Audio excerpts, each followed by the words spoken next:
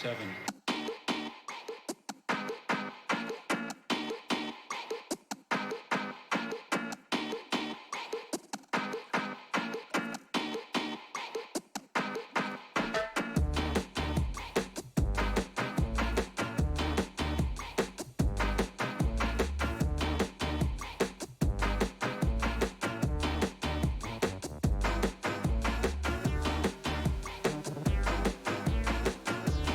Stereophonic sound for dance music. In its different way, this has its own magic. The magic of an accompaniment tailor-made in the fashion of the day.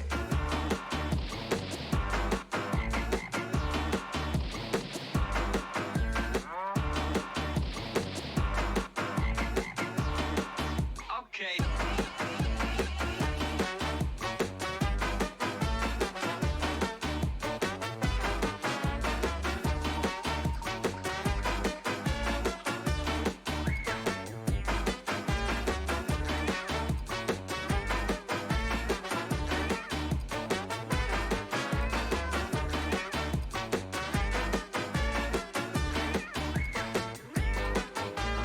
Let it flow. Let yourself go. Let it flow. Let yourself go. Let it flow. Let yourself go. You're hot. You're wild. Let it flow. Let yourself go. Let it flow. Let yourself go. Let it flow. Let yourself go. You're hot. You're wild. Let it flow. Let yourself go. Let it flow. Let yourself go. Let it flow. Let yourself go. You're hot. You're wild. Let it flow. Let yourself go. Let it flow. Let yourself go. Let it flow. Let yourself go. You're hot. You're wild.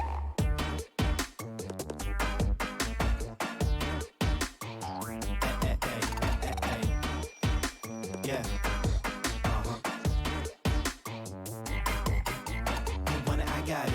24-bit, not sick, came for a great day. Really thick like butter with no veins. Stereo separated with no veins. Get a loophole, one shot, figure how to drop it. Hit that shit quick, no click, no pop. Get it, your boy the key. If you got money, you gotta fold it in the pack. I'ma hit you right back. Love it, need it, manipulate it. Save it for later, leave it royalty free. Chop, pop it, double up or freeze it. I slip into your hand. Listen, yo, we gonna make plans in heaven. Aren't you glad that you purchased sound effects? Rated number 27.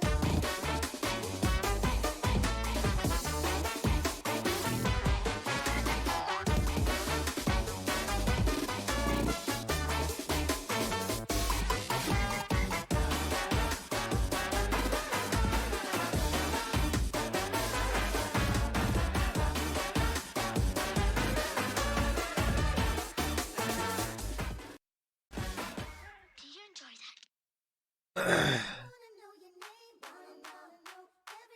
Yo. Bruh.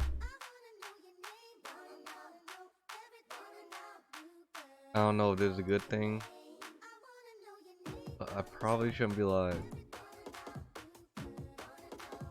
Still kind of sick as fuck. Well, not as fuck, but I don't think I could read. But I actually do want to like play the game. So I'll probably just read here and there. Oh, well, I'm kind of quiet, huh? Probably just read here and there. Because I still want to do my thing. Let me see.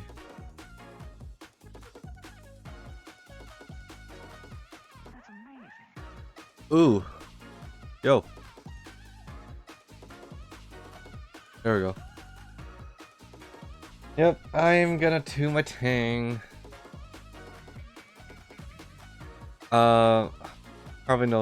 Probably no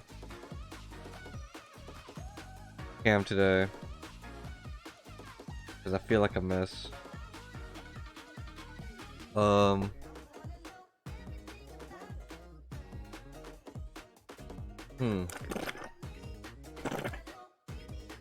Probably a short stream too.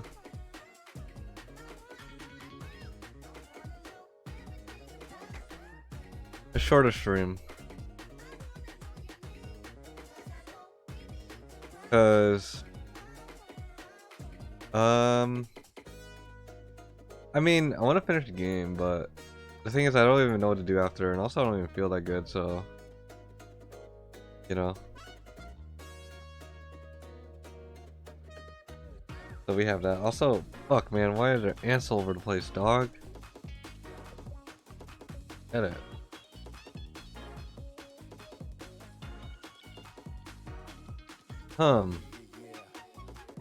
I can.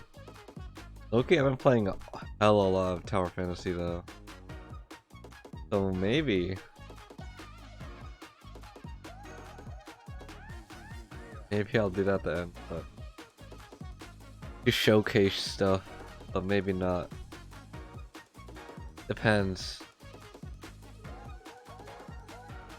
Depends. Whew. God damn. My voice is so fucked right now, dude.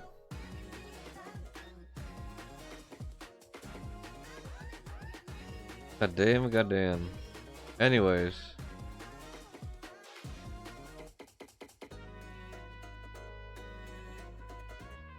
Should we get started?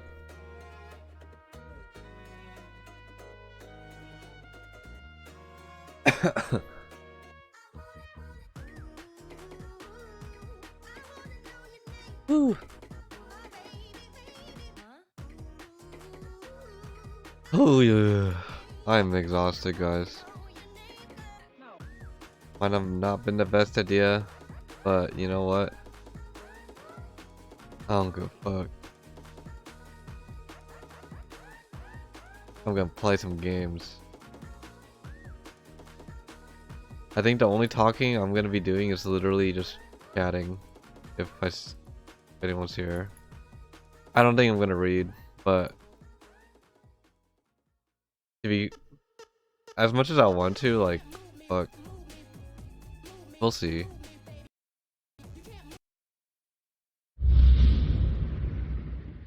Not like anyone cares anyways. I care. Ooh. I care. Who's it in the way? Yeah, we play as Totno now. I'm not gonna lie.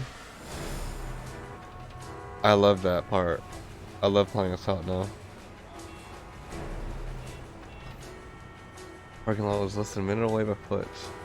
Yep, I don't think I could read this. Holy fuck.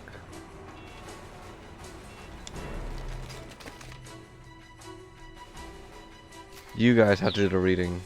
A riot squad with Kuze. Kuze, Totno, what are you planning on doing with that girl? What the hell? What's Kuze here? That's what he looked like this whole time? He looked a lot different than before. There's Kanan.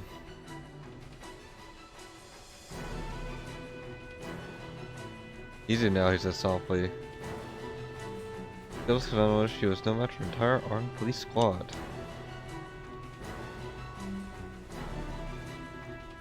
Kind of fucking loud, right? No, that's not loud, it's just me. Probably just my end. Oh boy. I wonder how I got sick. Maybe it was the club.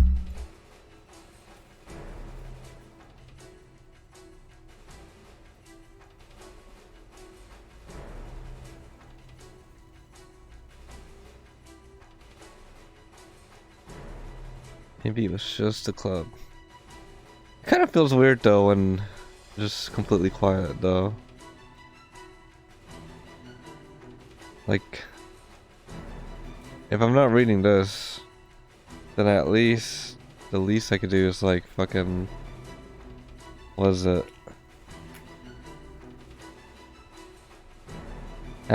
Like talk in the back, right? But don't really feel like saying much. Wait, no, 30 seconds.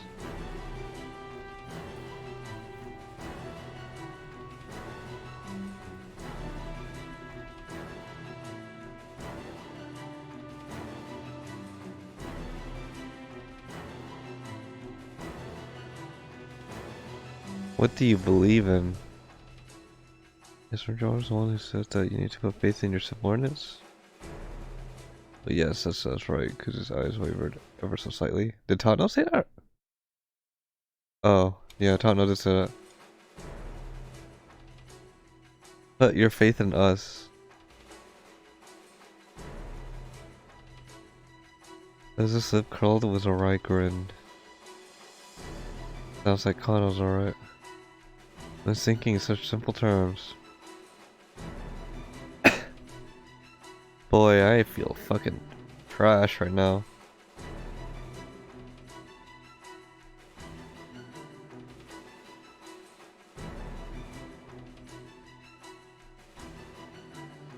So long as we don't know how she was infected with the virus, can't rule out the possibility that other people have been infected. Correct Yakuza right now, we need to do more than anything to get our hands on anti-drug. We need to help. We need to be helping Kano. Please, sir. He furrowed his brow and thought for a few moments and shook his head. Talk to nobody. Come on, I can't do that. What? This guy's deal. It's hard to explain. When his voice gets like that, it means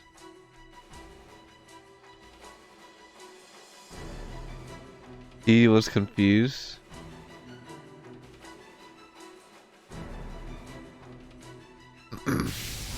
Ugh. Suddenly Kuze let out a painful yelp. Then the tunnel watching surprise, he proceeded to collapse into the pavement. It hurts! It hurts! Have I been infected with the virus too? What?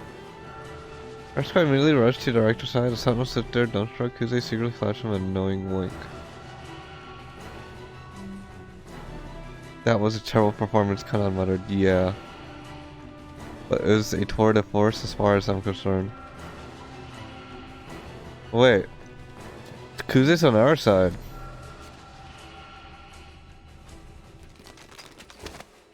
Don't follow them, Kuze cried out. Everyone stay back. If you get too close, you'll be infected. Oh. I see. Bro, where are these ants coming from, man? Fuck. Fucking hate ants.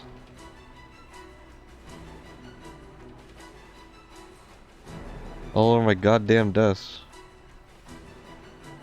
Well, not all of them, but like... What the hell?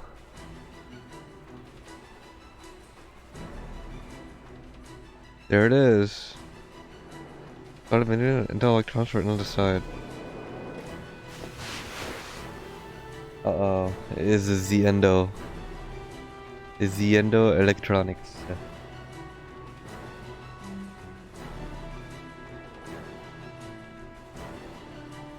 And Maria still unconscious? Come on, Tot, no.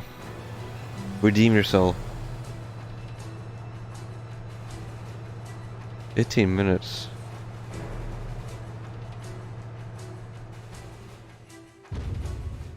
What is this? More. More fuck us.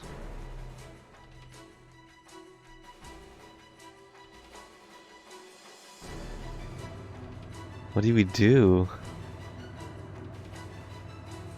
I must stop for a few moments before arriving on the answer.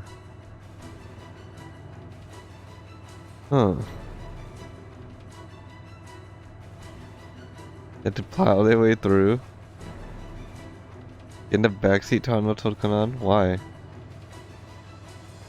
Yeah, we don't have time to waste. We just gotta go.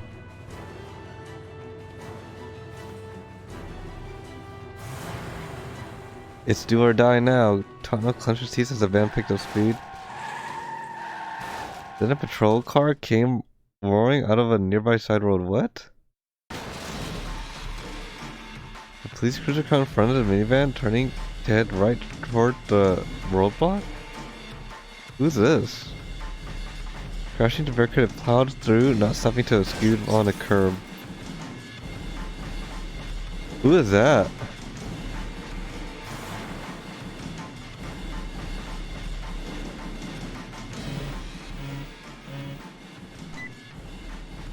I was wondering if you picked up a spin on. Were you able to break through safely?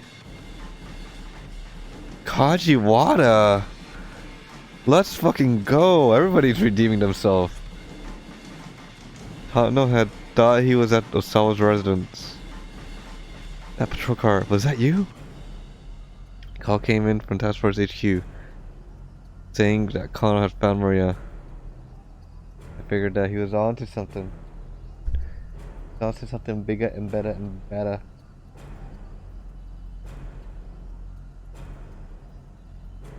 Okay.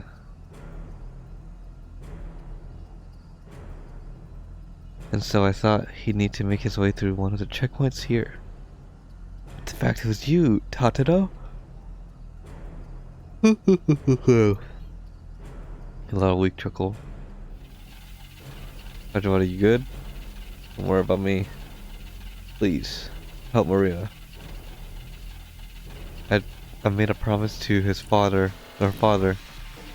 I'd save his daughter no matter what. Tano could hear the energy drain from Kajiwada's voice. Understood. Thank you. Kajiwada, no! Holy shit. Dude, everybody's making a fucking... This is like... If anyone's played Subspace Emissary or Super Smash Bros. Brawl, when everybody comes out at the end and meets up, there's no way he'd come out of that uninjured. Sorry, Kajiwada. And thank you. Gas, gas, gas, gonna keep on the gas tonight. Oh, now we have this.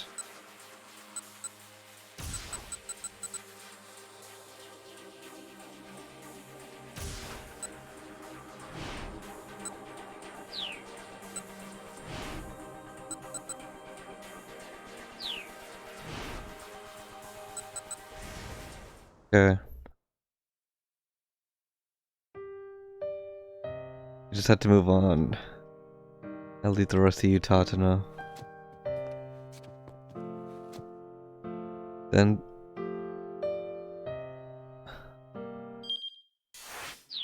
Fuck. Kano's crying. Why? Why? It's time. Good. So now we reach this.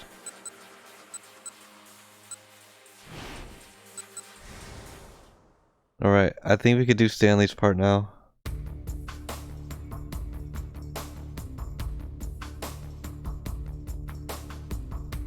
Okay. Yep. Now we play as motherfucking Stanley. God damn. Look at this dude. It's 6 o'clock. Right on my cock. Ooh. The new developments had also proven them with one big chance. Okay. You did fine. Jack Stanley. Weak smile came to detective's face. Then he paused. Yeah. Frank?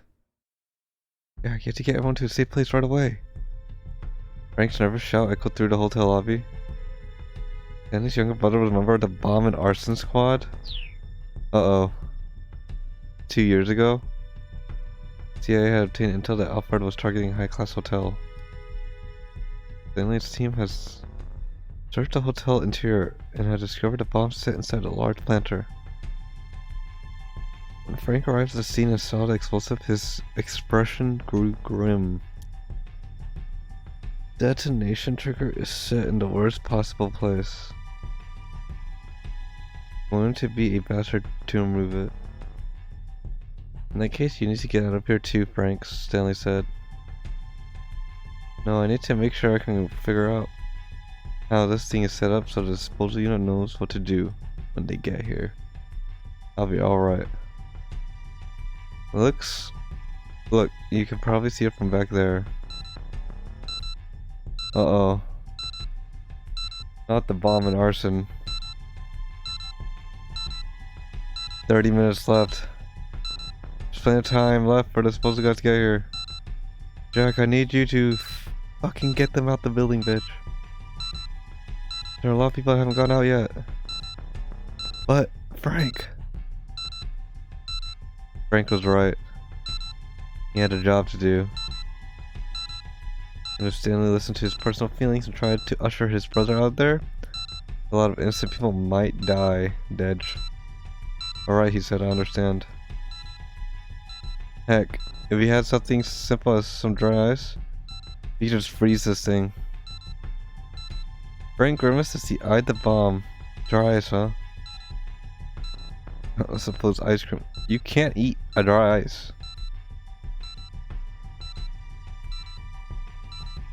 First, even dry ice would be a long shot in place of actual liquid nitrogen. Wait, can you eat a dry ice? Brothers looked at one another for the moment. The tension dissolved into laughter.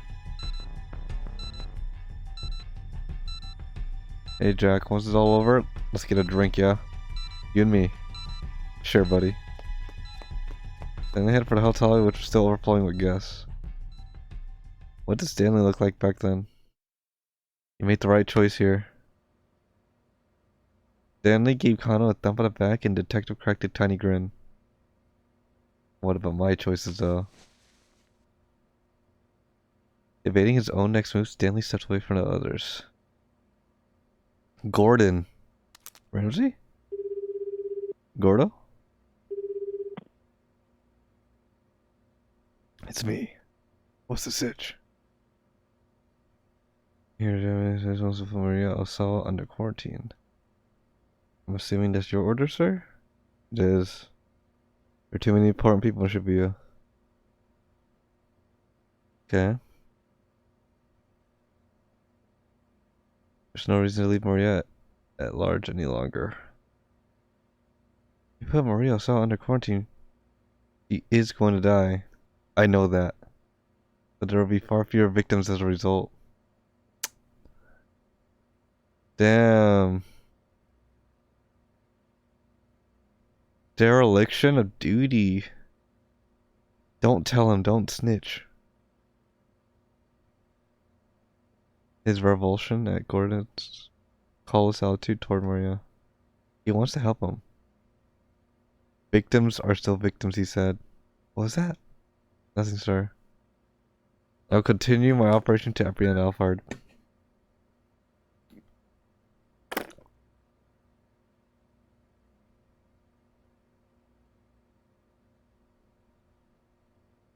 Ooh.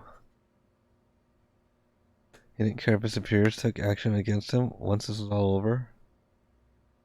They intended to sacrifice one person in order to save the lives of countless more. From a purely objective standpoint, it was the right call. What if that person was loved? A loved one? What would they have done then? The lemon now back in Stanley's mind. He couldn't shake the feeling that it was wrong to accept the lesser of two evils.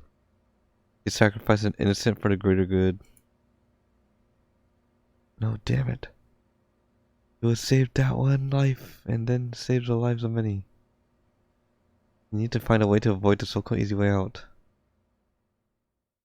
He wasn't about to add a second big regret to his life. Not again. Saving Maria was the right thing to do. Okay. Khan was watching Tottenham prepare to depart. The group had put together a reasonable plan of action. Okay. It was a too prolonged plan of attack. But is it worth it? Is it worth it? Will you work it? Once Alfred has made a contact with hate to me, call my cell phone. I have plenty of information Alfred might want to bargain for. I can negotiate with him. That meant that getting the password hinge on whatever deal they struck. What sort of thing might Alfred request in exchange? Stanley cast a thoughtful look at Kanan. Just helping Totno to carry Maria out the room.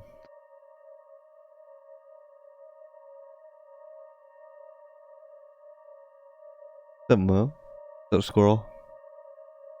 How are you? What up, what up? I am not feeling too good today. But I did want to do something. So now we're playing this. I'm good. Gonna get some fall decor. No voice. So I probably won't be talking too much. Actually, I mean, I'll be talking the same amount, but I won't be reading too much. This time watching as she left with others. Whatever else happened, he needs to focus on capturing Alfred. Okay. Yeah, I think I got sick, but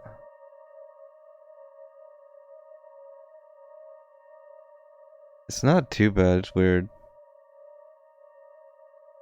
Like sometimes I feel okay, and then sometimes I feel something.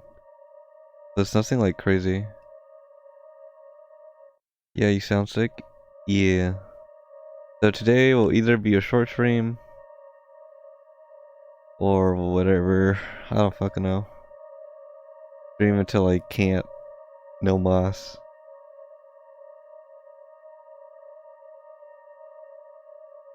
Does disembodied sound? Maybe it was a club or some shit.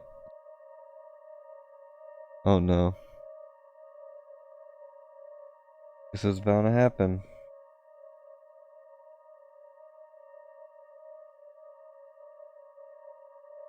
You gonna put on the fall decor? The body sound of Alfred's voice kept back in his mind. So, in the beginning, I said I wasn't gonna read too much. But it's just become such a habit. Like, at first I wasn't reading too much, and then I was reading a little bit, and now I'm just reading every line again. Although I shouldn't. Fucking exhausting.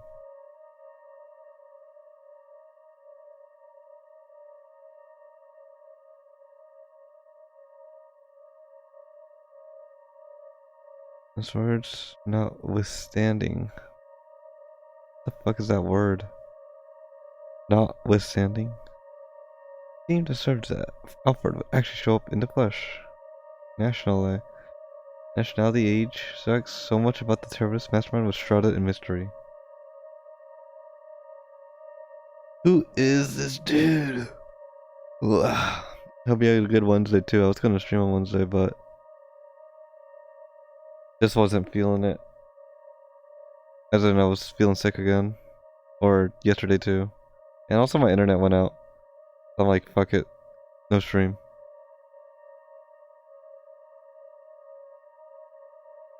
There's some point of deal. I'm looking forward to meeting all of you then. There was no doubt about it. Alfred wanted them to expect him on site. It's on site. On site. Like, I didn't really look at this, but I looked at your badge, Squirrel. Holy fuck, has it really almost been 1 year? Jesus Christ. What the fuck? I mean, cause I would say you're like, yes, we met last September. Like, weirdly enough, I would say you're one of the newer people too to come in to the stream, but it's already been a year. What the fuck?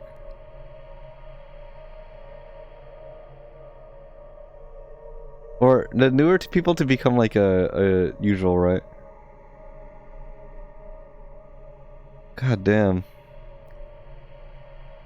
Heard wanted them to expect him on site and in person, so what would that be? He's using himself as bait to lure me and come on out. You met last September. Yeah, time flies. Like, holy shit. I don't even know what I did, like, this whole time. Look at that. It's a near perfect opportunity to wipe out 2 people who are gunning him down mostly. That being the case, how might he attempt to kill me once I'm about to scramble? And he felt a sudden pleasure inside. No, something was off. Damn, I think I did either. Let's assume we did a lot, but we just didn't think it's a lot because how fast time has been. This thought process was running well, each deduction logically running from the last. A time like this, that could be a very dangerous thing. Bert may well anticipated where his logic would lead. Stanley needs to assume that any clue he had thought he found was something Alfred had left behind on purpose. Maybe suggestions that their target would come to the scene was a different kind of trap.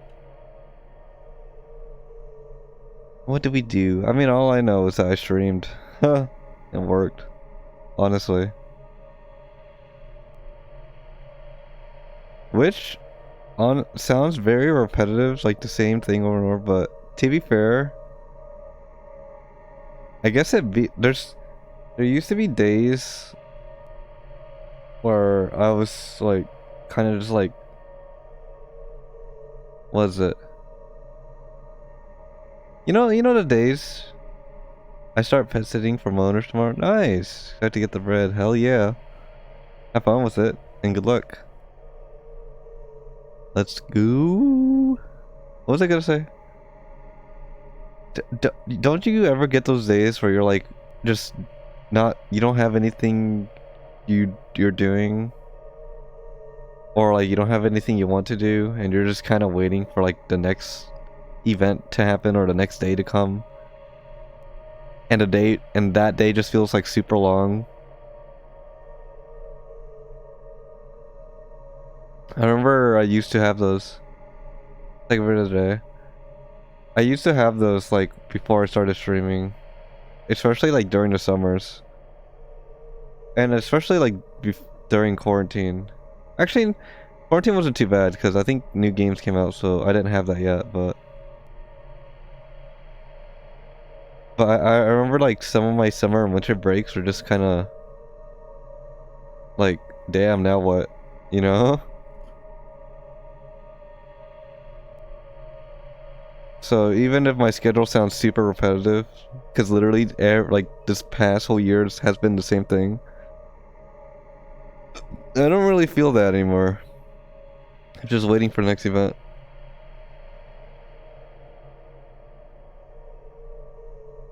At the risk of sending himself in circles, Stanley decided to rethink his whole case from ground up. What's the single strangest part of this whole thing? There we go. Every other day. Fuck, that shit sucks though. That shit sucks. I feel like that's a lot for like other people in our chat too. Maybe Crypto. 'Cause he talks about it a lot. Or talks about how he doesn't find anything interesting, you know, too.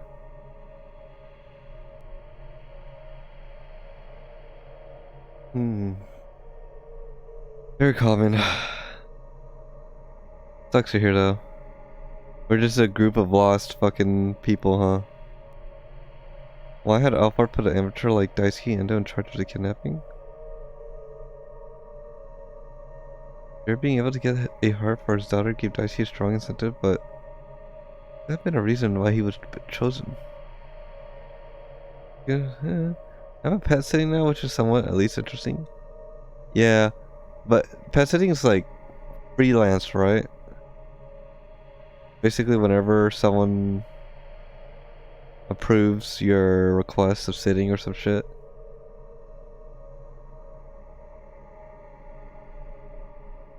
It's a gig economy app. Okay, yeah, I figured. Snapping failed, what would have happened then? Courses Alphard they were dealing with? You know, sometimes, I mean...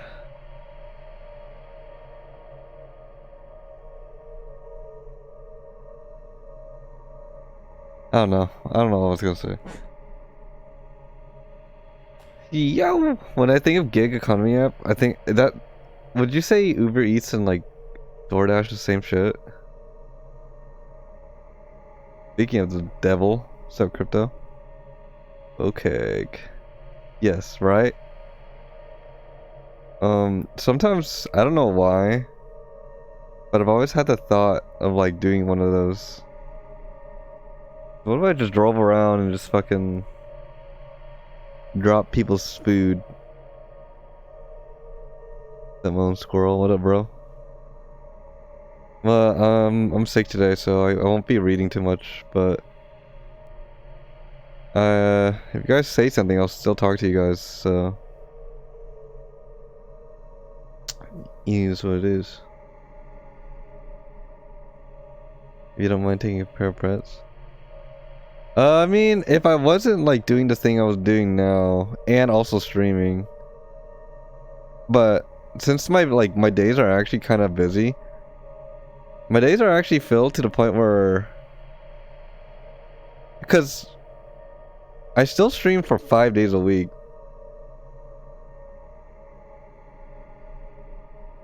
I actually like there are a lot of days where I don't have much time to myself.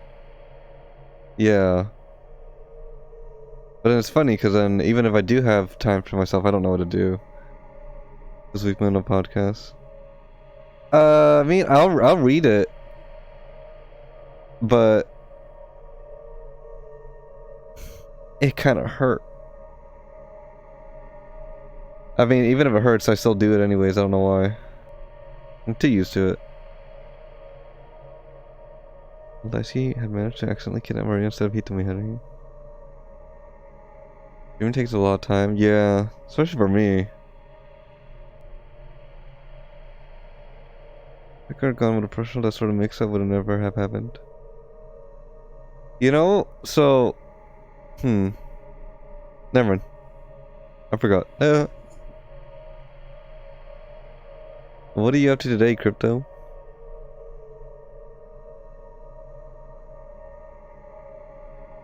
You're accessible. Have you ever thought about like coming back just to do like a couple streams, Squirrel? Just curious. Or do you have like no urge to stream at all?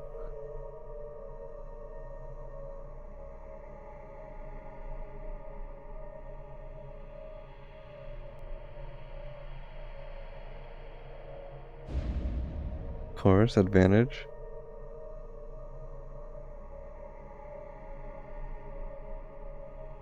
Which meant the reason Alfred had Dicey carry out the kidnapping was...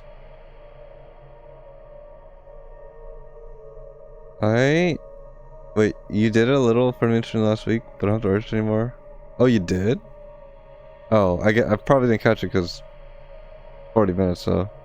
Hello, what's up, Troy? How you doing, boss?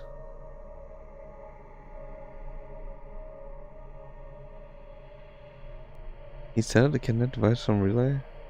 Chillin'. Chillin'. Yeah. I'm down with the sickness right now. Dude, I woke up today a fucking mess. But... Feel alright. It's just like... Reading definitely makes me more exhausted. Hey. But I'll just chill and chat to you guys while reading the shit in my head. He's always what? Because I do actually want to like finish this. Not for the sake of it, but because I'm like interested. Was that actually kidnapping Maria by mistake and in fact then a misstep? When the end, Alfred had proposed trading a password for Heatmate's blood. What the hell? Hey. Chilling today. No more urges. What did you stream though?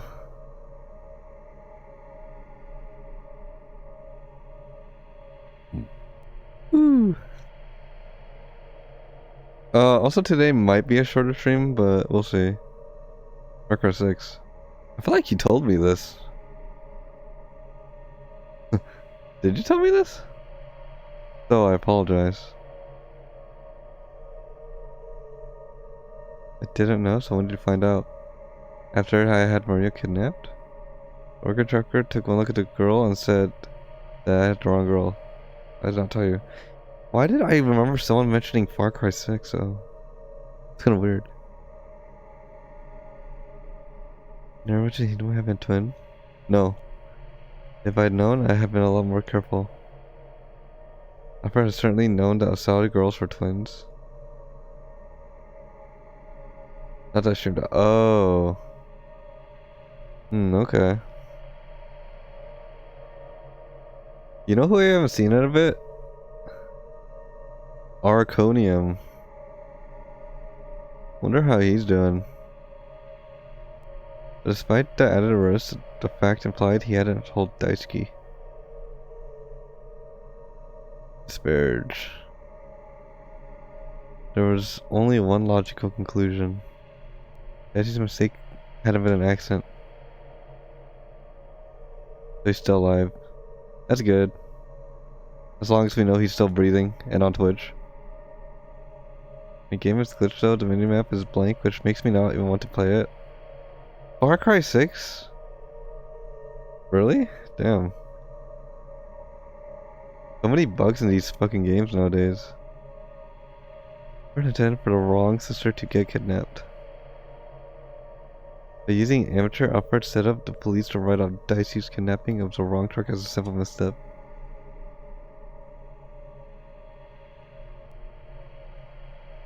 I didn't pay for it though, so I can't be mad. Was it fun for the time you played it though?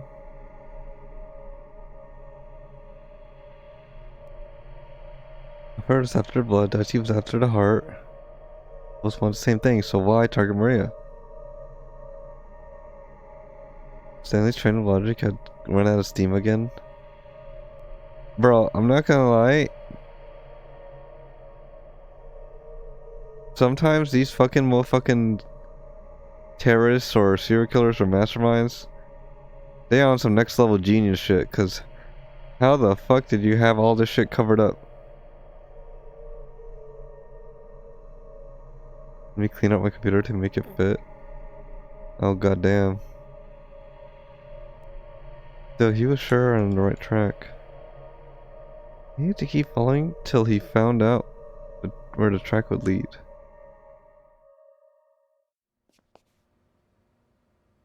Where's the storeroom where you're keeping Maria? It's time to shop, why do you ask? Mind showing me? I think I like to check. It's funny he needs to go back over everything right from the beginning. Follow Daisuke out. Goddamn, goddamn. Speaking of the storeroom, Daisuke said. There's something I've been wondering about. How did Maria manage to escape in the first place? You're certain you locked her in? Daisuke nodded.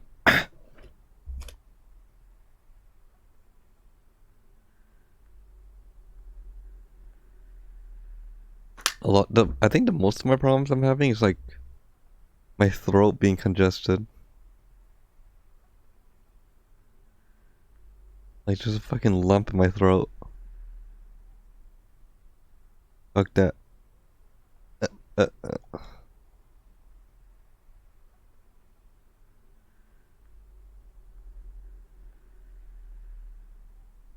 Bets it must have been when Maria was injected with the UL virus. It makes sense based on our working timeline. Okay. Oh. Whew. I mean, this is fiction. I'm not gonna lie.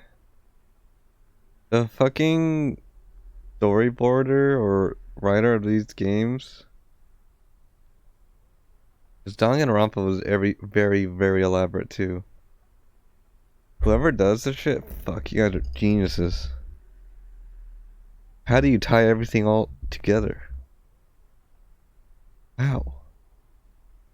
How?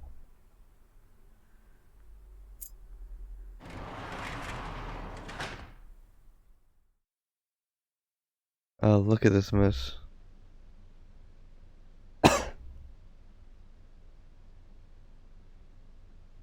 Tell Maria did this.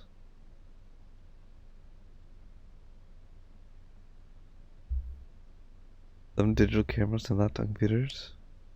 Huh. Looks like the work of local thugs. The kind of thing that happened to me a few times before. I see a lot of sigh of exasperation. Stanley, meanwhile, was carefully looking around inside the storeroom. For some reason, I had a weird thought.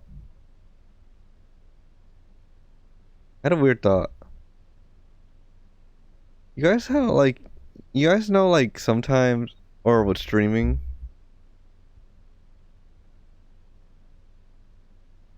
like, the concept of parasocial viewers, right? Like,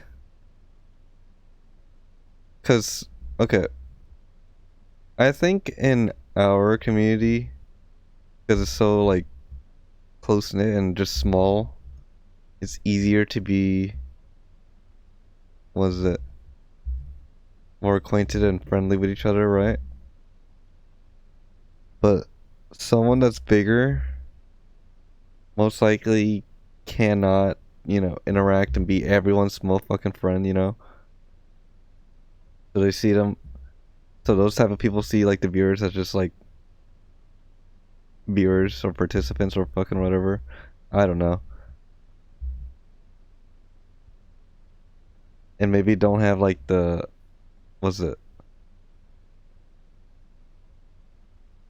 want to become friends with, like, every single person. The concept of parasocial viewer comes from, like, people caring too much about the streamer, right? And yada yada yada and all that shit. And how that's, like, unhealthy. What I was thinking was, like, is there such thing as a parasocial fucking streamer?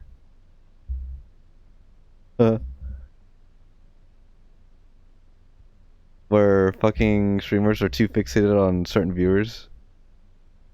Right? That's what I was thinking. I don't know why my explanation of what the other one was so long, but that's basically it. Where I think okay, but my take on, like, parasocial viewer Schmogue, I think it's not healthy on a larger scale. But it's super chill if it's on like a scale like this, right? Because you're just talking on people, like, one-on-one anyways. Where you're at the point where you could get to know them and shit. Why not be their friend if you share similar interests, But with too many people, it's kind of hard. Where did you have Mario? So, and discover boxes. And then that's when it becomes unhealthy. The boxes he indicated were piled high, closing off one corner of the room. Right, like, IDK you call a stream personal sense for directly interact. If you call this stream, yeah, right. That we're, like, directly interacting, And for most of you guys, I could even paint a picture to your, like, names, right? And I probably know other shit about you guys. Like, that specifically pertain to you, you know? Just some regular shit. Friend, not a streamer that watch. Exactly. And that's like... that's how I wanted to be, because it's kind of weird. I don't know.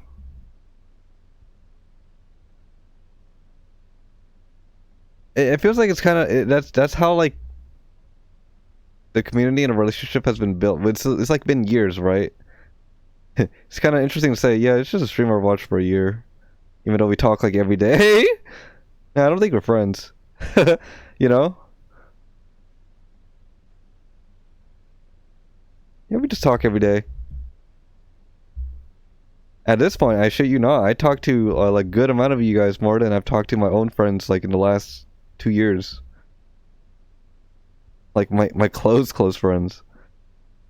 If Maria were unconscious behind them, the burglars might as well have never noticed her. Is it okay to call you a friend? Yeah, of course. Yeah, we're friends. I've always said if you guys are ever in the area, I'm down to hang out.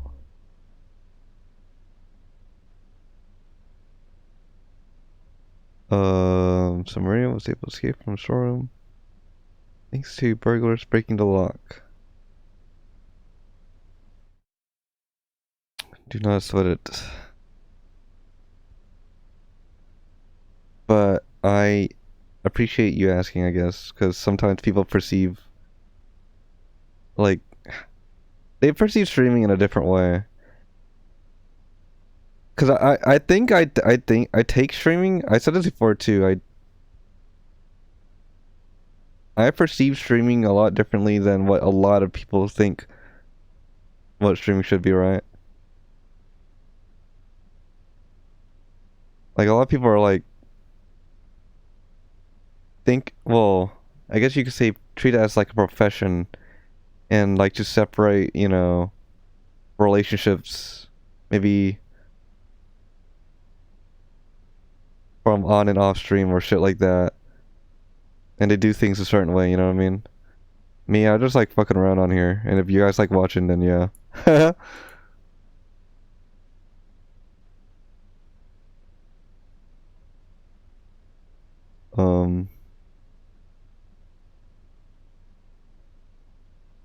What was I gonna say? Alright, so people have an on-stream persona trying to separate their stream from the offline life. Yeah. Yeah.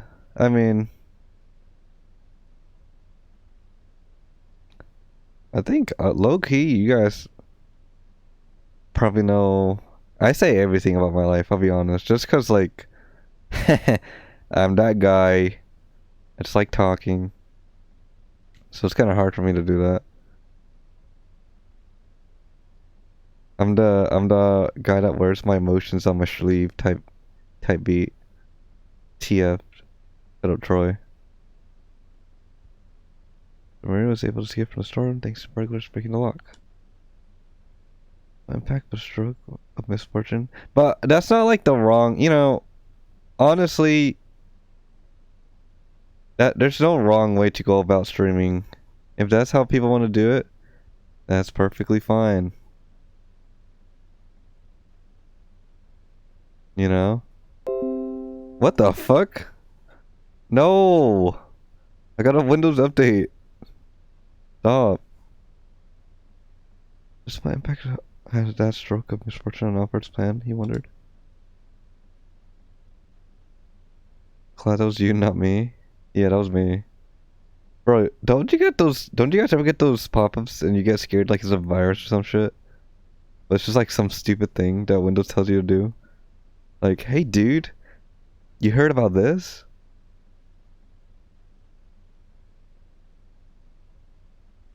Maria was able to escape from the storeroom thanks to burglars breaking the lock.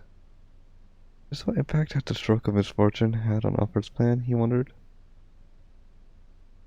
I don't actually get those. Why? Maybe there's an option to turn it off, so I don't know what Alfred planned to do with Maria. You think so going back to like the fucking way like Ah, never mind.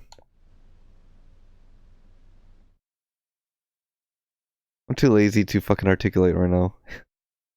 Kind of infected struck him a short head on Upward's plan, he wondered. What had Upward planned to do with Maria if nobody had broken in?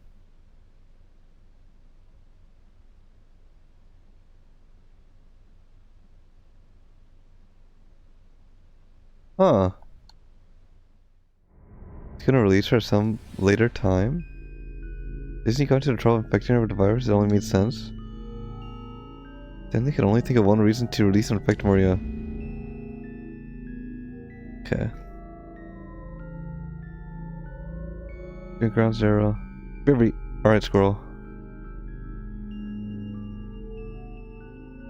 A virus with a mortality rate of 100% would have spread throughout the region before anyone realized it.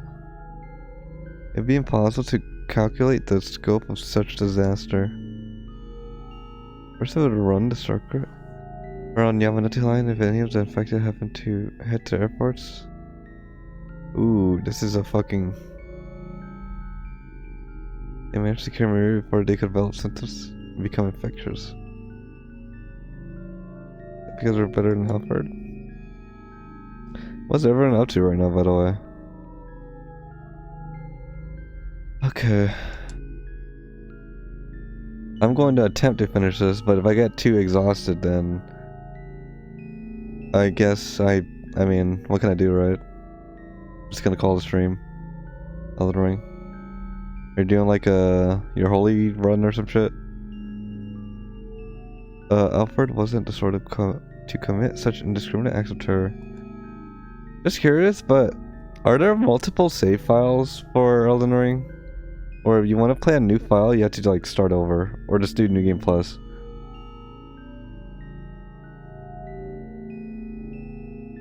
Yeah, I'm only asking that because I'm pretty sure Dark Souls only had one file, so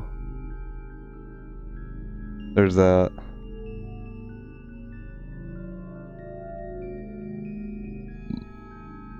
Right, infecting, writing. Because it was just cover to hide some other scheme. Then what was the ultimate goal? Then they still did not have enough clues to go on. Then he made his way behind a stack of cardboard boxes. Yes. Yes. Cause dude, I do miss Elden Ring for some reason. It's just... Every time I think back of playing that game, holy shit, has that game been such a ride. But it's kind of hard for me to start, like, playing it again. It's not because of Elden Ring, just... That's me with, like, any game.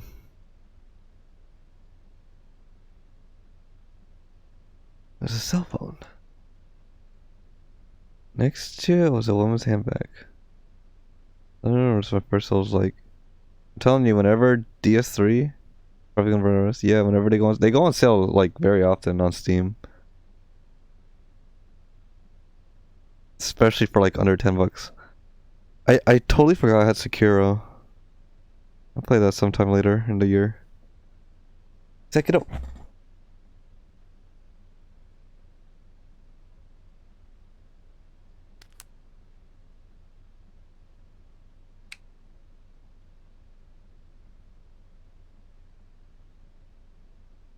Probably get him console. Bruh, come on, man. What's the point of making your super PC if you're not gonna play on a PC? Okay, wait. So, what are some games you play on PC though? Like, just curiously asking. Touche, right?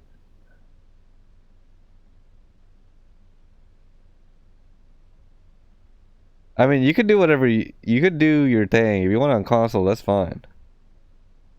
But just curiously asking, what games do you actually play on your PC?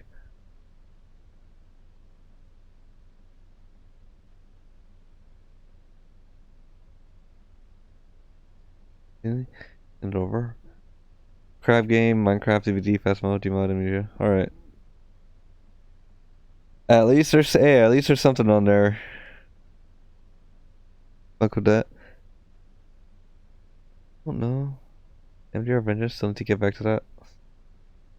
For real. When are we gonna see the next Troy stream, bro? I don't know until I try it. Didn't you say you have your, like, avatar?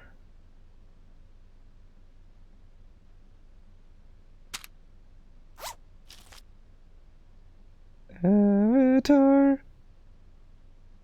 MDR. Not tomorrow. That's for sure. I mean, I guess.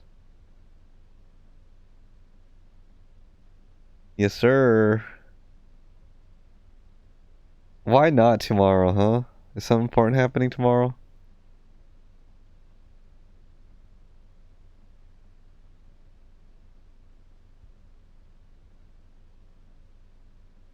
Worked. Oh. I mean, you could stream afterwards, no? Or before, or whenever work is.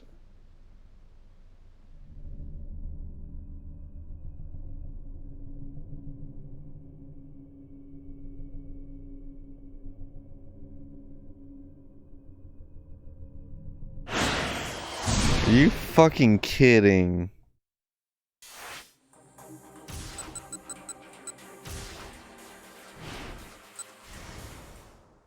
Yeah, but I like to do it around noonish. I guess so. I guess so. Bro, I wake up around noonish.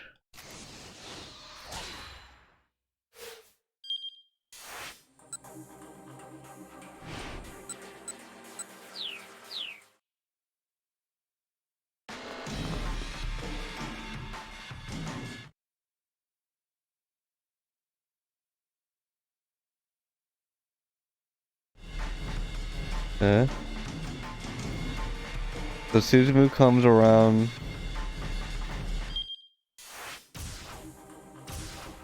Where's Stanley?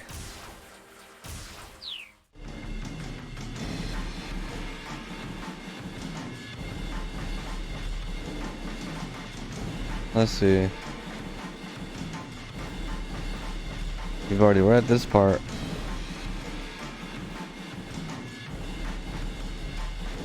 Man, hopefully I feel a lot better tomorrow, but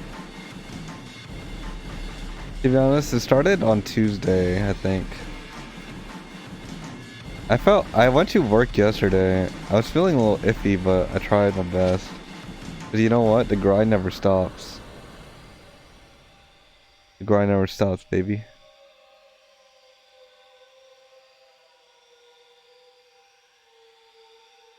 Look out! Catch him, catch him!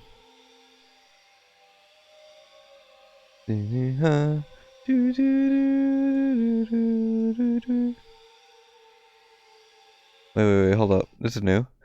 And the opposition themselves as they could to intercept the falling vials. Funnel likewise prepared to catch one that was heading straight towards him. As he did, he caught the sight of Palmer speeding away. There's only one right call here. He had to protect the lives of the people.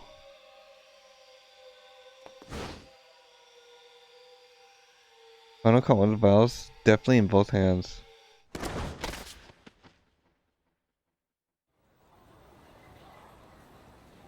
Carefully, he examined it for damage. Seeing that vial didn't appear to be broken, he let out a sigh of relief. Then he looked around for Palmer, but there was no sign of him. Damn it! The mastermind had gone away. Vanished without a trace. In the frenetic crowd of the scramble, a lone criminal could be blended in an instant. Becoming just another pedestrian. Trying to find him now would be hopeless.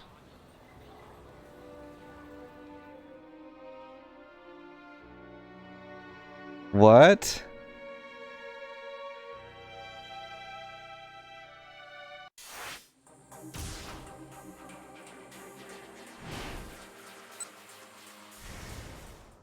I guess. Why did he still seem so confident? This is just a bluff.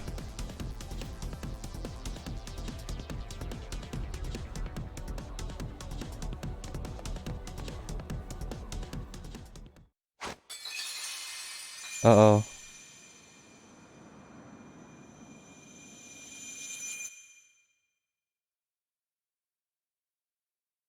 Look out, catch him, catch him. Okay. Didn't you run to miss some chaos? Archie saw Suzumu catch one vial deathly. Damn, bro, these gang members are fucking going in.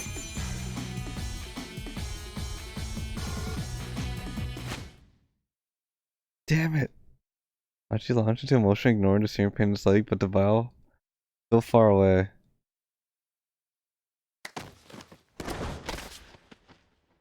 A pair of hands shot out safely and grabbed the falling vial.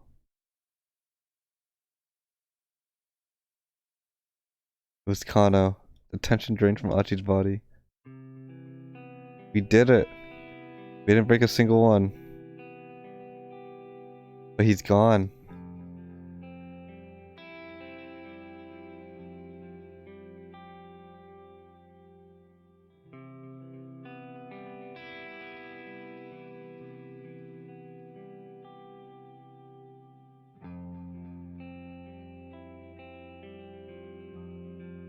I have to trust that she'll be able to save Maria.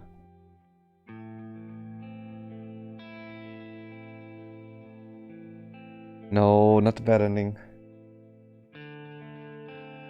Look!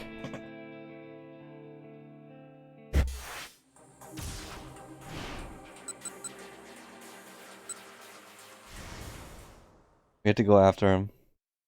It's a fake. Bro, why does my water taste like shit? Is it COVID?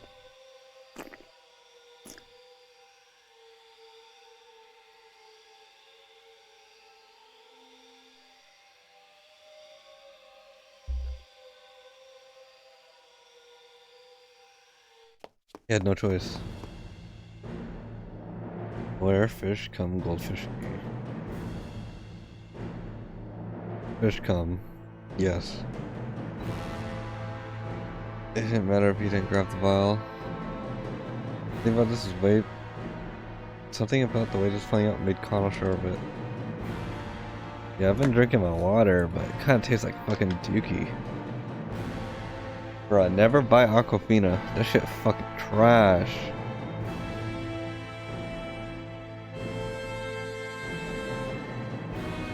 He would catch him one way or another. He was gonna bring this bastard down. There it is. We caught him. Hands on your cocks, where we could see him.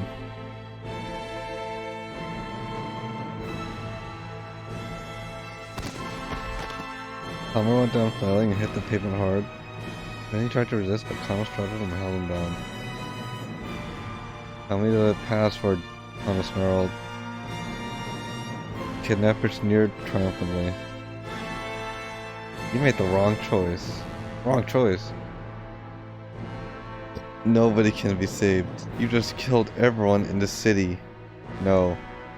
No one's going to die. The way you fled the scene just now, if Dries had really been in those vials, you could have never hoped to escape infection. Running off on foot would be pointless. Which means that there was no virus in those vials, they were just a decoy. The look on his face confirmed the detective's hunch. But more importantly, it was your eyes. You didn't have the eyes of a man who was putting his life on the line. My eyes? You think you are, Sherlock Holmes? I'm a fool to look in a man's eyes when he's willing to die. Damn, it all goes back to Tatno. Tatno's like, yeah, I'm gonna fucking kill myself. I'm ready. I'm gonna do it. Had marched into the financial office to talk down a would-be arsonist. Now's in the password. Give it to me. Sometimes his grip on Palmer's collar, but the man just gazed back at him with icy glare. Let me have Hitami Osawa's blood. That was our original deal. Honey was not surprised. Maybe it really would be impossible to strike a deal without Kanan. Where's Kanan though?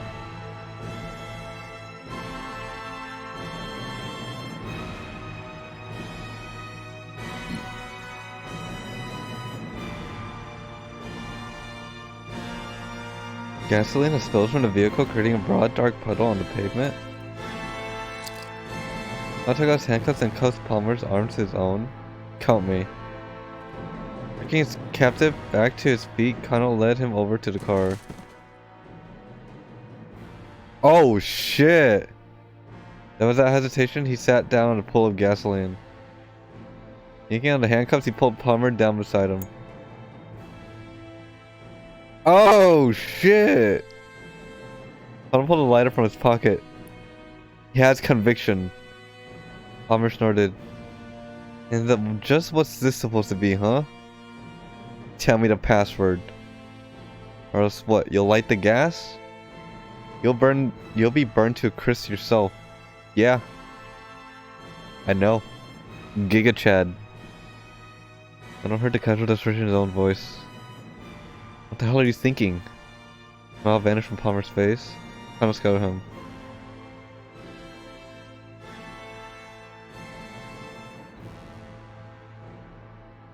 I just want to know the password.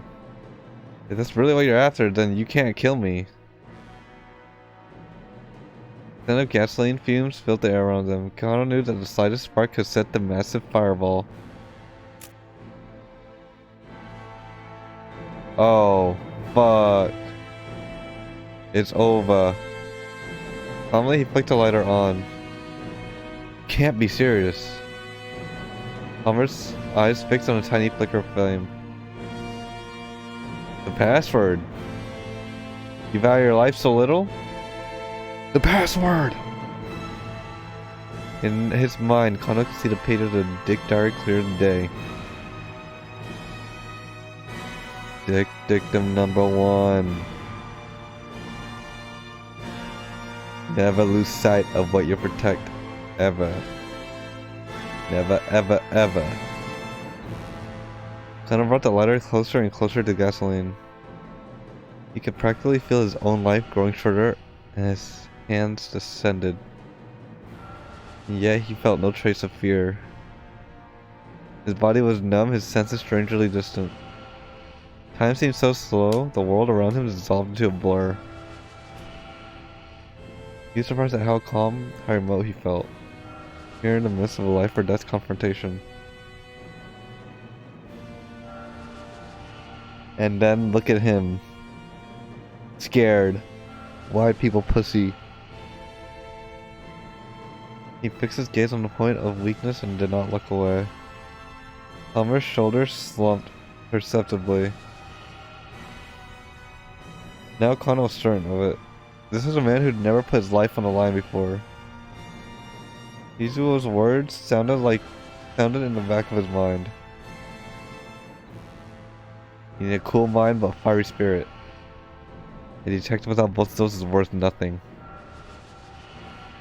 Hey, my man. Let me go.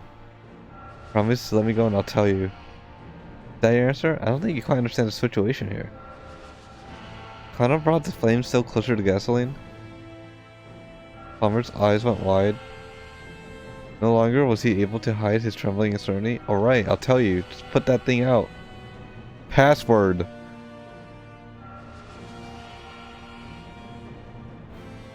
His voice a strangled snarl. Palmer gave him the password.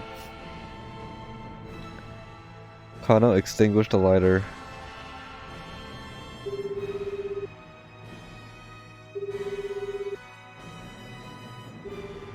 Pulling out his cell phone, Connell dialed up Osawa. Curses. As he did, he called his exchange with Stanley.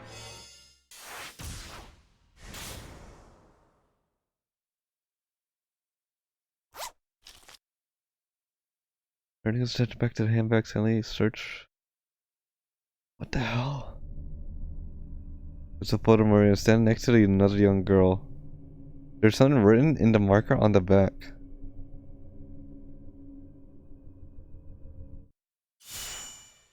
Me and Kanan 7:30. What does this mean? The girl in the photo with Maria looked nothing like Kanan, who had been...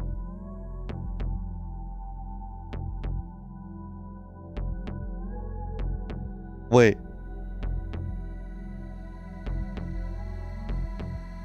It's Kanan the mastermind? Wait.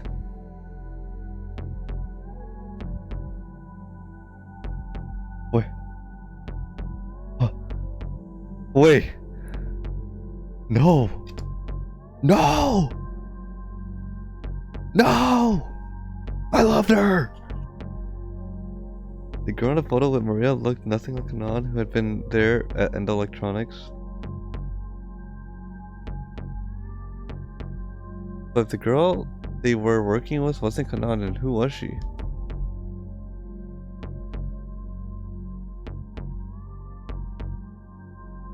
Could she be...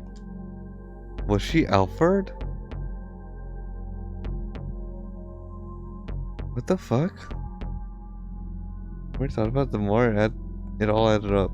Assuming Alfred were masquerading as Kanan, the whole sequence of events suddenly began to make sense.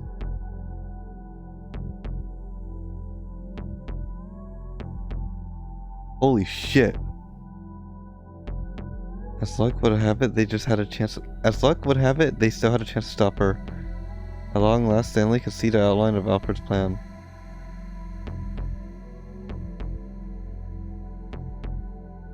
Her goal was to get the antiviral. By extracting the DDS from Hitomi's blood wasn't enough. Oh shit. Oh shit.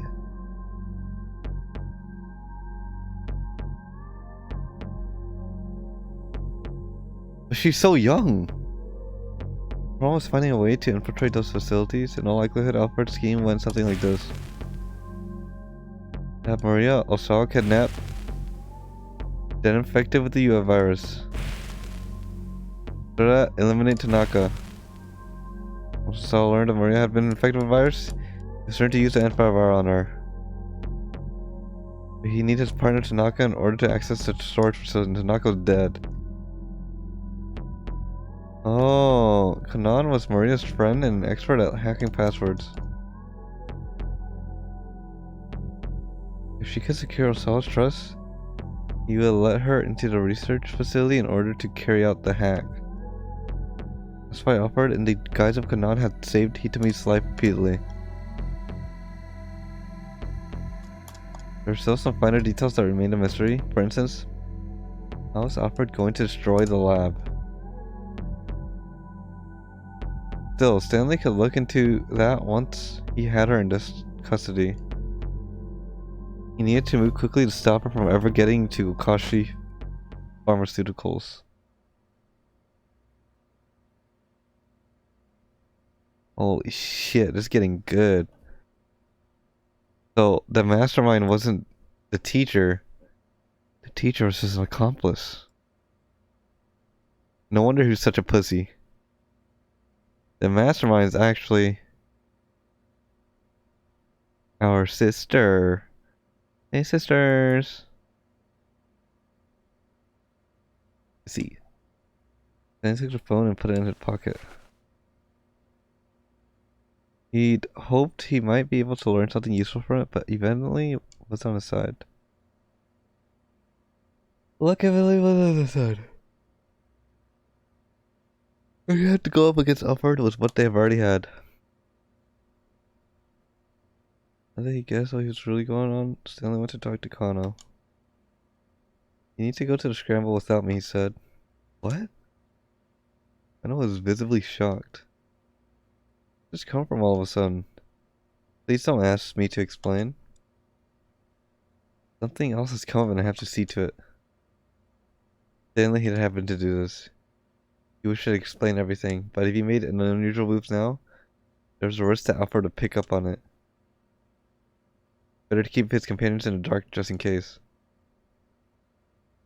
What we had to do.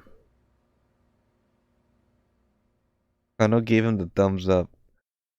No! No, not the thumbs up. The sight brought him back some painful memories. Up until just a few hours ago, Stanley had instinctively seen Kano as all too naive. And now, he finally knew why. Kano was just like his younger brother Frank. No, not Frankie! It looked very different.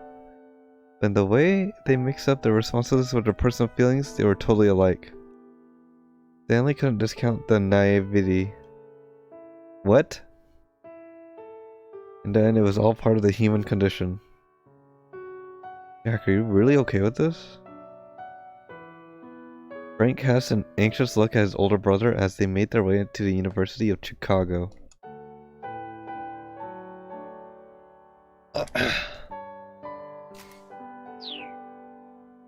My responsibility to look after you, Stanley, I told him. As long as you take your studies seriously, I'm all for it. Frank had been worrying about the tuition costs as he prepared for college. Hey, yo, man, fuck college, bruh. The two had struggled to get by, yeah, but Stanley set both hands on his brother's shoulders. Listen, Frank. Listen. You're my brother. I care about you. I just want whatever you do to be something you can be proud of. Alright, Jack, I hear you. And thanks. Kano promised me one thing. What's that? It's all over, you'll go have a beer with me. Sounds good. That's a promise. And in that smile, Stanley again saw a little something of Frank.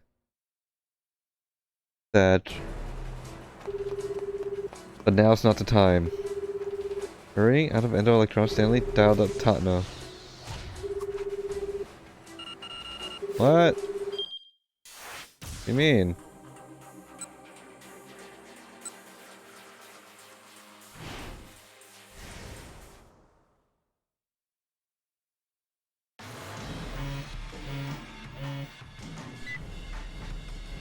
Tano's phone rang as he picked and sped up onwards. Were you able to break? Oh, I remember this. How come this one didn't save? Huh?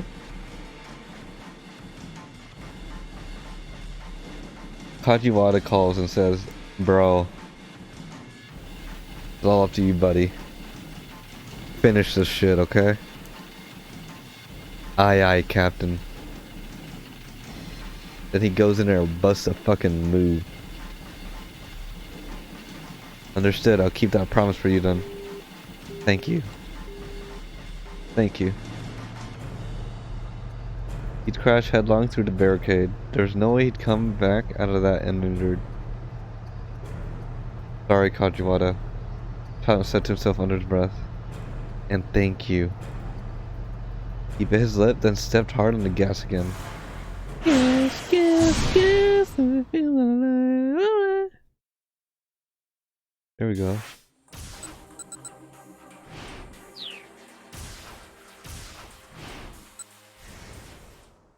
It's time.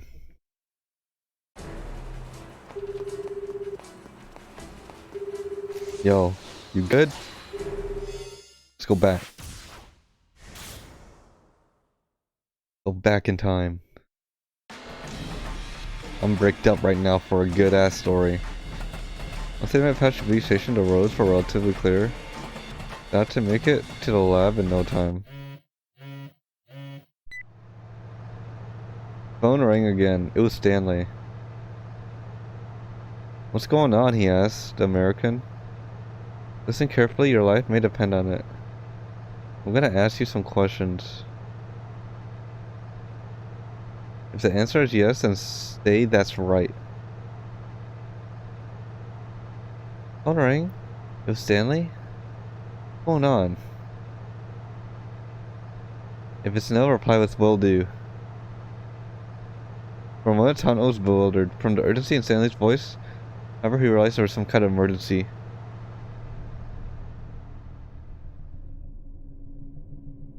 That's right, he answered after a moment's thought. That ought to let Stanley know that he understood the code. Is Kanan with you right now? That's right. That Kanan is an imposter. Sussy! Oh, oh, oh, oh. He's an imposter. Oh, she vented. Tano gripped his phone more tightly, hoping it would stop trembling in his hand. It's her, Stanley. She's self-fired. The detective has to stifle a gasp of alarm.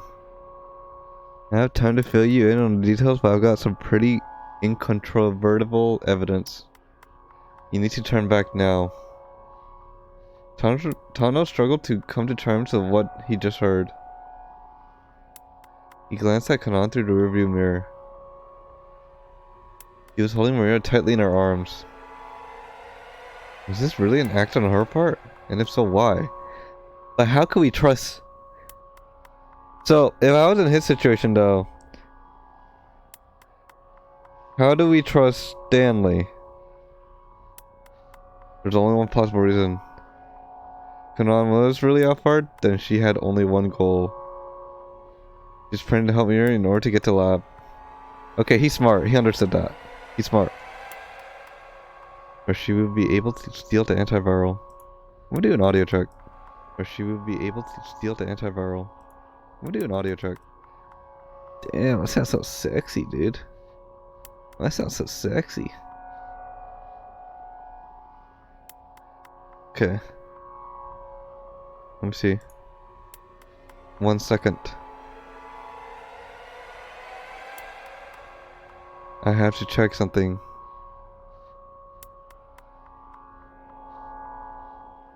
Okay. There we go. She's pretending to help Maria. Wait, we were at that. Wait, hold on. And I was Maria's friend, wasn't she? Izumi had said as much herself. Anon is my sister's friend. Maria certainly knew what her own friend looked like, and since it was obvious that Maria might be present, it didn't make sense for a clever imposter to pretend to be Kanan. Or did it?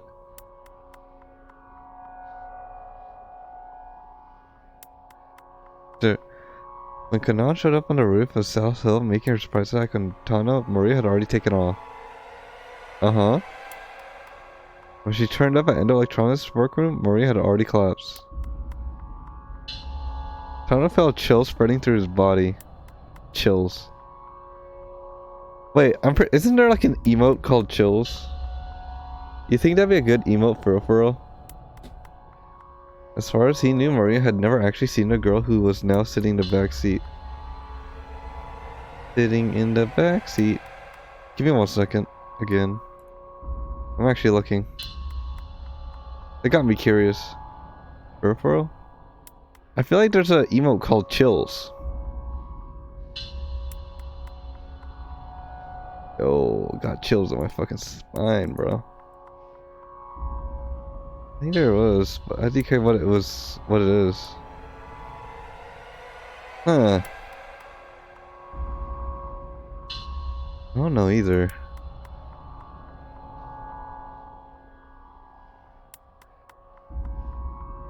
We could look at it later, huh?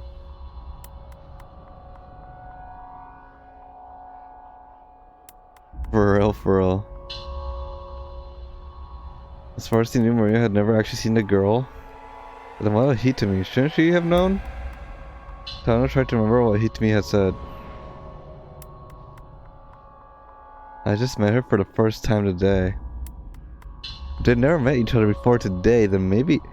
Bro, if I tried to remember what people said in the past like 20 minutes, I would have not remembered. For some reason, I feel like flossing right now. I don't see enough movement.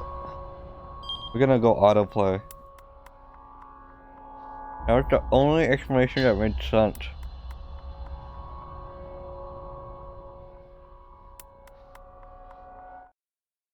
Hey Tano, are you still with me? Stanley sounded like he was on the verge of panic. At any rate, you need to find a way to turn around. Come on, maybe what's Alfred? Wait. I didn't read that.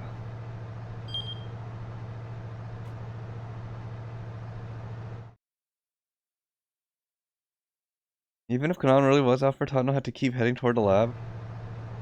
He went over decoded responses in his head. Was that alright?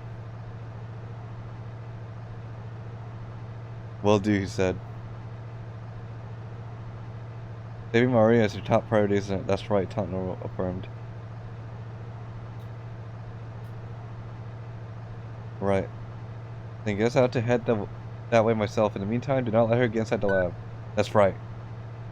Let's get it. Do do do do do do do. Who was that? Come on, ass. That's Kuda, the cop from earlier. Trying to keep his voice as low as possible. He was worried about someone to check us up on us.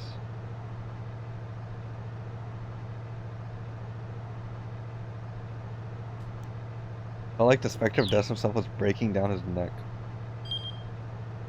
Why is everyone scared of this little girl? That could fucking kill everyone.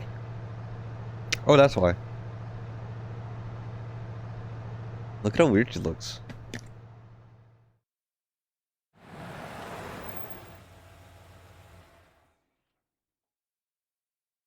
Alas, the minivan arrived at Okachi Pharmaceuticals. Tano pulled the front gate and got out the vehicle. Jinkies. Off to one side of the entrance was an intercom for contacting the security room.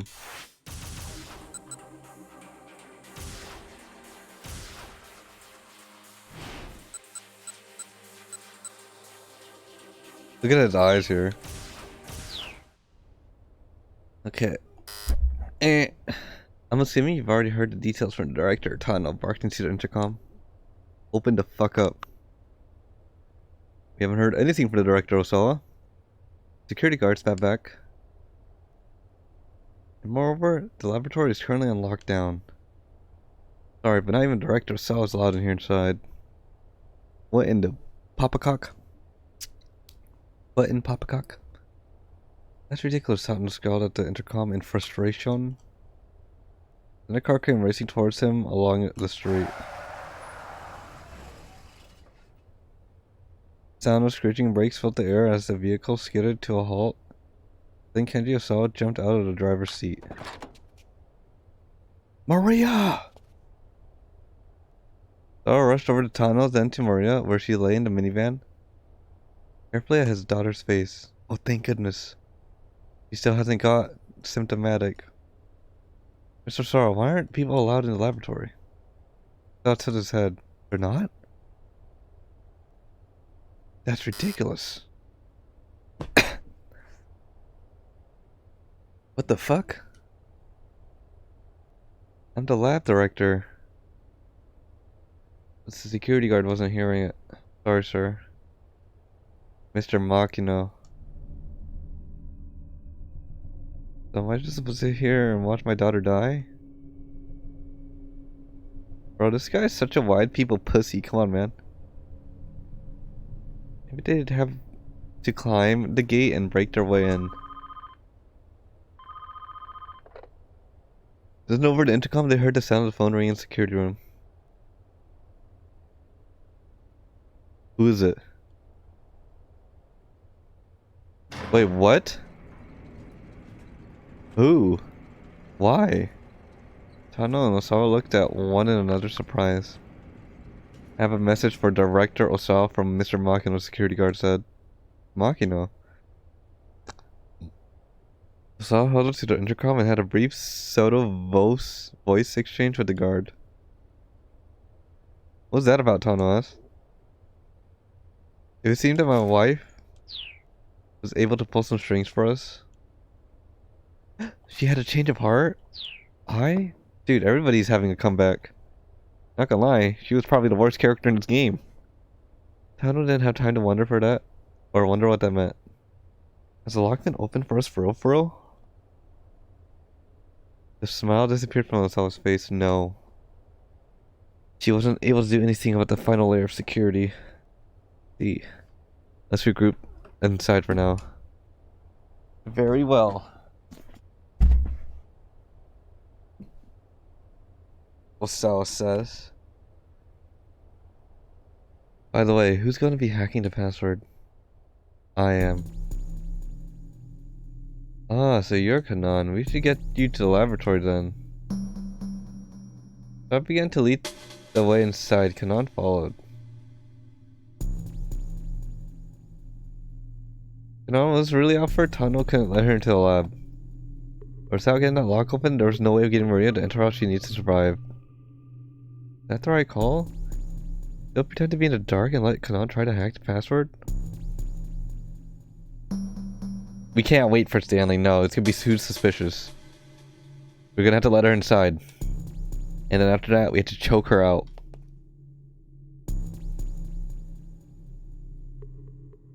No, it's nothing. Then if you would be so kind. Osawa led the way, Kanan and Tana followed toward the storage facility.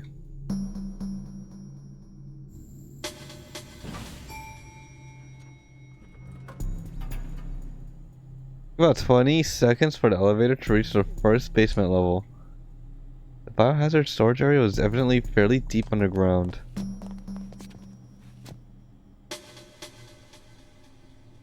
The doors opened to reveal a long straight corridor. There's a door at the far end with a device at one end for checking IDs.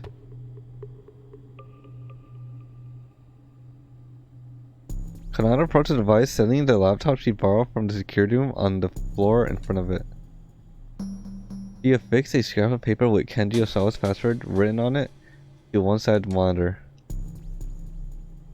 Then she connected a series of cables to both the laptop and the device. Tano kept his hand on his holster as he watched her work.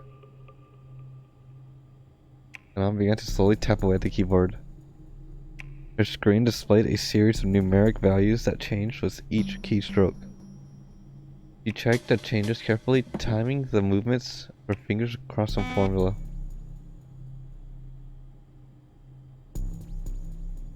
Is this really going to work? What the hell? How many failed attempts are we allowed? 2? Can't be reopened without the input from the full board of directors. There's a very slight difference in power consumption from the device when it processes a correct password compared to an incorrect one. There's a very slight difference in power consumption from the device. There's a minuscule difference in time and the time it takes to run a process as well. Can analyze those and compare them. Kanan's voice trailed off. Fuck. I mean, I guess we don't want her to. I don't know. I don't know what's going on. I do know what's going on. I don't know what I want. Do I want the chili cheese fries? Or do I want the steak hamburger? Kanan didn't so much as bat an eyelash. I see. For real. Her face remained full of confidence. No confidence. It won't be a problem, she assured them. This isn't my first time with this type of mechanism. Slowly, one at a time, Kanan pressed the key after key while keeping her eyes on the laptop screen. With each keystroke, a waveform at the top of the screen looked almost like an echocardiogram readout rumbled slightly. What?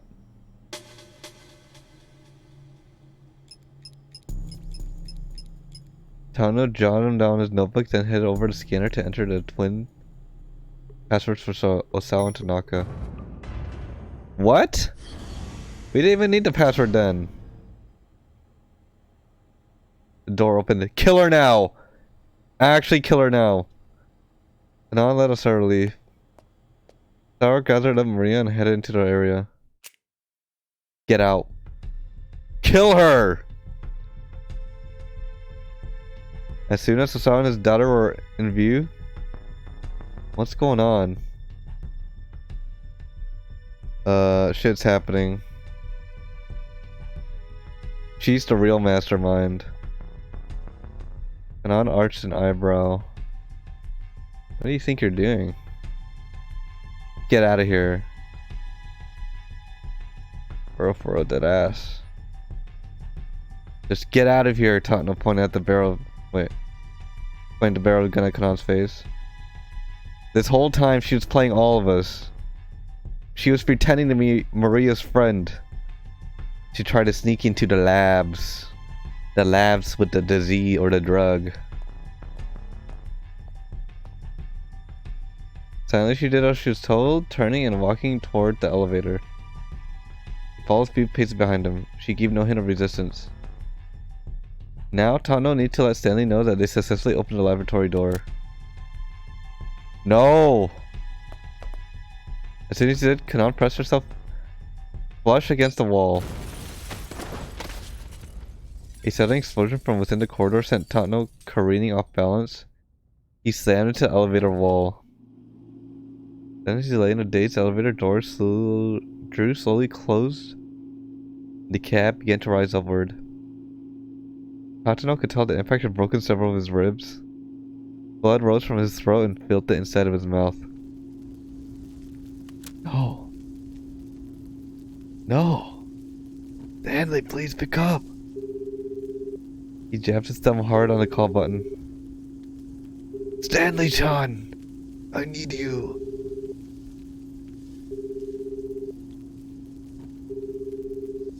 Stanley! Stanley here. What's going on? Yeah, something happened. Hey, answer me. Dude, did we get the bad end? But it was too late for Totno to even hear Stanley's voice. Fuck, we chose the wrong one.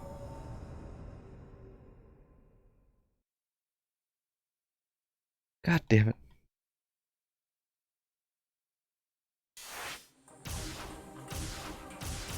Okay. So, send Kanan in. We do not send Kanan in. So what's happening? The guy we thought that was the mastermind, which was their teacher, was not actually the mastermind. Because this guy, or the motherfucking American dude, went and looked into Maria's shit and saw a photo of Maria and her friend Kanan, which is supposedly this girl. But in that picture, it wasn't this girl. It was someone else. So this bitch is the fake. She's the imposter. She didn't do her fucking tasks. Deadass? Yeah. They couldn't go anywhere until Stanley got there. Totno knew exactly what he needed to do. What's the matter? What's the matter? Saw turn to cast a look, or turn and cast a look of confusion back at Totno Kanan. We'll wait out here, Totno said. But I mean, is it Kanan going to hack the password? Just slight change of plans. Go on and wait for us as the lab director. Alright, but we don't have much time. I'll be inside. Please don't keep me waiting too long. With Maria in his arms, a worried look on his face, Osawa hurried through the gate and disappeared from view. So we gotta wait for Stanley. What do you think you're doing, Kanan asked? Yes, you fucking bitch. Yes. Stiffening as Totno nudged the barrel of his gun against her spine. You're Alfred, aren't you? I have no idea what you're talking about. No use trying to play dumb. Stanley found proof. Oh. Before he finished speaking, Kanan seemed to disappear from view. He cartwheeled away at blinding speed, too quick for Totno to keep a beat on her. By the time she righted herself, she'd drawn a gun of her own. Abruptly, he found himself facing her and stared down. Weapons aimed at another.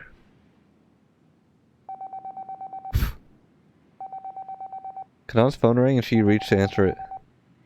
Don't move. Did you forget the plan? That might be Hitumi calling. I don't care. You don't move. Kanan really was Alfred? The whole plan might be a sham. Tano kept the barrel of his gun squarely on his mark. Kanan let out a sigh. Have you considered that Stanley might be lying to you? Yes, it's possible. But I need to make sure we avoid a worst case scenario. If you don't let me to the password, who's gonna hack the... Or wait, what? If you don't let me to the lab, who's gonna hack the password? We've got your little decoy. My friends will get the fake Alfred to cop up the password. Once her phone has stopped ringing, Kanan sighed again. What about Stanley then? What about Stanley? Let's go back over here. Let's see what Stanley's up to. Let's see what my boy Stan's up to. After he makes that call. Listen, dude. She's the one. She's not that girl, or she is that girl. Just for a moment, Stanley devised a simple code for how you should enter yes or no. He tells Hotno to respond with that's right to mean yes. And will do to mean no. Okay.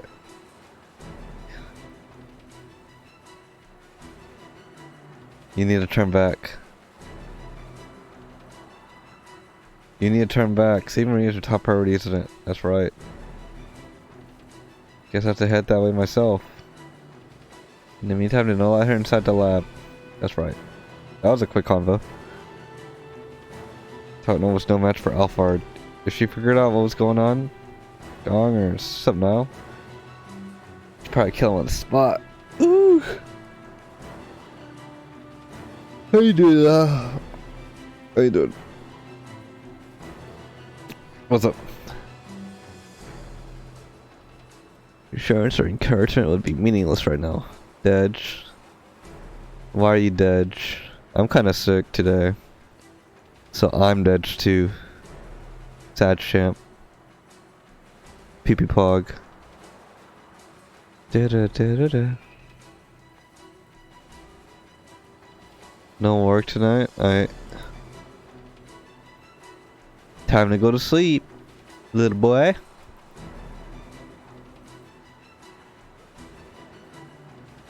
Well, not yet. What do you mean? You need your full 12 hours.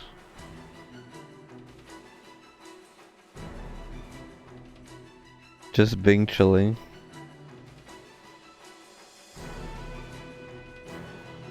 Nice. What do we do? Dad suddenly left Tana with one final warning.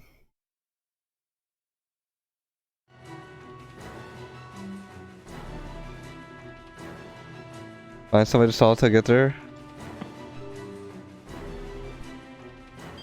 Let me see if this... What the hell happened to this car? So what does Bing chilling involve, huh? The government had declared a state of high alert. And people on the street were milling around uneasily, unsure of what was going on. So a little recap? Oh, fuck bro, a little recap, huh? Basically... Oh, fuck, you want the recappy dappy? Man, there's so much going on. I don't even know where to start. Maria! We found Maria, but figured out she's infected with the virus. Yeah, I'm not gonna explain it, bro. It's just way too much. Like, I fucking shit you not, any other time I'd explain it. But I feel like shit right now. There's literally 10 different things going on. I'm kidding, not 10 different things, but... Yeah, I don't even know, like, I don't even know where to start. And I'm not even good at explaining. The main roads have been blocked off and automobiles and motorcycles were standstill. You just kind of have to watch and figure it out, you know? Good luck. Some vehicles had overturned a curve in an apparent attempt to circumvent the blockade. Kano's team would be putting their plan into action at the scramble. And they wasn't sure who they might have gone to help, but Kano was certain to put them to good use. Please stay safe. Don't you dare die on me. I mean, to put it like very in simplified terms. So, Mastermind injects the person we're supposed to rescue with a deadly virus, right? We're supposed to get that virus, or the the vaccine in the lab. But to get in the lab, we have to hack it. And the Mastermind says he has the password for the lab if they meet up, so they could exchange something for the thing he wants. So there's two teams. People that are just gonna go to the lab and hack it, and the other team that's just gonna go meet up with the guy, the Mastermind, and try to get the password. Turns out they figured that the Mastermind wasn't really the Mastermind due to evidence. And now Stanley here is like, or yeah, I guess Jack is like, wait, what the fuck? Hey, she's the one! She's the fucking imposter! But we're trying to keep it low key. Cause it turns out Kanan was actually not Kanan. Do you understand what I'm saying? Is there a point in continuing this? Sort of? I'm gonna continue this. We continue. He made his car still parked on the roadside, unfortunately beyond the blockade area. Basically, the Mastermind that we were supposed to meet isn't actually the Mastermind, but a decoy. So now the person that was supposed to hack into the lab, we're assuming it's her, and it most likely is her. But yeah, crazy. Jumping in, he sped out towards the laboratories. So now it's Stanley trying to go to them to try to stop him. Okay. And everything, all the other info, you probably just have to like get context clues.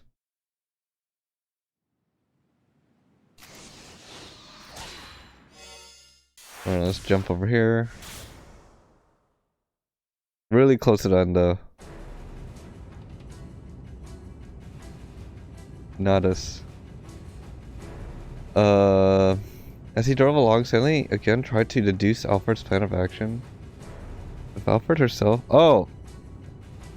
I finally got my fucking second, 5-star in goddamn Tower Fantasy. Fucking finally, after a million years. Not through pity. I got your shield girl, the shield girl. Goddamn. Feels fucking nice. Yeah, I got a little hummus on me. Feels nice to actually have a good DPS.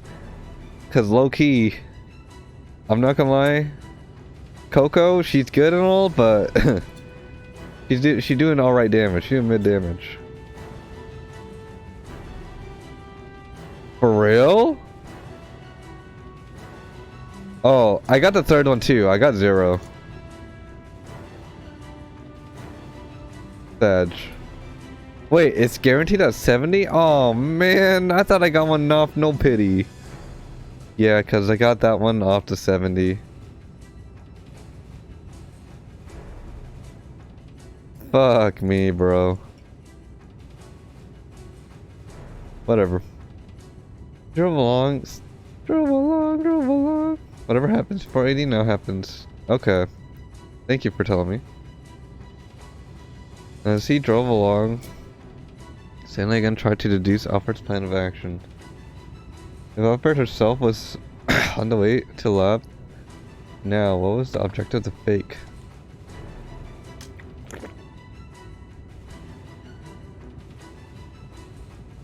But it wouldn't be such a simple matter of providing a brief distraction. I've heard I've been careful to wipe out almost everyone she's associated with in the past. I mean, so this game, I might stream that game after this just to chill, because honestly, I'm tired and I just want to play something chill. And then we could do our Pokemon run like Sunday. Because tomorrow we might do Filler Friday. Might play some Fall Guys. Fall Guys sounds kind of fun. What else? You caught him on World Flipper? I mean, yeah, it's nothing really much. I could do World Flipper, but like, there's not really much to grind right now. I already did all the events, so.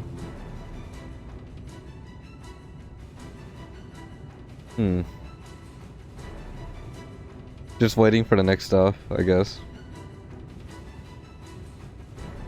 Feel so bad for Yoshirai though, god damn. I watched the VOD. Holy shit. Did you see the VOD too? God damn. That's what you call the incident. No? Dude, he lost.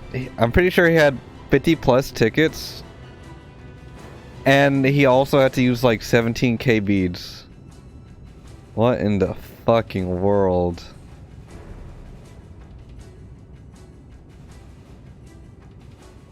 Scary shit.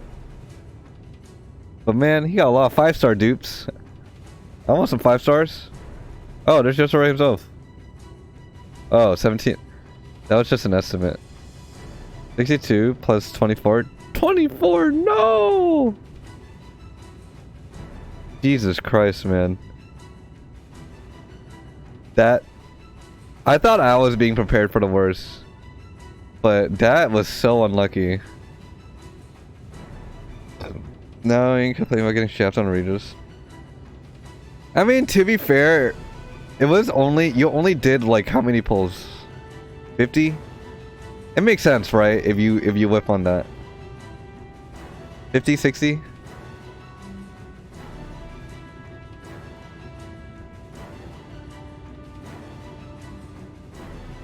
On Regis? Oh, 100? Damn, never mind. That's still kind of... I guess 100 is kind of a lot. Over days. Regis alright. I think Regis alright.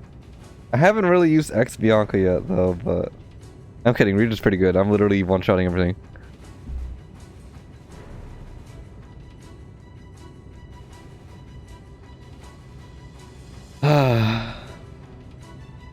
Using X Bianca in the event.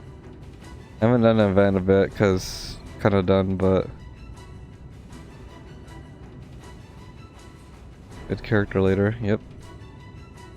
Hopefully you get Busey a lot faster with a lot less pulls, Yoshirai, but holy moly, that was something. I thought me hitting 60 pulls with no 5 stars was something else, but god damn. Not gonna lie, a Gideon off-near build kinda slaps. Really? I don't even know what his build will look like. Gideon, giddy up. Anyways.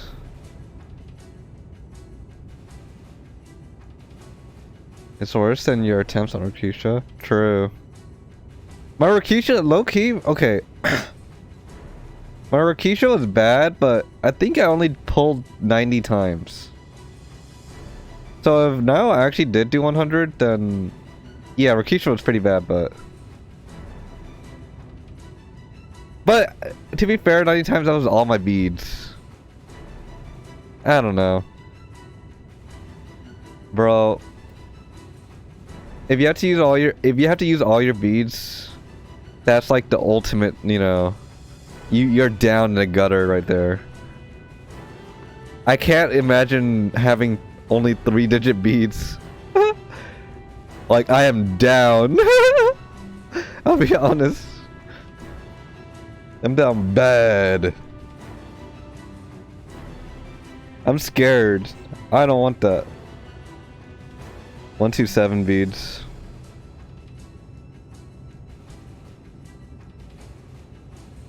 But I think we have a lot of time. I mean, I don't even know what the next. I don't know what the next banner is, but I'm pretty sure we have a lot of time to save. And also we're getting 230 free pulls, so there we go. It was unthinkable that she'd allow this decoy. I think we're getting it in a few days, no? Wasn't it on the 23rd or something?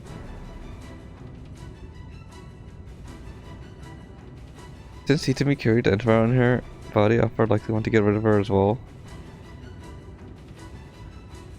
I mean, what's the banner we get the pulls on? You can rest easy for a while? Yeah. Rest easy, Yoshirei. That was rough. I'm not gonna lie though, you hit a lot of Plinkos. I cannot believe you did not, you know. I cannot believe it did not hit her. Your Plinko rate was up there? I mean, what's the banner we get free pulls on? Is it good or same? Let me see. I'm not actually sure. Catch. Bro, okay, one thing is I fucking pray I at least get result on the free pulls. Please, man. Please. I'm literally dying here. Leonix Max, bye-bye. Does Leon ever get good? Or is he just like mid forever? So the happening fucking X Bianca, damn. Yo, Yoshirei, you know what? You died trying though. Yeah, you almost died trying. They really said pull her or die trying. Hey, what's up, Punch? How you doing? So up next we have the countdown. What is this? Each day we give a total. We get another free 10 pull. What up, punchers? Next up is Dark Gacha for like a week. Yeah, I think, dude, I'm telling you, like, what is this? Pep Meltdown. We're saving for a while. Like, this shit's fucking trash. Goes all the way up to September 21st. The character pickup gacha. These guys. Why? Who's this dude? Oh, but here's the important one. Oh, it's only for 3 days. Never mind, it's only for 3 days. No, it's only for 3 days. This one's the next important one. The anniversary. The other anniversary one. Save your pulls to the end for this one, because you get the free 10 pulls. 3 5-stars that are all pretty good, apparently. Okay. I don't know what this is. What is this? Oh, is that Busey? Whoops. No. So, we get the anniversary and Busey for the whole duration of the 23, I think. So it's pretty good, honestly. Well, except Busey for -2 days, but... yeah, I think... yeah, it's pretty good on the porn parts. Anyways, let's continue. How you doing, Punch?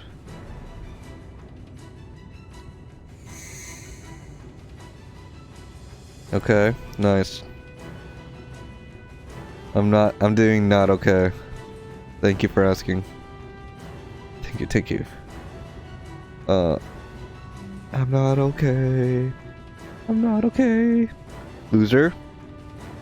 Damn. Stanley suddenly blurred out loud. I'll remember this when you asked for, was it moderator? He just realized what Alfred hoped to accomplish at the scramble. He went to eliminate both Hitomi and her own decoy. Question was how. Pepela. I remember that. Feels Pepe Man. You mean Peepo? Or Peppo? Pagman. We had Pagman?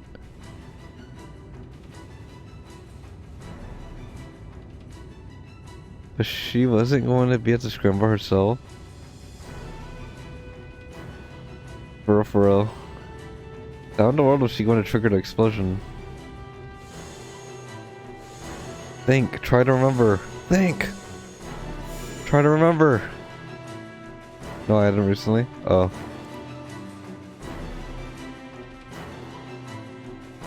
How recent was recent? That's the first time I saw it. If you didn't do something, everyone at the scramble is probably gonna die. A few days ago. Oh. Then as he desperately racks his brain, he remembers something Kano said. Well, nobody uses it, so. Bro, we have 200 fucking emotes. I didn't even knew. Half of these emotes I don't even know exist. Half of these emotes I don't even know how to spell. Like, the big ass, long ass word. How the fuck am I supposed to remember how to spell that?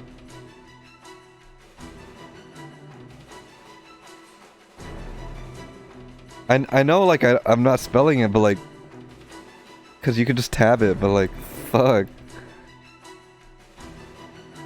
There's too many emotes. You know, we have almost 300 emotes all combined.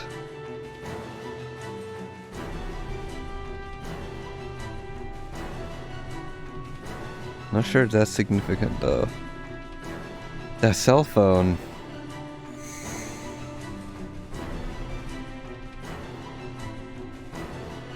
Gigadonk. What do you think? Actually, I'm not gonna ask because I already know. I was gonna say all-time used emote, Pepe Law for sure.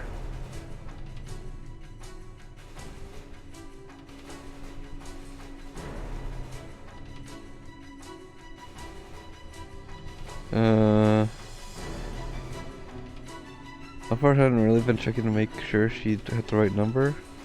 He'd been checking to make sure Hitomi hadn't changed her ringtone. That was it. The bomb was set to detonate in response to a specific piece of music.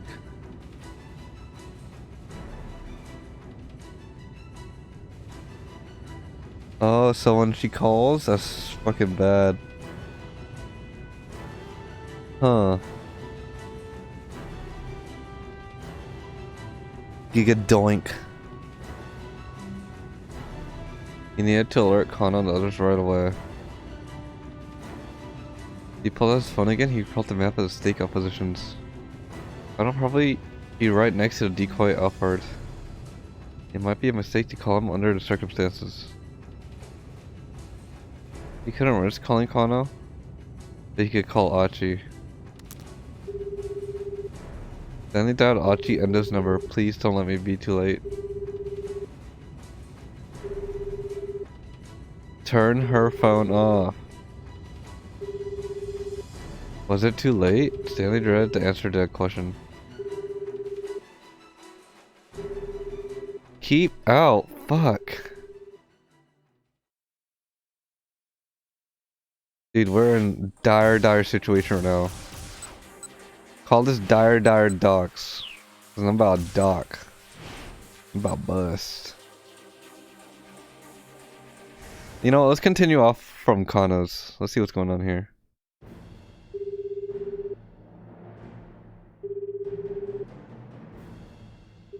Pulling on his cell phone, Kano dialed up Osawa. Looks like we'll be able to have that beer together after all. No! It blew the fuck up!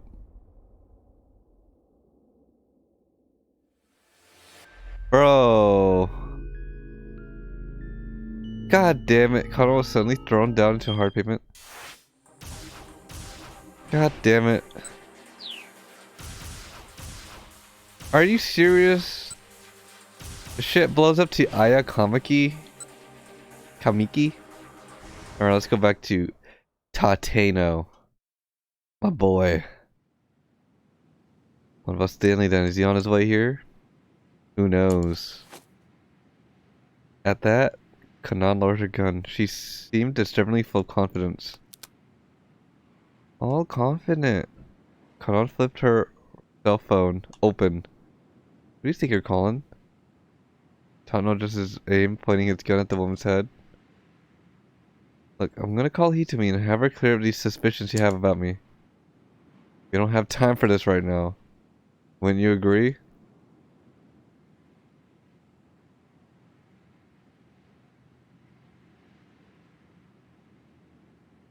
True.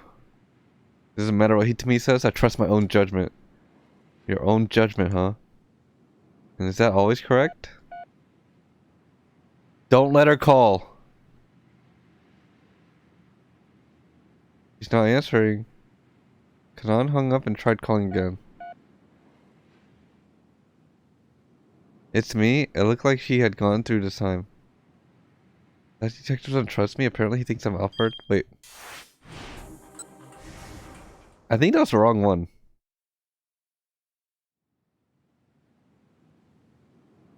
Because if she called, it's over. Kanan shook her head, then put her phone away. There we go. This sort of nonsense we don't really have time for. You put her phone away. You're really Alfred? Then you don't actually need to hack the password. I'm guessing you've already gotten it from Tanaka. Which means that you could get the fucking ding dong schling slong real quick. The only thing stopping you is the antiviral still in Hitami Osawa's body. Assessing the antiviral and having a monopoly on it are two different things. You want to eliminate Hitami. That's why you took her there. Am I wrong, bitch? If that's true, then how am I planning on getting rid of her? You need a so-called substitute offer or something? Yeah, that's right.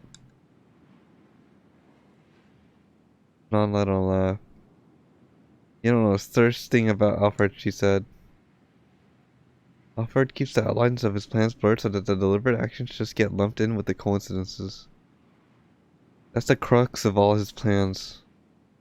That's how he's able to pull off schemes by himself. He'd never solicit from a third party.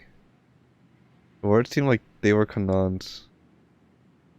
Also seemed like they were Alfred's. With his gun at the ready, Tano got his phone and called Kano. The young detective was quick to pick up.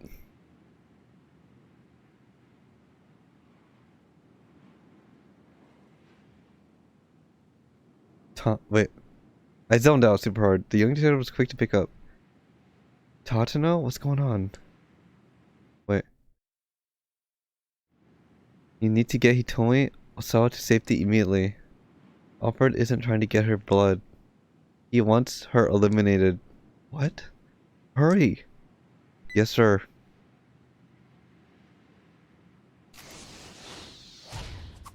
Fuck, what?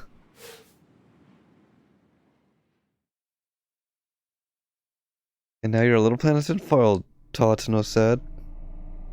Anon snorted. Wait, how do I do this? How do I jump here?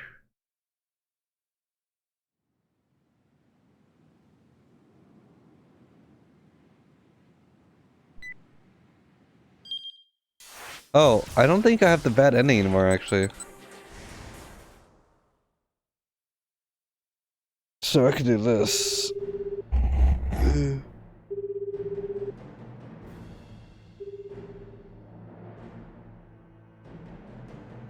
Let's get that beer. Kano, I have the password. Are you serious? Let me give it to you. You ready? 59FBAI4QL1.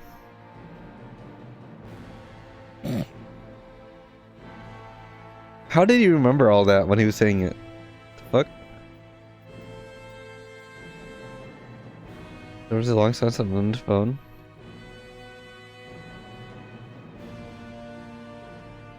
Then at last, a softly excited voice came through. That did it! Let's go! It opened, the lock opened! It's time. Palmer snorted. You're really satisfied with catching me and saving the life of one girl? I suppose it's a Japanese way for you to forget the pain that's been visited upon you. But it's not over, the bloodshed will continue all over the world. What? Huh? Is that right? Kano drove his fist into Palmer's face. Mega Fisto. There was no such thing as absolute justice. It was that kind of blind faith that kept the world in conflict. Well, this sure quite is a mess. Kuze. Bald head. He bowed his head apologetically. You may have apprehended the criminal mastermind. But I have the cock. I have the secret sauce.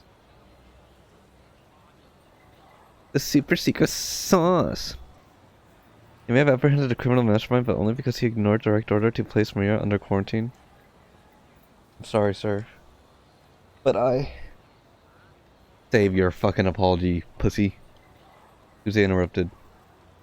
You're the one who solved the case. You did good, kid. Once again, Kano bowed, this time even more deeply. One more thing. Yes, sir? Sasayama has regained consciousness? I thought you'd like to know. Sasayama? They were able to save him? I got a call from the hospital. Looks like he's gonna pull through. Let's go! That's great. Really great news. Tears of relief came from Kano's eyes. If Osawa was able to help get the lock at the lab open, he should have been able to get Maria the antiviral without any further difficulty. Kano dragged Palmer to his feet, then undid the handcuff from his own wrist. Using it to properly bind his captive.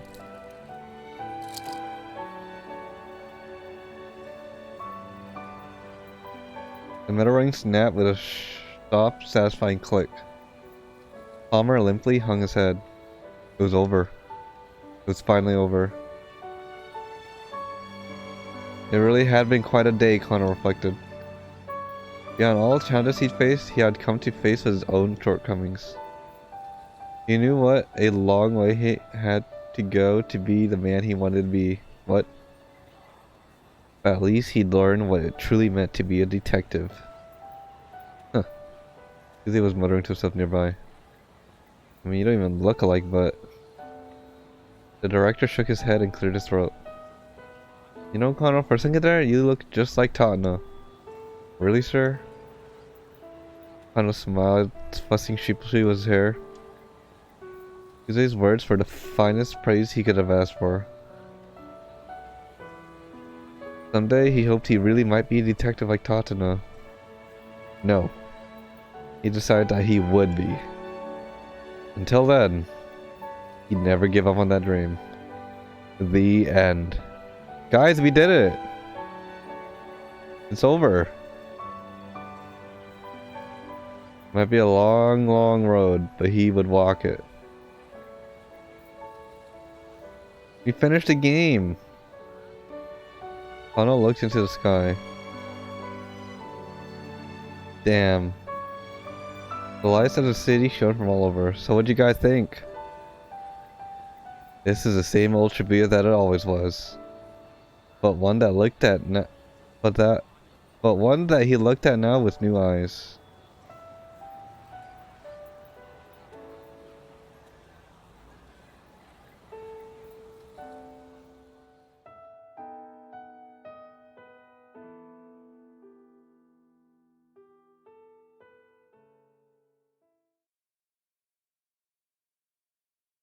psych. The fuck? It's not over? Y'all paying attention or what?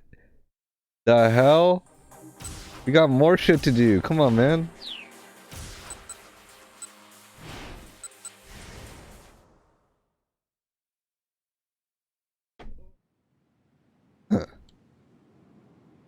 He wants to hurry on middle. What? Hurry. Yes, sir. Okay. Let's go back to Kano. We got this jump right here.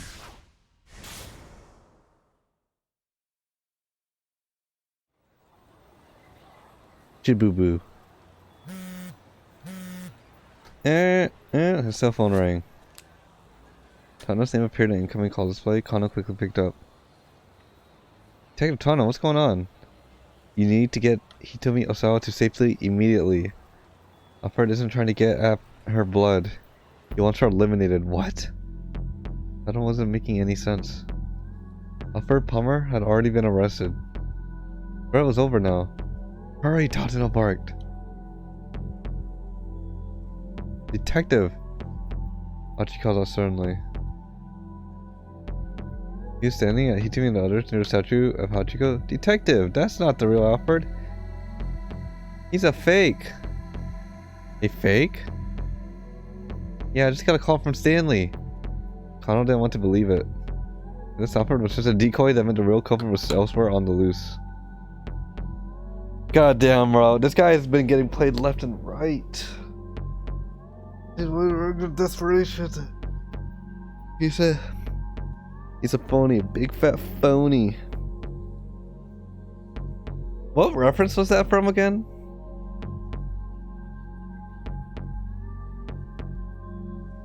Why is it like on the tip of my tongue?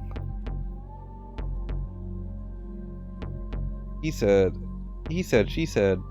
The real Alfred is trying to get rid of both Hitomi and the fake with some kind of bomb. Get rid of Hitomi.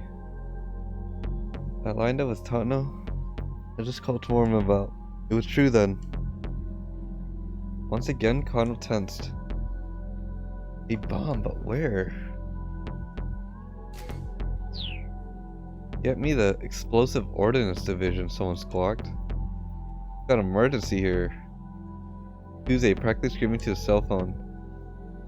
Aren't to scramble outside the station, hurry. Director started running toward the precinct, but still shouting as he wove his way through the crowd. Kano started to feel himself panic. If Hitomi and Palmer were the targets, the bomb had to be nearby. He stormed with his captive.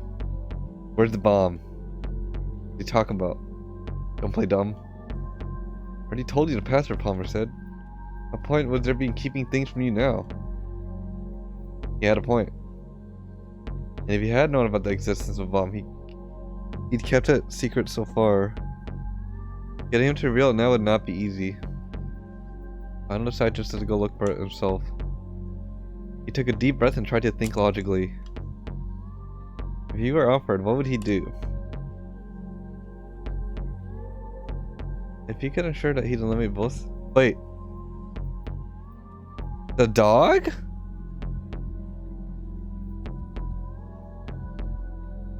On the fake?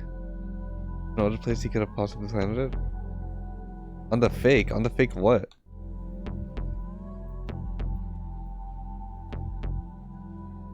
On Hitomi?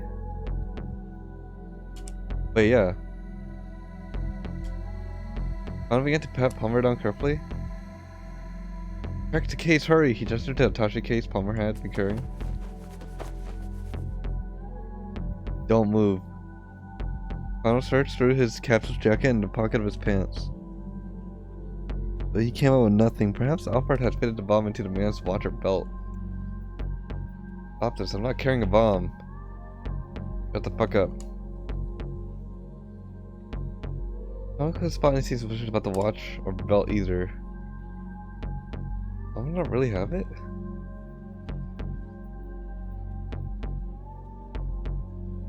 Where?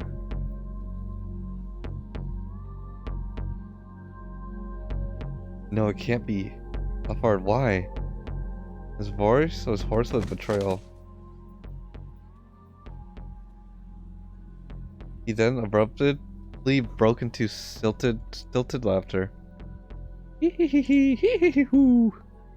Trusting someone really does make you blind. Such a simple, childish ruse.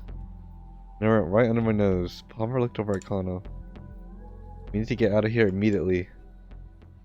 That's right. This is a C4.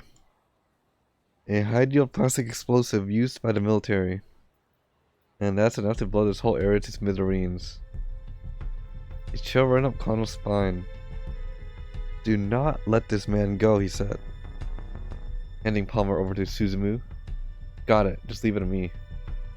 Suzumu signaled his followers to immediately dump Palmer unceremoniously on the ground. There it is, the bomb. Kano carefully inspected inside the attaché case. Achi had found a false bottom in the case. Basically, Nisa was indeed fact full of plastic explosives. That within it was what looked like a detonator. He didn't know much about bomb disposal.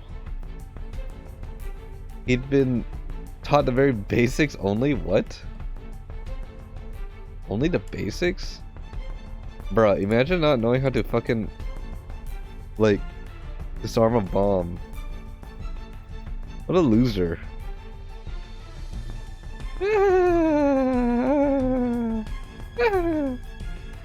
Anyways.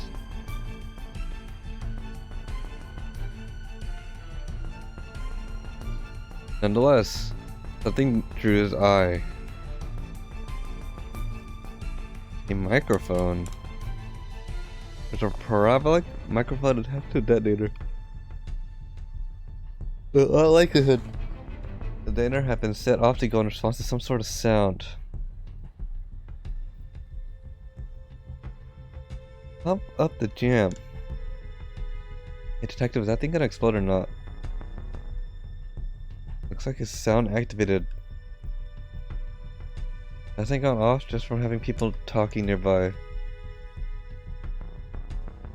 It must go off from a specific sound. Specific, huh? It must be... How did Achi figure it out so fucking fast? That's why Stanley had me power her cell phone off?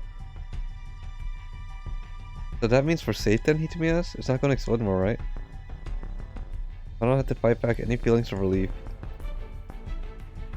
They couldn't forget that this was Alfred they were dealing with. Assuming they were safe would be a dangerous mistake. Carefully lifting the detonator, Kano spotted another cable connection to the bomb. As calm as he could, he tried to remove the plastic explosive from the attaché case. There's a timer. No. Small timer? Was it 3 minutes? There's not just a sound trigger. Kano's mouth has gone dry. His voice came out as a whisper. Oh no, not a timer.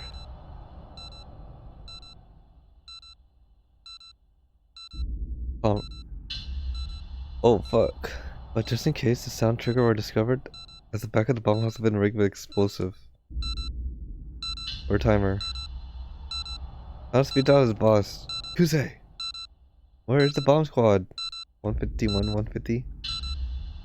Oh shit! Oh, that's a 2 minute. That's a, you gotta run the fuck away. I'm scared the error, awaiting his option. He knows Achi standing right beside the bomb case. Achi called out, "Leave that thing, get out of here!" But Achi didn't move? No way. No way! He sat down, the attaché case cradled in his arms. Achi, what the hell are you doing?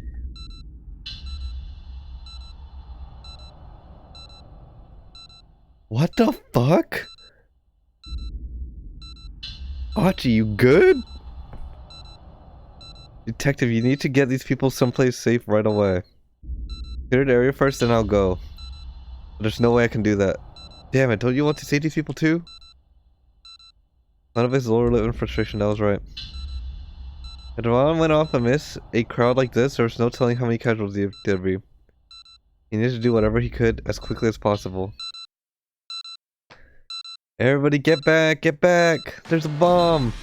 There's a motherfucking bomb on me! Get back! Oh shit! Lowering his head, Kano started directing nearby civilians to safety. Itami, Suzumi, and others added voices to his... Wait, what? Another added their voices his. What is that? What?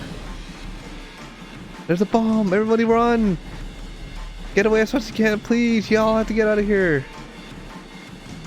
Under contract, some people heard close to see what this commotion was all about. There was no use, they were out of time. Kano had to save Achi at least. He turned back to him and called out, Achi, that's enough! Leave the bomb and let's go! Come on, Achi!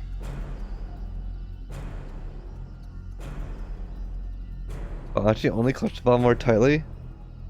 What are you doing, Kano screamed? Come on! Though Achi would not move. Suzu's face went pale. Wait. Achi, your leg! What about my leg? Earlier. When you kicked that steel pipe. What the heck? Finally Kano understood.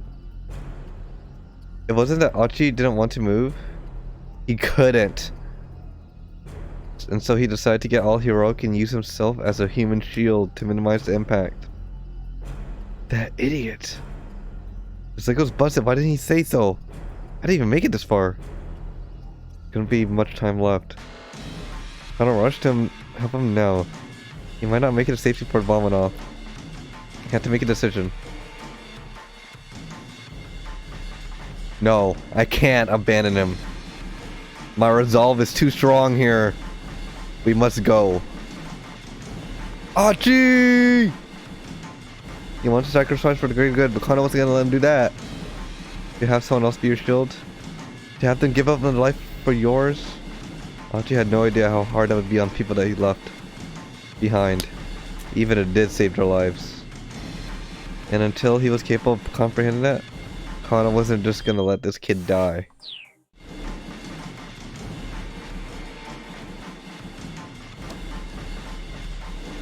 He reached Achi in a matter of moments and grabbed him by the shoulder hard.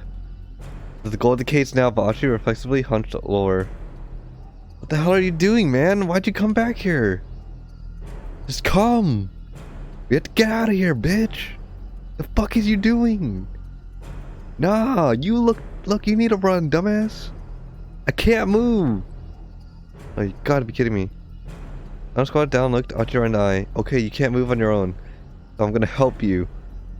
Alright? You stupid fuck. Damn it. Don't be a fool, man. Strength Ed from Achi's hand. Wasting no time, Kano pulled the case away and slipped his arm around Achi's side. Their legs got entangled as Kano dragged Achi to his feet. Strongy. Everybody get the fuck away! Run! Detective shouted when they were upright at last. They needed to get as far away as possible in the few seconds they had left. Kano didn't know how big the explosion was gonna be. Farmer said it would be enough to blow the whole area to smithereens. And there had been true terror in his voice when he said it. They just need to keep moving as far as their legs would take them. Achi! Itami shrieked. Meow! Meow!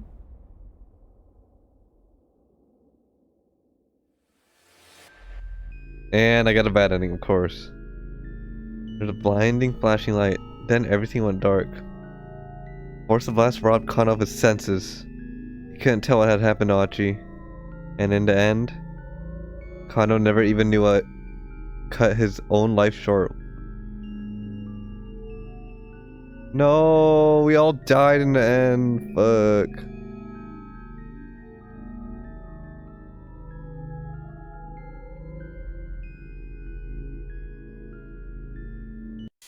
Okay. What if we did this?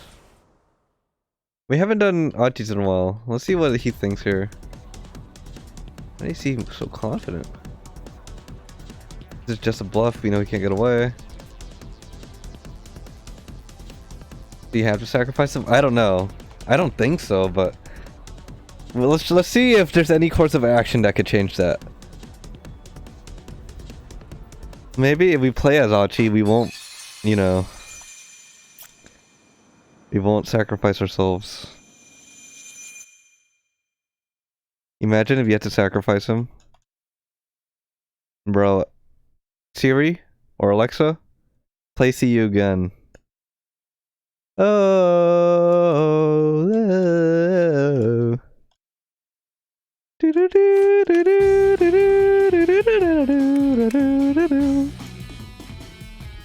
Right. So the fake threw out the fakes, and Achi's like, man, I gotta catch this shit. Fuck. And he launched himself, but he misses. He caught it! Achi caught it! What the fuck? He's a goddamn gangster! Holy shit, he crazy! Achi got to his feet and everyone looked around. He sees them motherfuckers cuddling over there. Wicked, he crazy! Achi would have charged off in pursuit as well. This voted like make that impossible.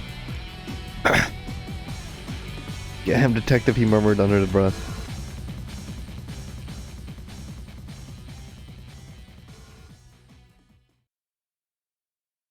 Is this a... Fuck, a keep out?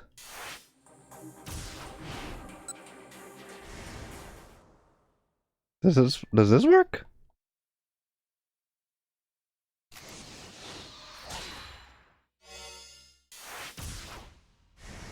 No, it doesn't. Fuck.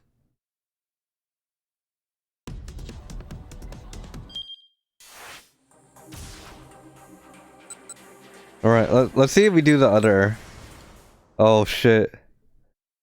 Hold up, pause, champ. No. Let's see. He couldn't just rush him without a plan. We have a fucking minute left, man. What plan are... Huh? The detective needed both a cool mind and fiery spirit. The more heated the situation was, the more he needs to stay cool. Wicked. Easy. You can feel the muscles. What plan, huh? And his legs began to stiffen. He does best to slow his racing heartbeat as his mind sought desperately for a way out the situation. 1 second. I'm gonna grab some water because I need to take my medicine. My medication.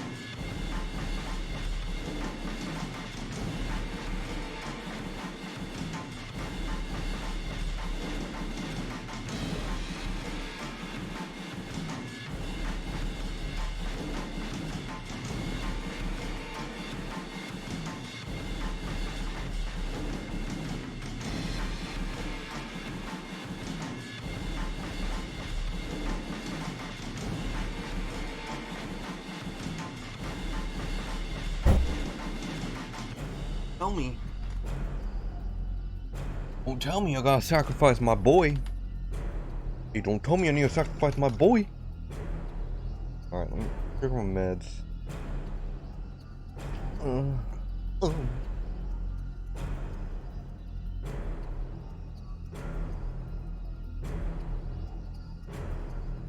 Well, it'll do.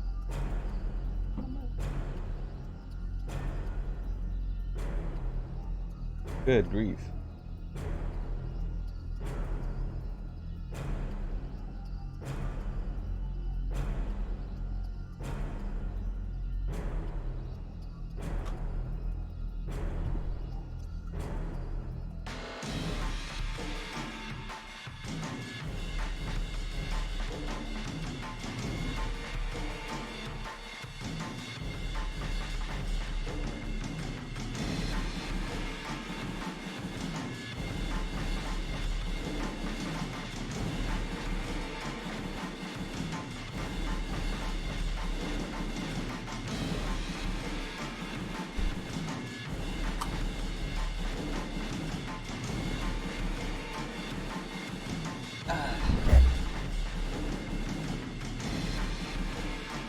Yes, I'm back.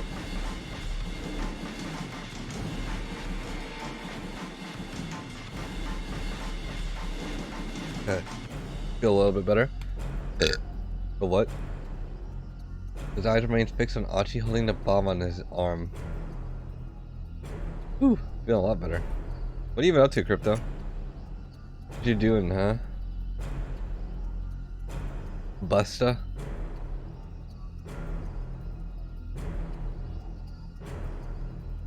Mmm.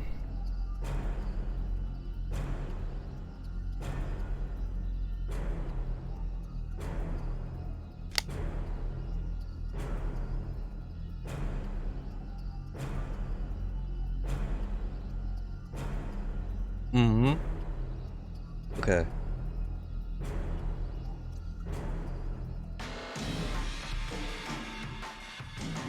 Sorry, I'm just finishing my drink.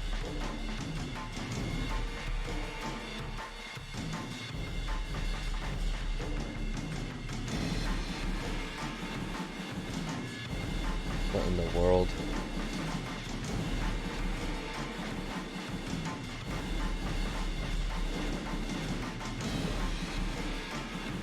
Okay. His eyes remain fixed on Achi holding that bomb in his arm. Knowing that could explode at every moment, made it almost impossible to think. The harder he tried to calm himself, the more panic he grew. He cursed himself for not leaping into action immediately. He should have acted before thinking. That was the only thing he was good at. Then he stood frozen, staring at Achi. Saw his hairs rise up on the back of his neck. White smoke was pouring from an approaching minivan. What? The vehicle tittered to stop alongside the shoulder of the road. Still, the smoke spilled out, rolling partly from the window. Anna could feel a strange chill in the air. Chills. Is that? What is it? What's going on? The dry ice machine. Peering through the minivan's windows, she saw a clunky box shape making a device in the back. It was rumbling fiercely, spitting out an unending amount of white clumps. Dry ice machine. Hey, Connor yelled, banging the door. Open up. By freezing a bomb that used an electronic activation trigger, it was possible to kill the battery cell and deactivate the detonator. The explosive ordnance units used liquid nitrogen. Maybe dry ice can work as well. There's 3 men inside the vehicle. Kano shot at the one in the driver's seat. I need to borrow that machine. Huh? The man replied in a lethargic drawl. No way, man. You haven't paid this thing off yet. There's no time to explain or negotiate. It's him! Minoru Kawa! Hold it right there. Another man appeared suddenly in front of the vehicle and the pushy fellow Kano had run into the scene of the explosion. You guys are with the Logic Angel Troop, right? Pointing at the dry ice machine. That thing's defective. The guy from the electronics store said he'd refund your deposit. Huh? For real? Yeah, he told me to tell you. That machine has been called. We'll bring it back for you, so hurry up and open the door. Okay. Sure.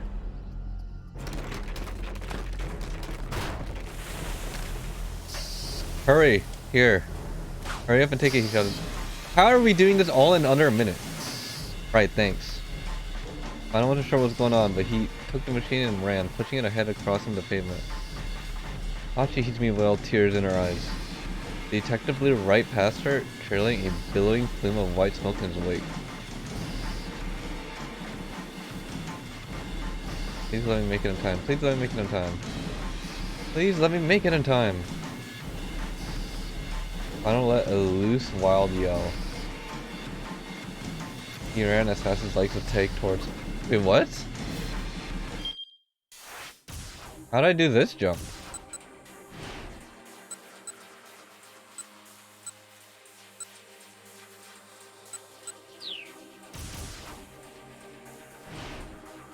Oh, probably with this, huh?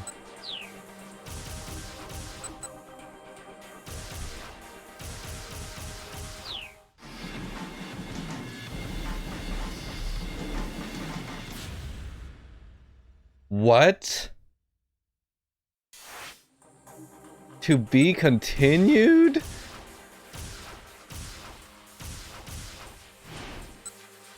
What face?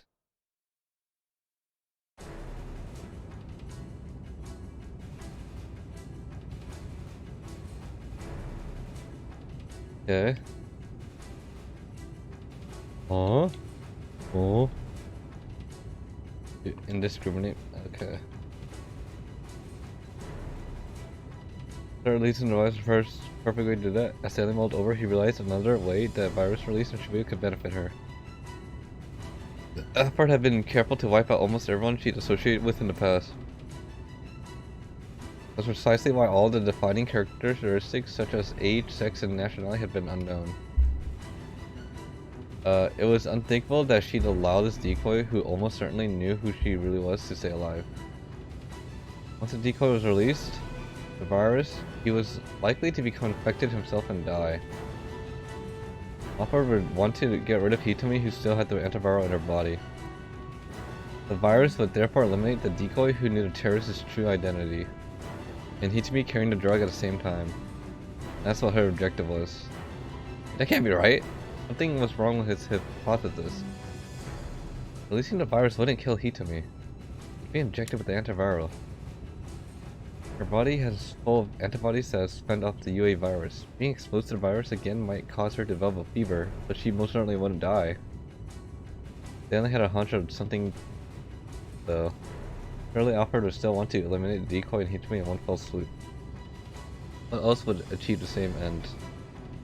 Of course, a bomb. They wanted to eliminate them both with a bomb. She wasn't gonna scram herself, so how would she trigger an explosion?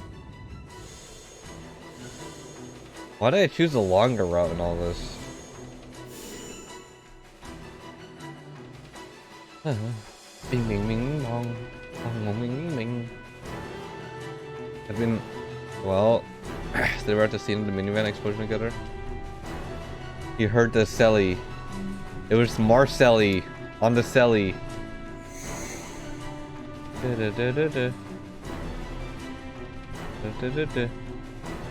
Okay.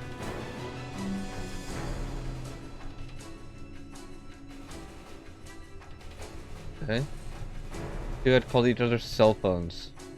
Alfred hadn't really been checking to make sure she had the right number. She's been checking to make sure Hitomi hadn't changed her ringtone. That's it. The bomb was set to detonate in response to specific music.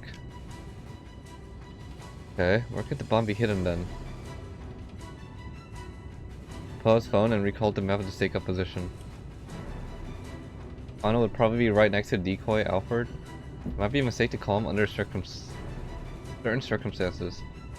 Maybe he couldn't risk calling Kano, but he could call Achi. Stanley dialed Achi Endo's number. Please don't let me be too late, he muttered to himself as he waited for the call to connect. Achi. There it is. Achi was quick to fuck bitches. Yeah, money. Eventually, Achi spotted Kano on the far edge of the crowd. The detective pumped his victory fist. Looked like he got on Alfred to cough up the password. We did it. It's over. Guys, it's over. Finally some good news. Now Hitami and Maria are both safe. Fist pumping! What's up, Chris's? How are you doing? Guys, we finished the game. Psych! Have y'all been paying attention? What's going on? Who's Stanley? What's this? What up, what up? Not feeling too good today, so I'm in an all-time low. I didn't know Achi was white. I obviously ain't done yet. He's not white. Achi's Japanese. Man, he just has long hair. Stanley, what's going on? Did you see Kanan yet? That's the character I'm curious about. I mean, we saw her. We saw her reveal too that she actually isn't Kanan. Or the so-called Kanan isn't Kanan. Because she's the mastermind. Mr. Stanley, what's going on? How did negotiations go? Audrey quickly filled him on the good news. Showed me a cartoon character? Really? Well, anime character? I don't know. Detective called Alfred. I don't know about that. He got him to give up the password, and I think he's called the folks at the lab. Maybe you're looking at a different thing. Not sure. Not too sure. I mean, the case is closed then? Not yet. For now, I need you to do exactly as I tell you. For a moment, Achi's head swam. This isn't over yet. Why? What's going on? You want to save Hitami to shut up and listen, Stanley barked. Wow, he's barking. Alright, tell me what to do. Unless there's like an anime of this game. I mean, I'm not gonna lie, this game could come... I feel like this game can be an anime. Or at least a drama. Because that's the vibe it kind of gives. Turn off her phone? What for?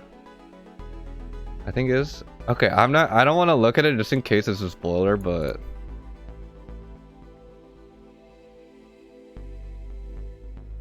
Yeah. Was Stanley serious or just messing was Stanley serious or just messing with him?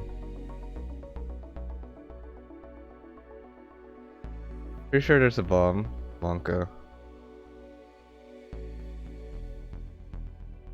Yeah. Pretty sure that there's a bomb somewhere in your location. A bomb? Achi's voice squeaked into falsetto. The guy that Kana just apprehended is a decoy. The real Alphard is planning to eliminate Hitami and the false Alphard at the same time. Eliminate both Hitami and his own decoy. Why would he do that? And if the guy they just captured was faked, then who's the real Alphard? He couldn't just wrap his head around it. The more he tried, the more he thought his became a jumbled mess. Listen, first off, that cell phone. Then go and look for the, first turn off that cell phone. Then go look for the bomb. Got it, boss. Right now he just needs to do what Stanley told him to do. He didn't have time to make sense of the situation. Hanging up, he called out to Hitami. Hitami, you have to turn off your cell phone. He stared back at him too, confused to act. Look, just hurry up and do it. Right, okay. Pulling her phone from her pocket, she switched the power off. Then Achi turned into Kano's direction. Detective, he shouted. Kano's looking toward him, seemingly already aware that someone was amiss. Detective, that's not the real Alfred. He's a fake. A fake? Kano looked understandably shocked. Yeah, I just got a call from Stanley. He said the real Alfred is trying to get rid of both Hitomi and the fake with some kind of bomb. Kano hurriedly turned back to the fake Alfred and began a fresh barrage of questions. Meanwhile, Achi's mind was racing again. The bomb was meant to wipe out both Hitomi and the imposter. It would have to be pretty powerful. So it couldn't be anything particularly small. Where could the bomb be hidden then? He just scanned the area, but he didn't spot any place that seemed plausible. Then his eyes happened to alight the attaché case the decoy had discarded. Could it be? No sooner had his suspicions been aroused than he'd heard Kano call out to him. Achi, check the case! There it was. Wait, what? The only thing that were inside were a piece of medical equipment, tubes, and syringes and the like. There's nothing that looked remotely like a bomb.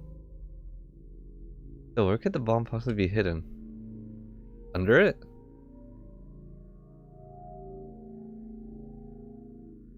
Okay.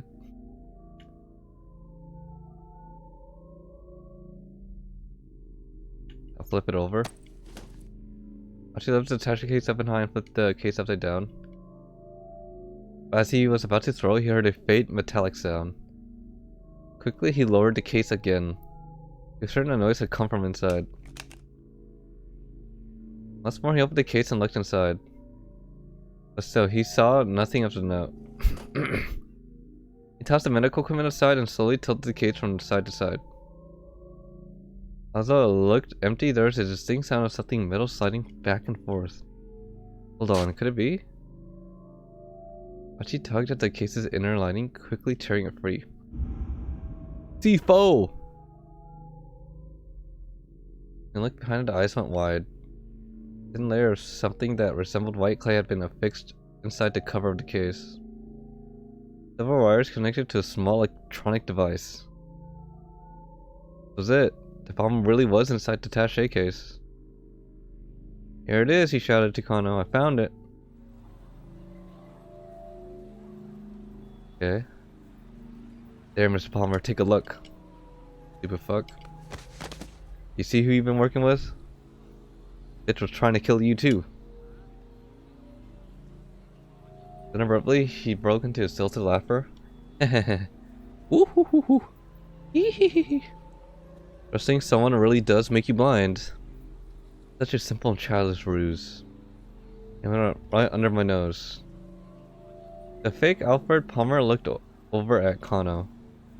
We need to get out of here immediately, he said. That right there is C4. A high-yield plastic explosive used by the military. And that's enough to blow this whole area to smithereens. The whole area to what? Achi picked her Shibuya to reduce to a blasted ruin. Meanwhile, Kano frankly began searching inside the attaché case. A microphone. Hey detective, is that thing gonna explode? Achi tried and failed to keep his voice from wavering.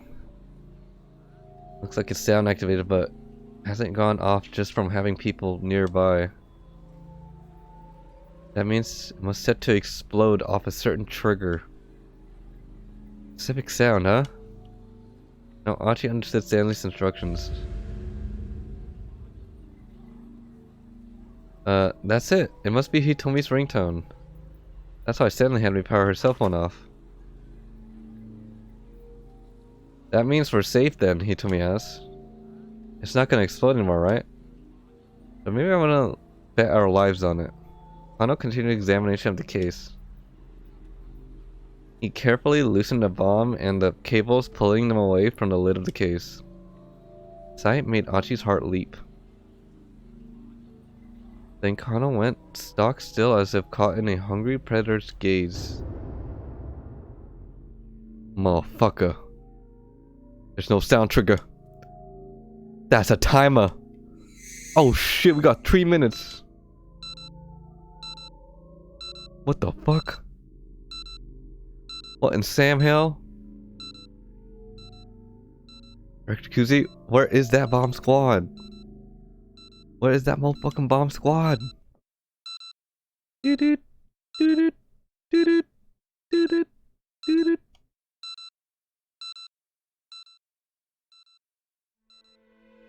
Time. I just scanned a nearby area. There was too many people around to scramble. Hitomi was there. Suzumu was there. There were more of his old pals, along with a bunch of innocent bystanders. Achi knew what he must do. He must forfeit his life. Achi reminded himself. The blood that coursed through the body, that was the city. Like cells, they brought to life the city he loved so... Wait, what? What? Like cells, they brought to life the city he loved. And Achi wanted to be the one of the red, or was it right? Blood cells of Shibuya. Wait. Now I'm... Is it red or is it white? I think it's the white blood cells that fight off the virus, right? Achi, Kano called out. Leave that thing, get out of here. No way, dude. Achi sat down, cradling the case in his arms. Achi, what the hell are you doing? I'm not going anywhere until everyone's made it to safety. Detective, you need to get these people someplace safe right away. Clear the area first, then I'll go. But... no way I can do that. Damn it, don't you want to save these people, Achi snapped? Kano bit his lower lip. Hitomi. Hitomi wrapped her arms around Achi from behind. Achi, don't do this. Bruh, if a girl hugged me like that, I'm like, you know what? I won't do this then. Everybody run! Hitomi, you need to get out of here too. Why? Why are you acting so crazy?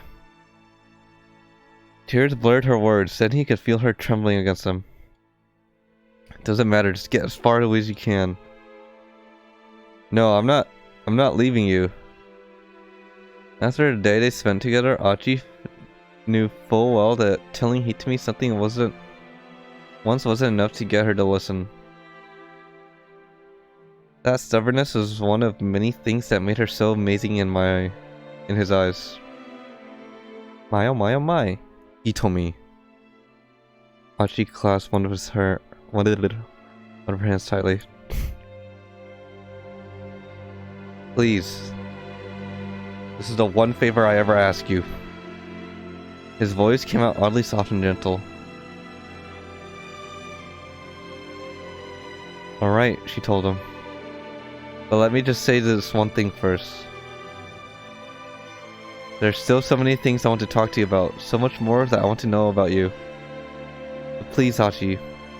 Don't die on me. Hey, don't worry.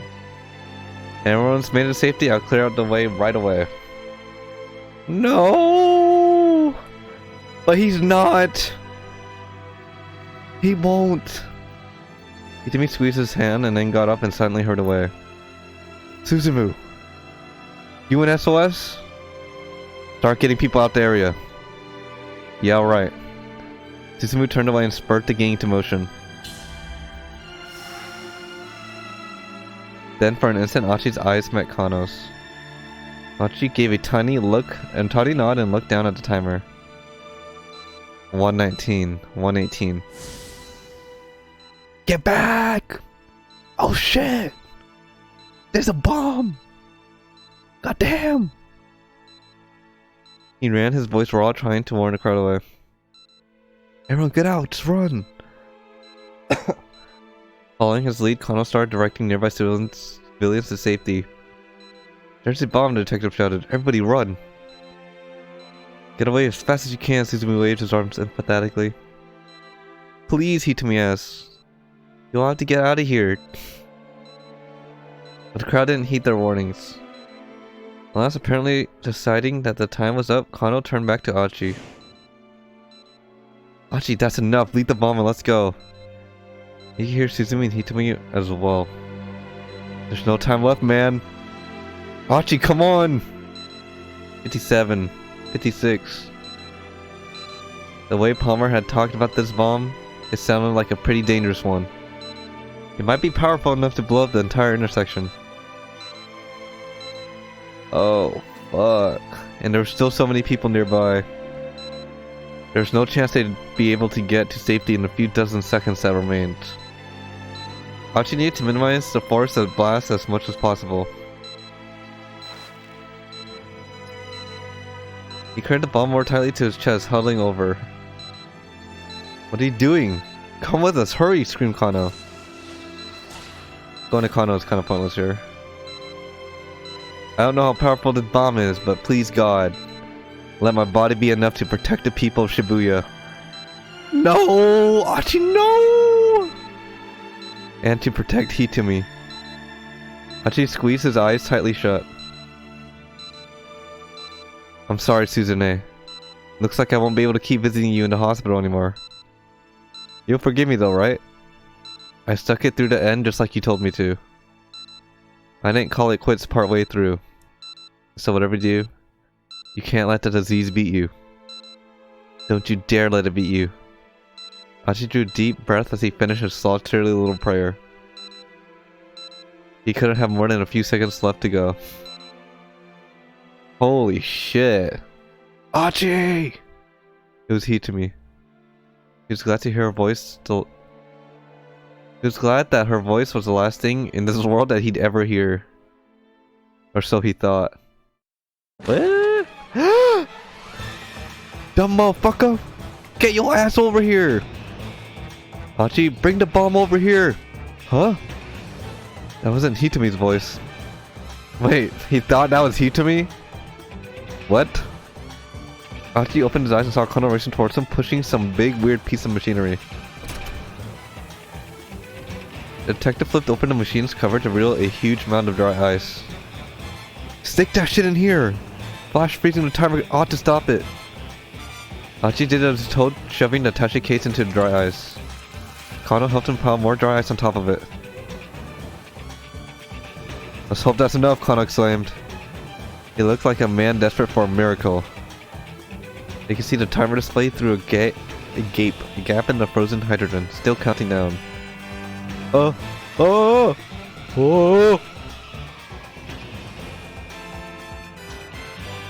Was this not going to work? Archie and Kano held out their breaths. Or held their breaths.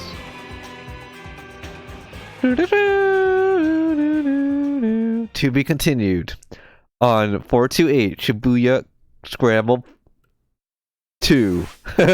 Imagine there's a sequel to this game that you have to play. Bruh. That'd be so fucking funny. And sad, but... Stanley? What's going on? Just like that. Alright. Kano. Archie. The only one we have left is this challenge.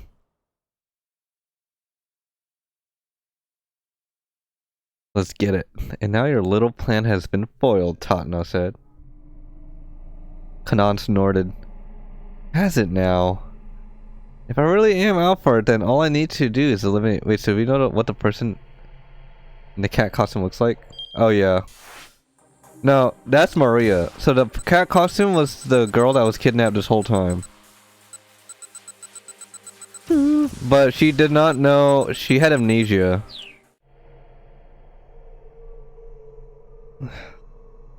Well, damn. Yep. Tama was Maria this whole time, but she did not know who she was or what her purpose was, but she knew at the end. But then she fainted at the end because she has the virus. And we're trying to get the vaccine to cure it. Kana started. Has it now? If I really am Alfred, then all I need to do is eliminate you here and head right into the lab. Even without her gun raised, she still radiated intimidation. Imagine if if this is still not Alfred. Imagine. Tatsuno might have had her at gunpoint. Because we assumed Alfred has 2 other people already. Sure. Is this Kanan? Well, this is fake Kanan. Okay, so this is Kanan's character that we know so far. Kanan is Maria's friend that she met in like the east or some west or some shit. Right? But she had amnesia this whole time, so she didn't have a clear picture of knowing who Kanan was. Until one of the detectives saw a picture of her and Kanan. Right? Because it was titled like Maria and Kanan. And this girl was not on that picture. So she's an imposter. So this is fake Kanan. I don't know where the fuck real Kanan is. Probably in her home country. But fake Kanans, I'm not gonna lie, she's kinda bad. We don't know. At least in the pic? No, we did not see her. I do not know what she looks like. I have no clue what that bit looked like. Tatsuno might have had her at gunpoint. But he could feel the threat of her presence like a gathering storm. Eliminate me, he said. Doing his best to mask any sign of weakness. You're the only one who doesn't have your gun ready. I don't need my gun, Kanan said simply. And why is that? Because you can't shoot me. What's that supposed to mean? Kanan glittered sharply at Tatsuno. Her look pierced him like a blade. Then she quirked an unsettling smile and took a step closer to him. Don't move, he warned, Tatsuno said. Try anything funny and I'll make you regret it. You can't shoot me. Kanan took another step closer. You're still traumatized from that time you let your friend's wife die. Oh! How? How do you know about that? Tatsuno was shaking now, his aim wavering. I heard you talking with the younger detective on the rooftop. That was right. She had been there. Wait, what? Oh yeah. Let's test my theory out. Kanan pointed her index finger at her own heart. If you think I'm Alfred, then shoot me right here. Huh? So she's not Alfred? I feel like she's not. Also, why is she smiling like that? The corner of his mouth twisted up. You can't do it, can you? Tatsuno's gun hand shook all the more. Tatsuno's, you're afraid to pull the trigger. It was as if her words were a spell that she was casting over him. You can hardly even stand the thought of pointing your gun at someone. Kotone's final moments flashed through Tatsuno's mind.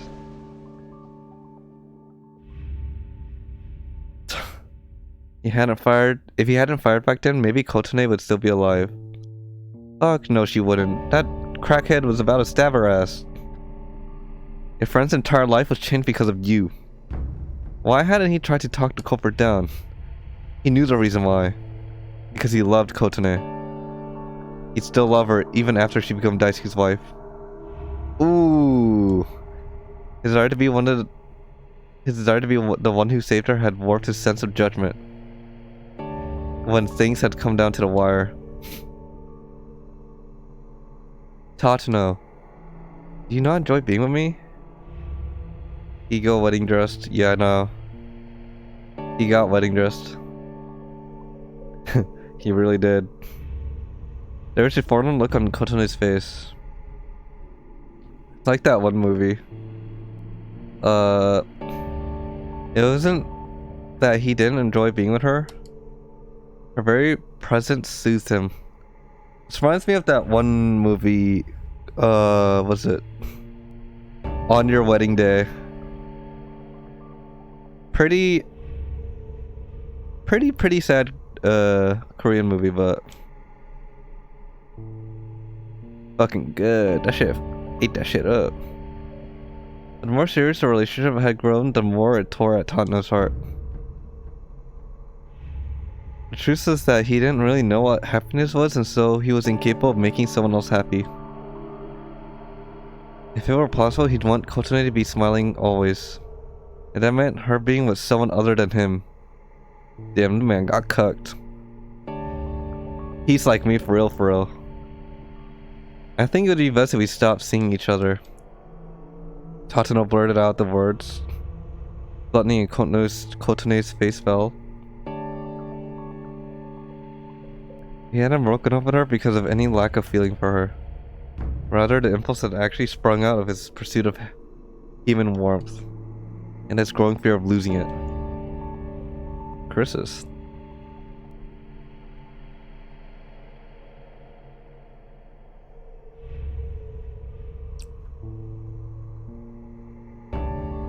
He'd just been so uneasy.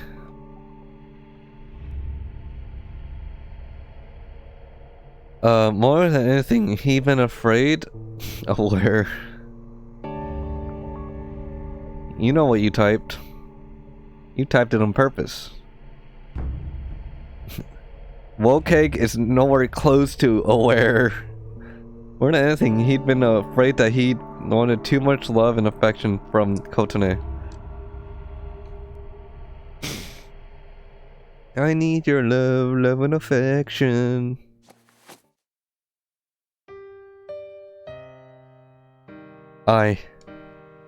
Bit by bit, Tano lowered his gun, his hand ever more so unsteady.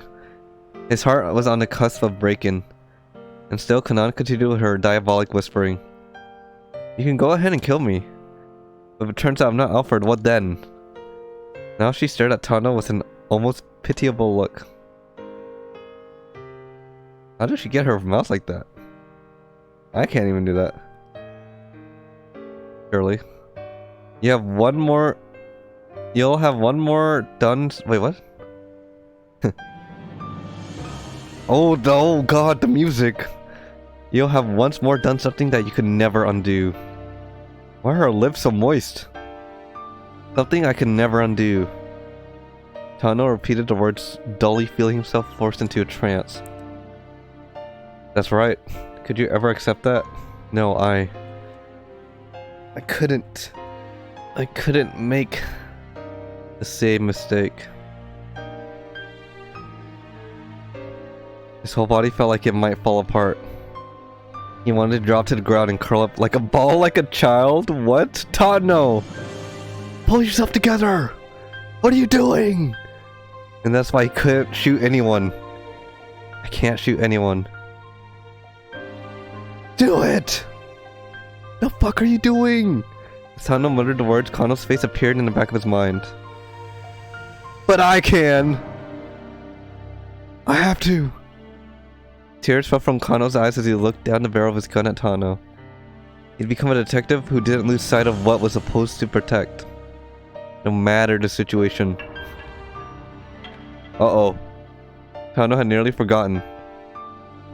Nearly abandoned his inward promise to be a detective worthy of that final salute Kano had given him. Bitch, I can! He brought his gun back to bear. Don't be absurd, Kano mocked. You can't shoot anyone. Actually, I can. Oh shit! He's crazy! The words creaked dryly from Tano's throat. You stupid bitch! When there's something I'm supposed to protect, I can shoot. The memory of Kano weeping but taking aim had given him the resolve he needed to face down an opponent who ought to have terrified him. I learned that from someone who was terrible at his job.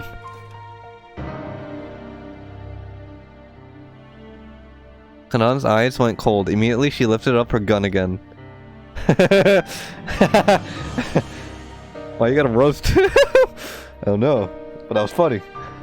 Once more as their eyes locked, sparks of hostility cracked between them. But almost immediately, Tano could sense a difference in skill between his opponent and himself. The young woman radiated a deadly aura. Force of her stare was like a knife pressed to the throat. He had borne a witness to carnage and bloodshed, the likes of which he couldn't even imagine. Why does that gun look so fucking funny? He couldn't win this. She would kill him guaranteed. Tano braced himself for death, never taking his eyes off Kanan. If nothing else, he needed to buy time for Kano to get that password. But he couldn't. But could he do that? Given the opponent he faced? Yes. Somehow he would do it. As a detective. As a man. Even if he had to give his own life to succeed.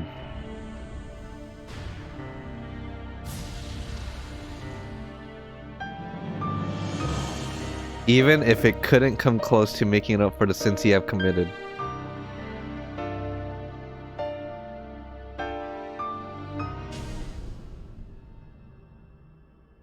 And no!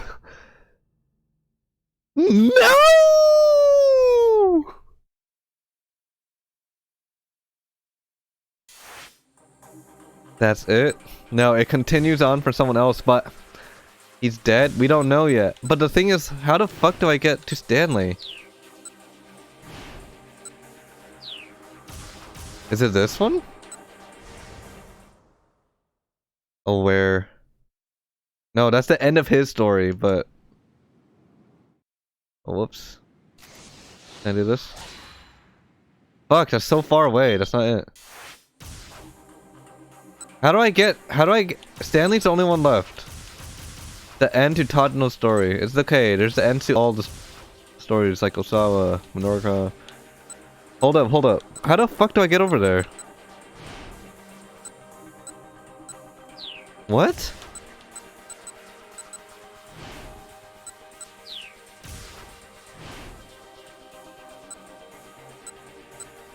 What?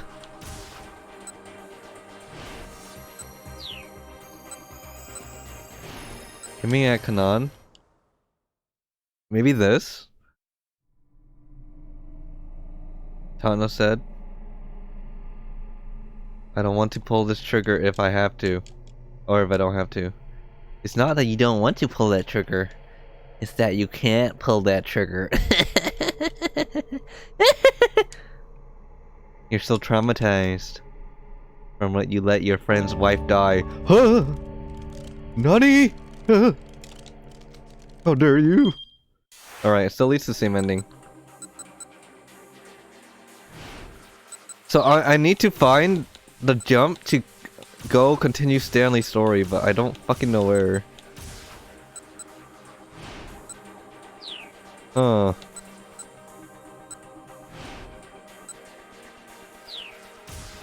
Huh.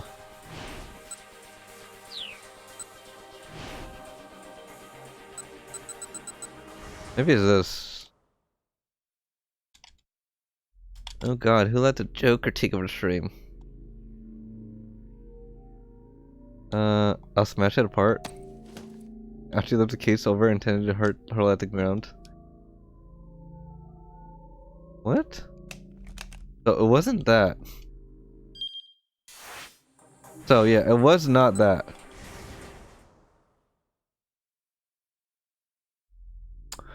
Damn it. I have to find explosive and soon. I'll shake it. What you have to touch? Okay. Bro, same shit. It doesn't even matter. What? So what is it?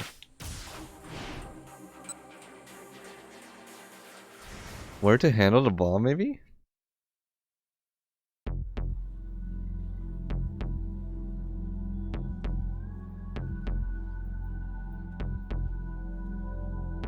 Wait, maybe in a minivan? Let me see if that changes anything. Oh, that does change. Part would need an explosion big enough to wipe out both Hitami and a fake Alfred. That mine, rather than a plant bomb fix, he would use a minivan, which could be moved wherever Hitami and Palmer happen to be. Okay, let's see. What the fuck? I need to find the keyword. Keywords, keywords, keywords. Okay. How do I continue his story?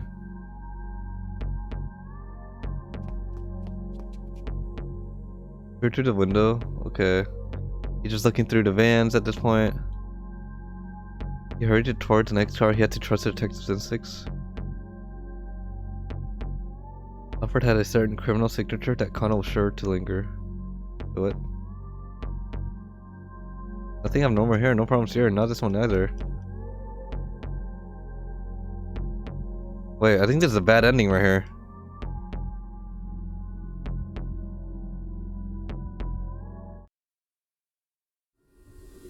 What is that? A small boxy minivan was racing towards him?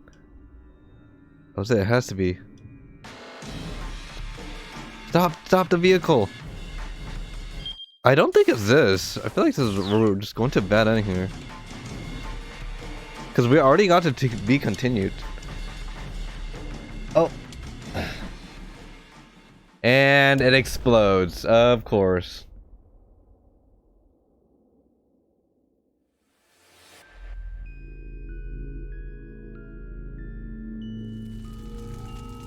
Oh, no. What happened? Alright. Wrong, bad ending. Now we need another one.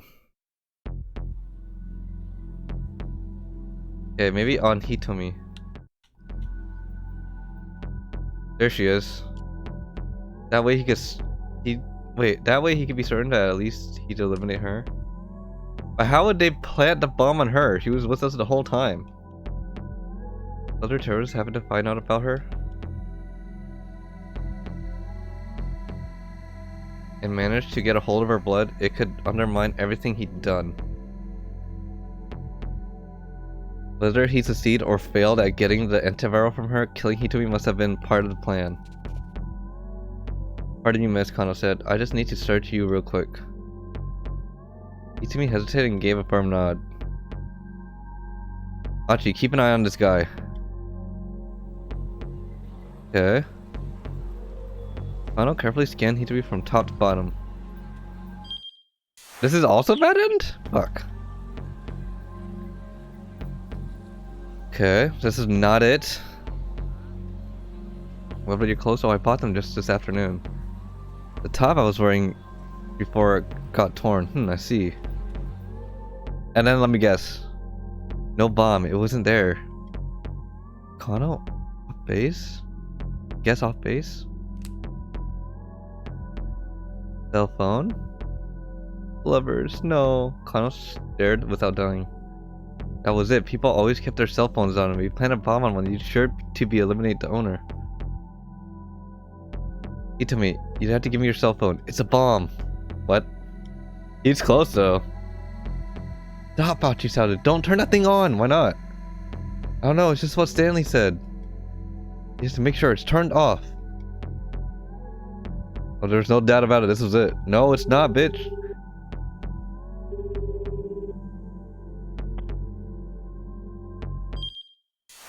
What? Kano found a bomb is planted inside a miniature cell phone? I think this is... Wait. Now it's just gonna explode. This is not it. Well, what do we do? I don't ask. I don't know.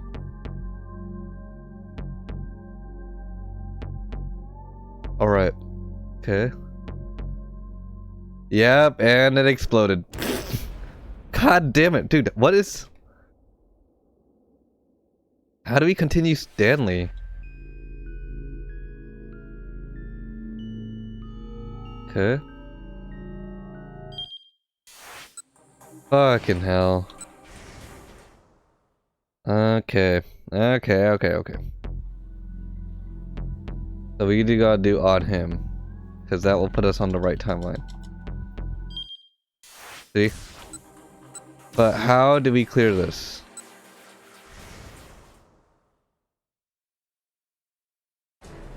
What happens if we do this?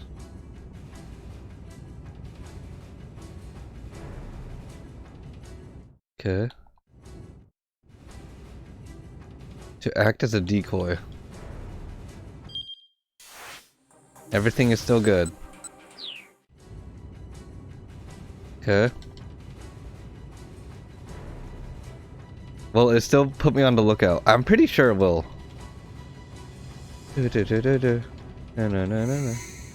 Stanley wrote out loud. He just realized Alfred hoped to accomplish that to scramble. He meant to eliminate both Hitomi and a decoy. The question was how? How is she gonna do it? She wasn't going to be at the scramble herself, so how in the world was she going to trigger the explosion? Was there some clue to be found in something she said or done earlier? Think. Try to remember. Think. Well, we know this part. It was the cell phone. The cell phone ring will cause the explosion. Okay. God damn. Look at her. That was it. The bomb was set to detonate in response to a specific piece of music. And the ringtone on Hitomi's phone was the trigger. Oh no. The ringtone? You know what her ringtone is? You guessed it right. It's WAP. WAP by Cardi B. Please don't let me be too late. Archie was quick to pick up. Mr. Stanley? Fuck! Okay, so how do we do this?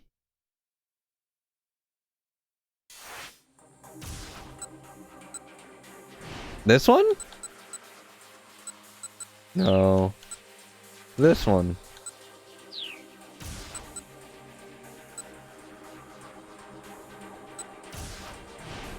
It's not this one.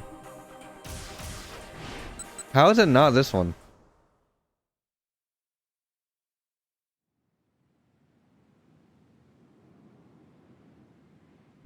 Sure. Wait, that's fucking Kano. Whoops, wrong one. That's not the right dude. Is it this?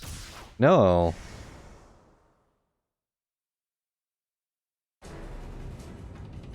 Yeah. Okay, this one's kind of fucking hard. I need to find a place to jump. Oh, this one. I think.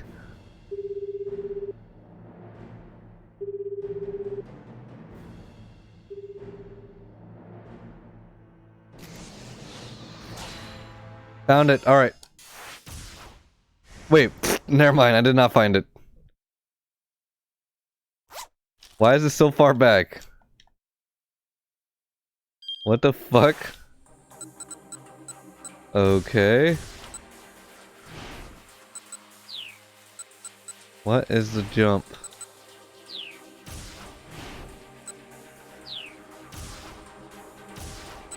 Bro, what? Where? Why does it jump me all the way back there? Wait, isn't it just this one?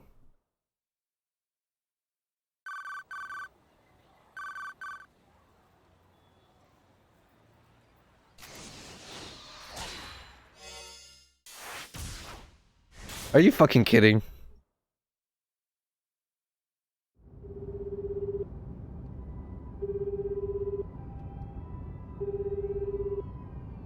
Please don't let me be too late. How did the negotiations go? The detective caught Alfred. Archie replied happily. You got him to give it the password, and I think he's called the folks at the lab. Does that mean the case is closer? No, not yet. Right now I need you to do exactly as I tell you. There was a pause before Archie responded. Why? What's going on? You want to save Hitomi? Then shut up and listen. Alright. Tell me what to do. First you need to power down Hitomi's cell. Turn off her phone. What for? I'm pretty sure that there's a bomb somewhere near your location. Stanley tried to keep his voice as calm and steady as possible. La Bamba? Archie's voice squeaked into falsetto. The guy that Kano had just represented as a decoy. The real Alfred is planning to eliminate Hitomi and the false Alfred at the same time. Stanley didn't have the time to explain that Kanan was Alfred. Besides, it would only confuse the matter all the more at this point. Listen, first turn off that phone, then go and look for the bomb. Got it. Hachi hung up. Oh shit! Hopefully the team at the scramble would be able to pull through. Now Stanley needs to focus on capturing Alfred. He tightened his grip on the steering wheel. His emotions were coming on far too strong for him to keep in check. Welcome back, Stroll. In the back of his mind, Stanley thought about the last thing he'd ever seen of Frank. No, not his brother being crushed by rocks. What's up, what's up? What were you up to? There had been nothing left of his brother but bloodstained hand reaching out from beneath the rubble. There it is. Ever since that day, since that very moment, Jack Stanley had sworn vengeance upon Alfred. He never forget the rage that he felt at having what was left of his family taken from him. Hey Jack, once it's all tidied up, I'm gonna need a drink. Let's you and me have a beer together. Sure, you got it. Play some Fall Guys, okay. We might play some Fall Guys tomorrow.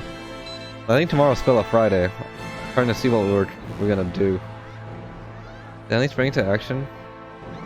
Anyway, the throng of panicking civilians. I want to play Goose Goose Duck again, but I guess I'll make the announcement.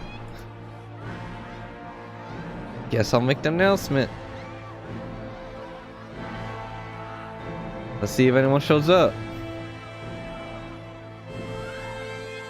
Stanley sprang into action, leading the throng of panicking civilians. All the while, he couldn't help but worry about Frank. We've got almost 30 minutes left. He'll be fine. Backup will definitely be here in time. He does his utmost to reassure himself, but still, the doubts gnawed. When the bomb squad descended upon the area, clad in their prospective gear, what is this? Stanley shot a look at his watch. He felt a surge of relief. I'm drinking a bubble tea that I made at home is actually functional? Really? Nice. I don't know how to make bubble tea. But it'd be cool to know how. Wait, is it just a tea or is there actually like the boba in there too? Because that's the hard part.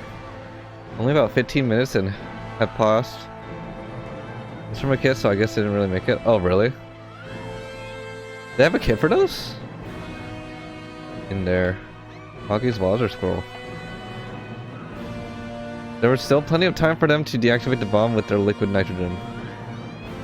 You just have to microwave it. Oh. Yeah, it's from Costco. You know, I think I might have seen it before. I think I might know what you're talking about. Frank's going to be alright. Yeah, there's Boob under. But he got no chance to relish that thought. Oh shit! They lied! The bomb exploded! There's an ear-splitting boom as a powerful shockwave shook the area. Stanley whirled back around, staring in horror at the place that his brother had been. Nothing remained but a mound of rubble. A later investigation revealed that the timer on the bomb's exterior had been a mere ruse. The explosive had never linked to a timer at all. Instead, it had been detonated via remote.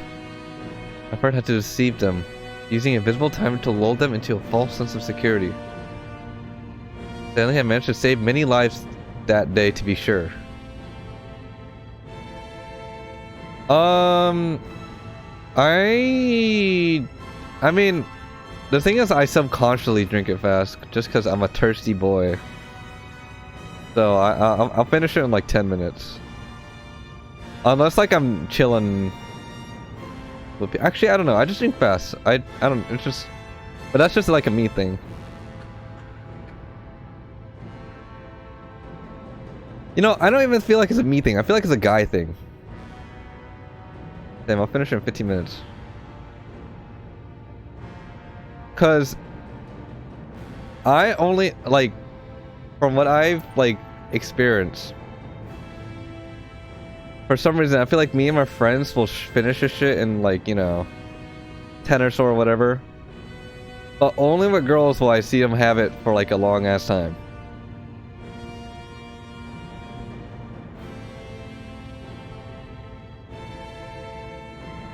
I don't know if that has anything to do with anything, but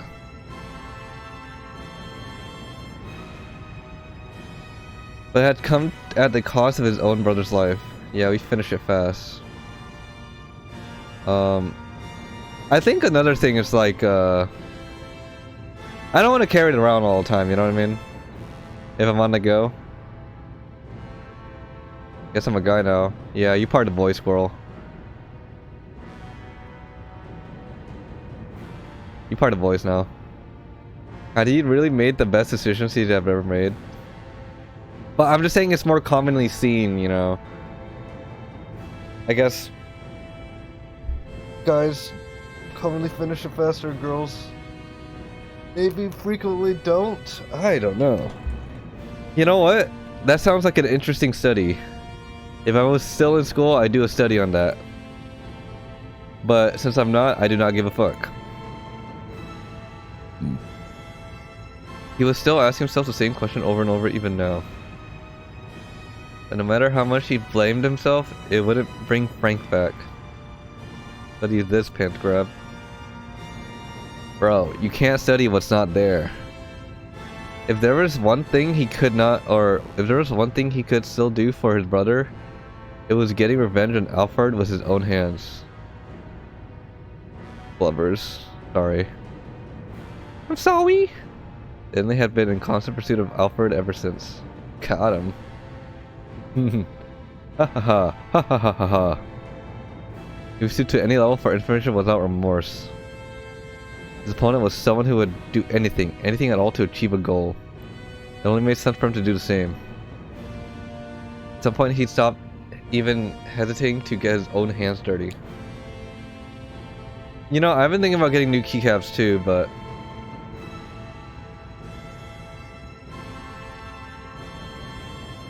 keycaps are kind of pricey.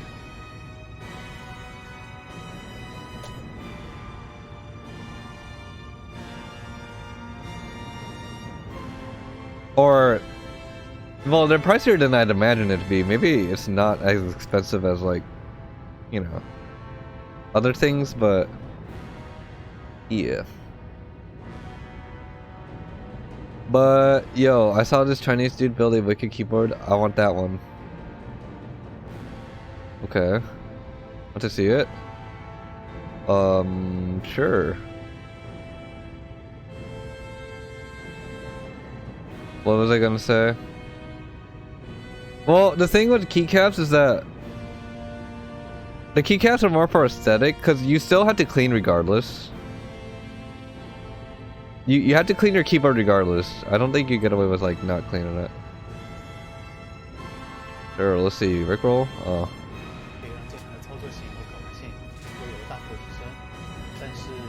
What is this?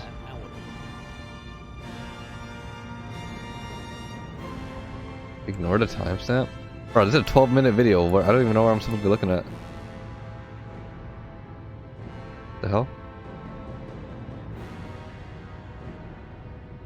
Interesting.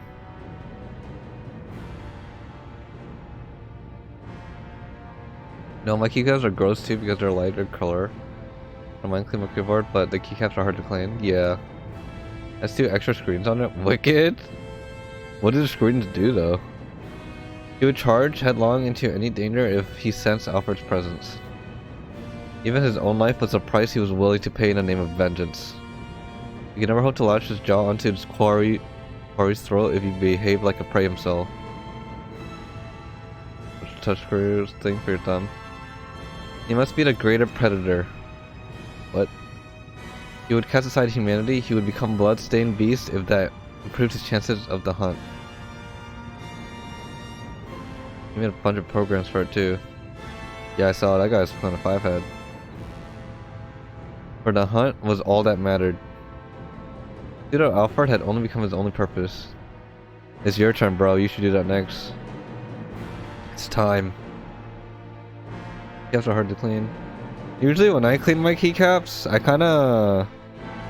Keycaps are hard to clean because it was like really like musty, and like leaving it in dish soap won't clean it. Where you have to like actually brush it off. Yeah. Maybe you want to get keycaps. Also nice change of pace. A little new aesthetic. I've been for the past 2 years now. Those years flashed through Stanley's mind in the blink of an eye. As he came back in a moment, he marveled at his own ferocity and at the depth of the wound he suffered.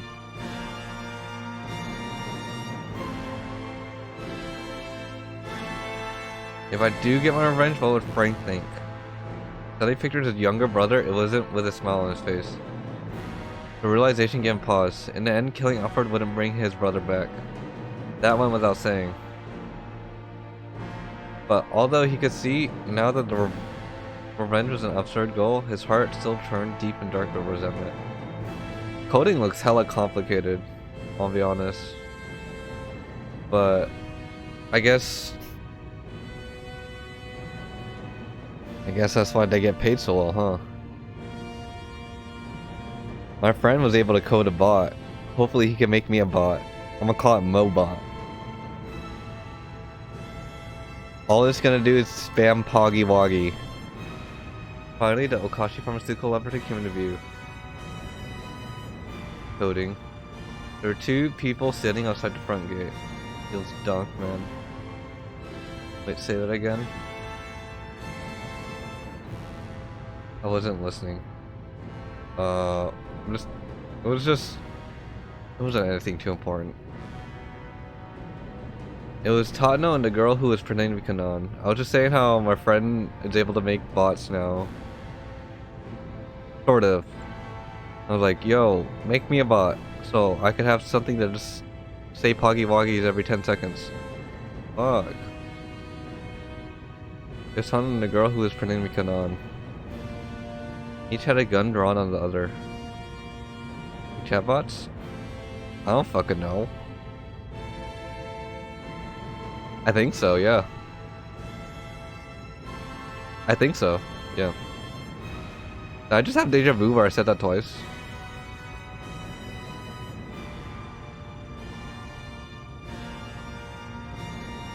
Each had a gun drawn on the other. Somehow Stanley had made it in time. He pulled up his car alongside. I got my world back. Crazy. What do I do? I mean, if you haven't finished a story, finish the story. And then do the events. I suggest doing all the events. Pull his car alongside them and reach down into a gun sleeve and conceal it behind the seat. But is World Flipper something you actually want to do? You put a .44 caliber Desert Eagle. Wow. My man just pulled out a fucking Deagle. One of the most powerful semi-automatic handguns in the world. His orders were to apprehend Alfred. A smaller Glock on the shoulder holster might be better suited to that end. Even so, he opted for the Desert Eagle. What the fuck? Now it's a Mexican standoff. What is this? Getting out of the car, he started pacing toward the young woman, Stanley. Tatno glanced over at him, his face pale. I mean, it's kind of hard to say. Let me see what the world flipper is. But yeah, finish the story. I'm not gonna lie, if you have polls, pull on this banner ASAP Rocky. Because getting Bianca is really fucking good.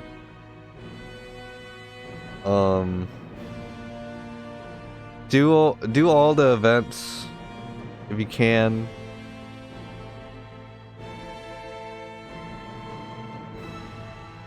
And yeah. Stanley gave a sad nod in reply.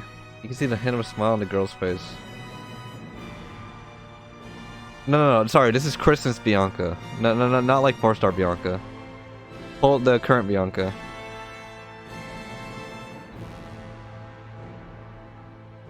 This is ex Bianca, which is another version of her.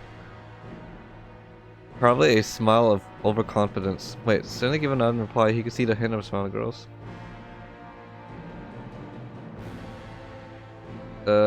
Wait, what? Is the animal back? I'm pretty sure.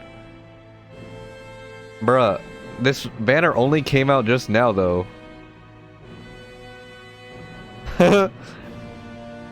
No, trust me. This banner legit just came out.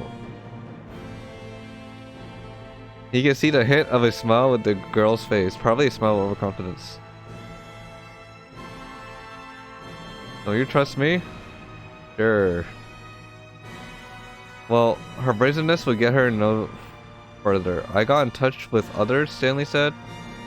I mean, I guess I kind of test what my region I'm in before I log into Google. Oh. To play on that account? I guess. Oh, and you got her there? Damn. Now you have to get her again. Forehead? I don't know. Something like 2-3 days. No, I know what he means now. No, you trust me! No, just to try it. Okay. Crypto. You quit like 3 other times before. Are you sure you really want to play this game? Like, you came back 3 times and you quit. Are you sure? I got in touch with others, Stanley said. Told them to turn off Hitami Osawa's cell phone. I feel like I need to mean it. I guess so. We do have 230 polls coming up. I got in touch with others, Stanley said. Told me to turn off Hitami Osawa's cell phone. You can see our eyes react. Crypto, are you sure? Are you positive? I imagine that by now I've also managed to deal with the bomb you planted on the decoy. The young woman remained silent. Gotcha games or something. Gotcha games are something. It actually is. Can't hang. No, you could hang, but like, you haven't been hanging. When we asked you to hang 10, you're like, no. No hang.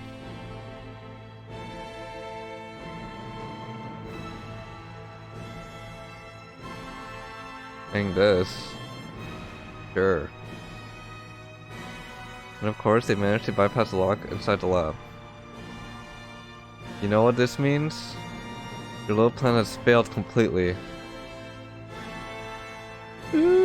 Stanley could see the girl's stare sharpen.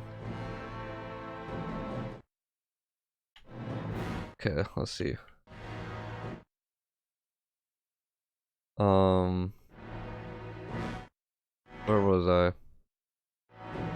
He chased Alfred all around the world only to arrive here at last in this little island nation. It's been a long journey, and he spent a long time suffering. Now both the journey and the suffering will be over. How'd I say that so weirdly? We meet at last, Alfred. End to fucking Stanley's journey. I hope this last part is just like a fucking movie, you know? I don't need to read, it's just literally cutscene on cutscene. People are fucking, people are fighting. Oh my! Huh? The Holy Trinity! The epilogue.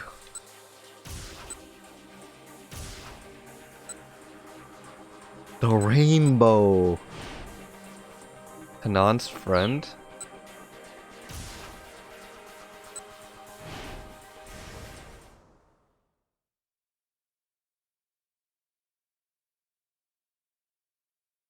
She felt a hand firmly clutched her own as she hazily returned to consciousness.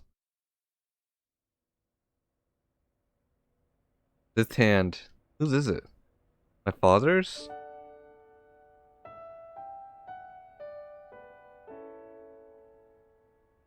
Maria's eyelids slowly drifted open. Maria! You're alright now. Her father was indeed beside her, holding her hand. A surprising warmth radiated from his slender, bony palm. Bony, Dad? She was lying on a sofa. She craned her neck to look around, still trying to process what was going on. There were several monitors set up around the room. Where are we? At my laboratory. You're infected with a virus. I've given you the antiviral. You don't have anything to worry about. He squeezed Maria's hands even more tightly. That hurts. Alright, sorry. I eased the pressure on his daughter's hand, but he didn't let go entirely. This feels so strange, Maria muttered, staring up at the ceiling. I wonder why. What does? Having you hold my hand. I used to hold your hand when you like this when we'd go on walks together when you were little. I doubt you remember that though. Maria considered. It was true she didn't have any clear memory of her father holding her hand like this. And yet the touch of her father's palms felt distantly familiar. Gently she squeezed back. Been a while, hasn't it? She said. I mean looking you in the eye while I'm talking to you? It's only because I didn't look you in the eye. Osawa hung his head. I'm sorry, he said. Please forgive me. I never meant to hurt you like I did. Wait, hold on. Maria was taken aback. I don't know what you're talking about. What do you mean, hurt me? Back on that rainy day? 5 years ago? Osawa told Maria about the day she'd run away from home. About how he'd known where she'd gone, but he hadn't gone to find her. About how he'd given into his anger and struck her once she came back home. When he finished, he hung his head once more.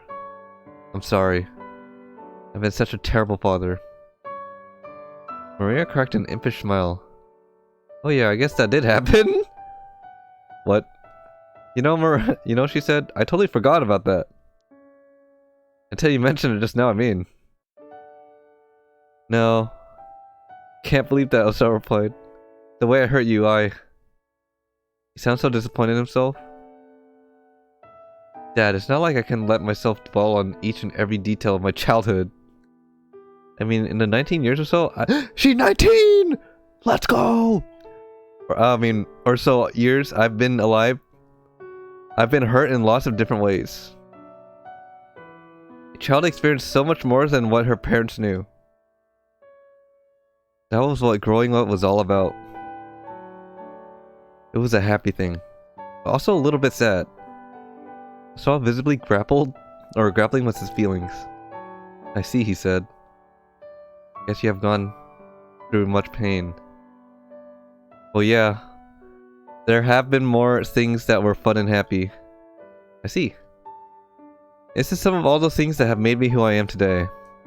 Feel strong, man. Strongy. So please don't worry much about the past. I see. Dad? You keep saying I see. Stop it.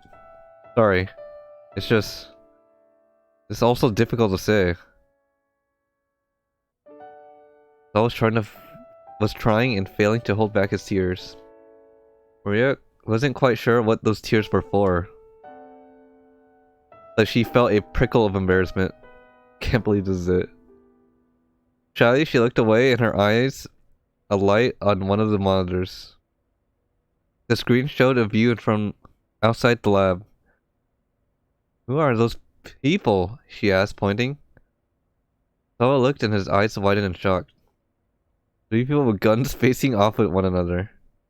Maria recognized one of them, Tatano, the man with the cane. Why are those 2 pointing guns at your friend? Sawa's voice was shaking. My friend? What do you mean?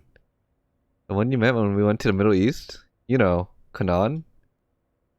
Sawa switched the monitor to show a different angle. A close-up of the young woman's face appeared on screen. Maria was at a loss for words. That certainly wasn't Kanan. It was the girl who come to tell Maria that Hitomi was going to be kidnapped. Kanan's friend. What? It happened 3 days earlier. While Maria was on her way home from campus, a girl approached her, telling her she was a friend of Kanan. Kanan asked me to pass along the message. She showed Maria a video recording. The video quality was quite poor and the voice distinct. The terrorist who's after the antiviral agent your father's developing? Maria listened in shock as the message continued. The terrorist plan was already in motion, and Hitami had been infected with a killer virus. Your father used the antiviral to save Hitomi. Terrorists planned on that. I'll spare you the details, but there's a way to extract the antiviral from Hitomi's blood. Stealing the drug from the laboratory directly is too problematic. The terrorist intends to get it from your sister. How does she know all this, though? I mean, it's certainly certain to be kidnapped sometime in the next few days, and so I have something to ask you. I'd like you to get kidnapped in her place. Since you're twins, it should be possible for you to trade places without kidnappers realizing it. Give the girl who's planning or passing along this message a necklace outfitted with a small GPS beacon. Make sure you wear the necklace. Switch it on, and it'll allow me to keep tabs on your location. I promise I'll come rescue you. Please help me. This is the only way we can keep the antiviral and Hitomi safe. Where? What the fuck? She knew all that. Kanan's coming to Japan, Maria asked? She's already here. She's ready to risk her life for the mission. Risk her life? Maria started uneasily. So this terrorist who's after the antiviral drug, is it Alfred? Madge. The girl looks shocked. You know about Alfred? Kanan told me about taking down Alfred is her purpose in life, but Alfred had ties to the CIA, so it's hard for Kanan to get any good leads. True. Which reminds me, you should have this. The girl held out a photograph. This man is dangerous? Who is the fucking master? Is this Stanley or is this the... Huh? What is going on? They heard from him. He's an ally of Alfred? Maria did her best to burn the man's image into her mind. Alright, the girl said, I pass along everything Kanan wanted me to tell you. What you do up next is up to you. Actually way too dank.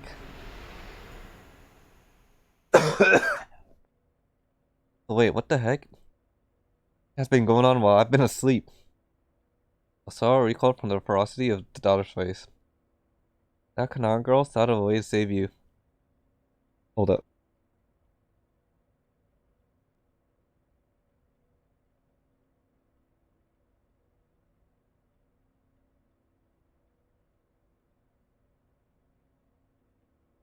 Alright, I just threw up.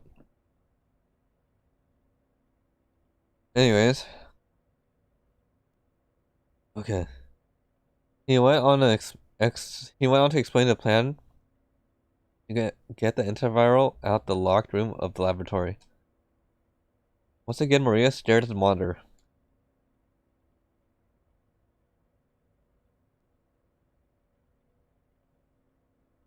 She had Kanan's friend another memory from before she backed out, drifted to the surface.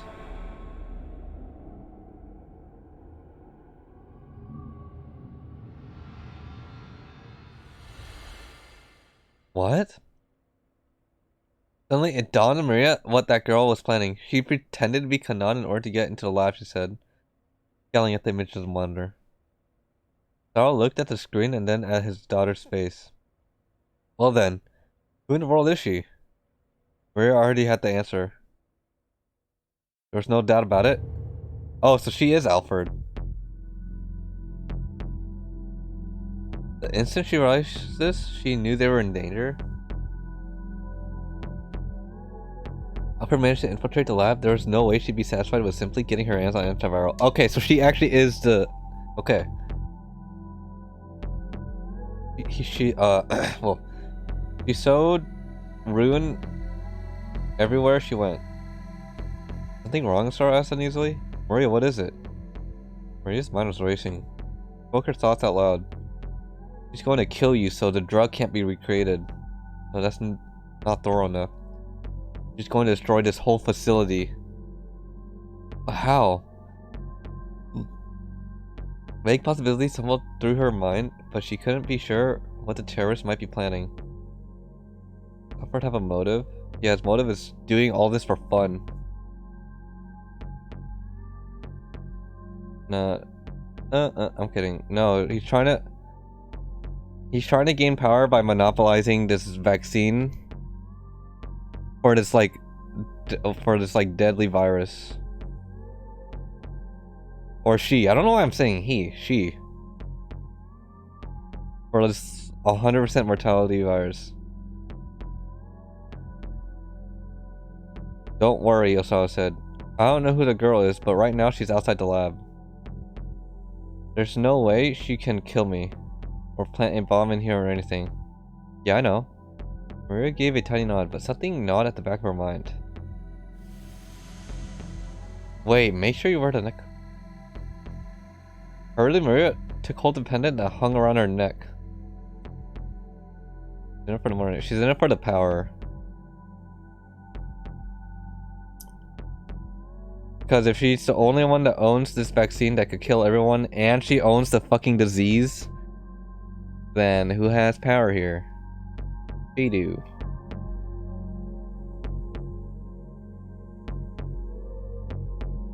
She went back over the details of Alfred's plan as her father had explained it. And then she finally understood. She do. I've got it. Osawa straightened up. Got what? I need to get out there where those three are. Don't be absurd. I have to go. Osawa peered closely at his daughter's face. Words weren't going to stop her, and as he realized, his own face stiffened with determination. Alright, but I'm going with you. I can't let you rush into danger all by yourself. Thank you, Dad.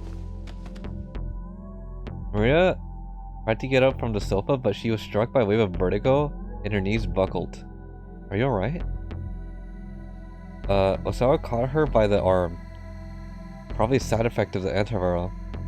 Don't push yourself too much. Maria looked up at her father's anxious face and shook her head. Don't worry, I'll be okay. This is the finale, by the way. Guys. Look how it goes. It all goes in together at the epilogue. So crazy. Her mind trapped in disorienting haze.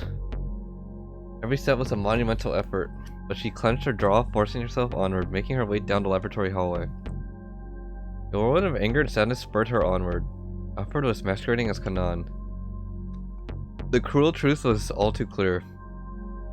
Terrorists would have never been able to get away with the deception if Kanan were still alive. Wait, what? She's not alive? Which means that Kanan must be... Mira fought to hold back her tears. It's just too early to cry yet. That could wait until after she put a stop to Alfred's plan.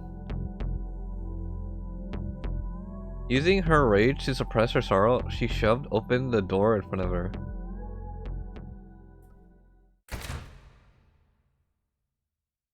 That isn't Kanan. Well, they know that. Why do you think they're shooting at her? What the fuck? Maria, you stupid fuck. Come on, girl.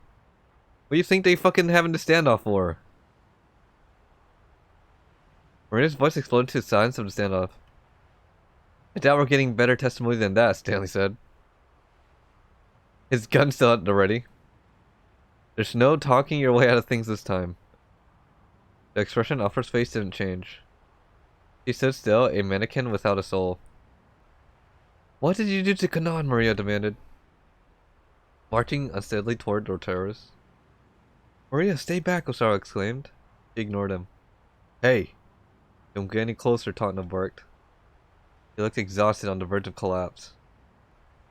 Answer me, Maria cried, still advancing. What happened to my friend? Alfred said nothing. Stanley too began edging toward her. Doesn't matter what you ask, he said. He won't tell you anything. This girl's crazy. Are you talking about Maria? Bit by bit, he inched closer. He was going to try to take her down. Let me turn your question around, Alfred said abruptly. What do you think? Maria paused, confused. What did I think about what? What do you think happened to Kanan? Kanan's lip twisted up, shaping a mirthless smile. You killed her, didn't you? Maria's words came out as a whisper. What was that? I couldn't quite hear you. You killed Kanan, didn't you? Maria cried out with a biting fury. And so I did. She's provoking me, Maria thought. Forcing herself to swallow her rage, she couldn't let herself get caught up in Alfred's game or her anger would spill out of control. Why are you laughing? Why are you running? By force of will, Maria made her voice firm and steady. So I'm guessing you weren't expecting me to show up here. Alfred raised an eyebrow ever so slightly. This thing here is a bomb, isn't it? Maria held a necklace. What? Stanley furrowed his brow. Of course. Even if we managed to catch you here, you'd still be able to destroy the lab. Still, the smile remained on Alfred's face. He seemed to enjoy watching the others figure out her intentions. But you can't trigger the bomb without me standing close to you, can you?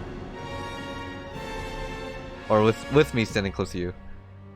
Maria locked eyes with Alfred. Unless you're prepared to sacrifice yourself.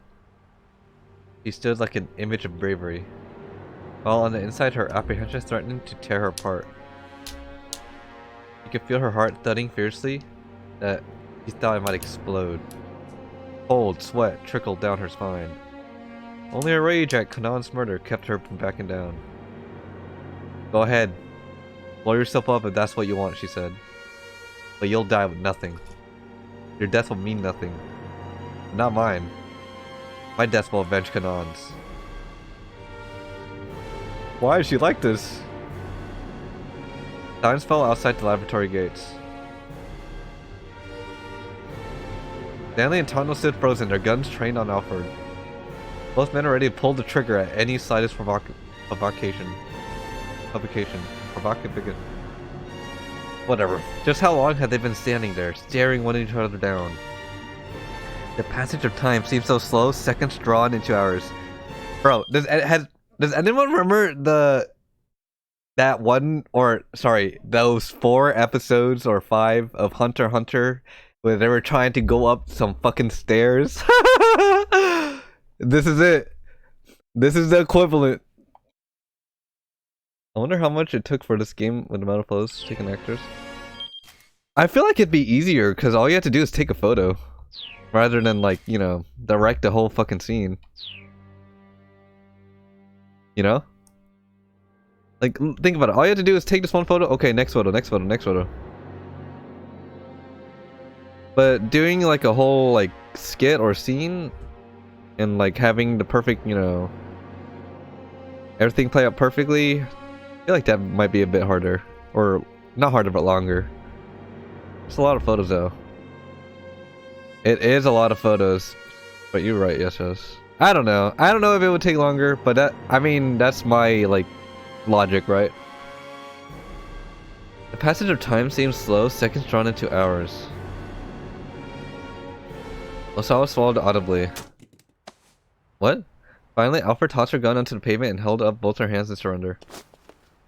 Dude, I need a fucking people piss right now. But I want to see the story. I don't want to merge into be ruined. Can I? I'm gonna take a leak. Never mind. I really gotta go.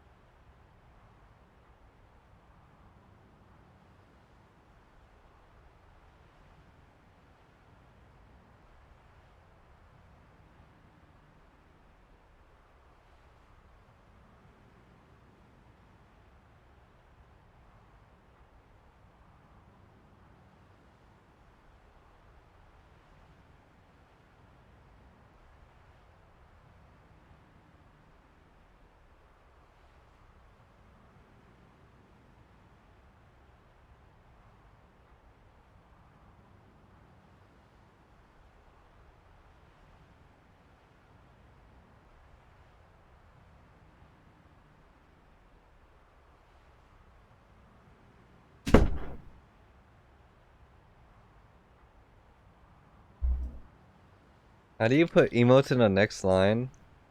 Donkey? I don't know. Alright, people toilet, piss time, people poo poo. Yeah, piss time. I wonder how long it did take this game to be made, but honestly, I don't know. Anyways, then they wasted no time springing forward to secure. Gave her a thorough pat down from behind. He removes a small device that looked like a detonator from one of her pockets. On your knees. Why did she give up? I mean, to be fair, like, there's a bomb right next to her, so she can't detonate it. 2 guns pointed at her. So I guess it was just over, huh? Alfred did that, she was told. Good. Now hands behind your head. Try anything funny and I will shoot. That word, Alfred placed her hands on the back of her head. Fingers laced together. Look at his ass with his fucking Desert Eagle. What are you playing at? Stanley said disdainfully. Or disdainfully. Finally realized you can only push your luck so far. He responded with a faint snicker. I want a Snickers right now. Actually, no, I don't. I'm sick. It's not my policy to resist when things are hopeless. Her tone was detached, her touches unreadable. Good. That makes this easy. Stanley kept the barrel of his gun pointed at Alfred's head. This is for my brother. Oh no, intrusive thoughts. The word hung in his throat. I mean, it'd probably make me more sick. I don't know. Mostly like I shouldn't eat a Snickers. Sugar, grease, or I mean sugar, greasy food. Probably no good, huh?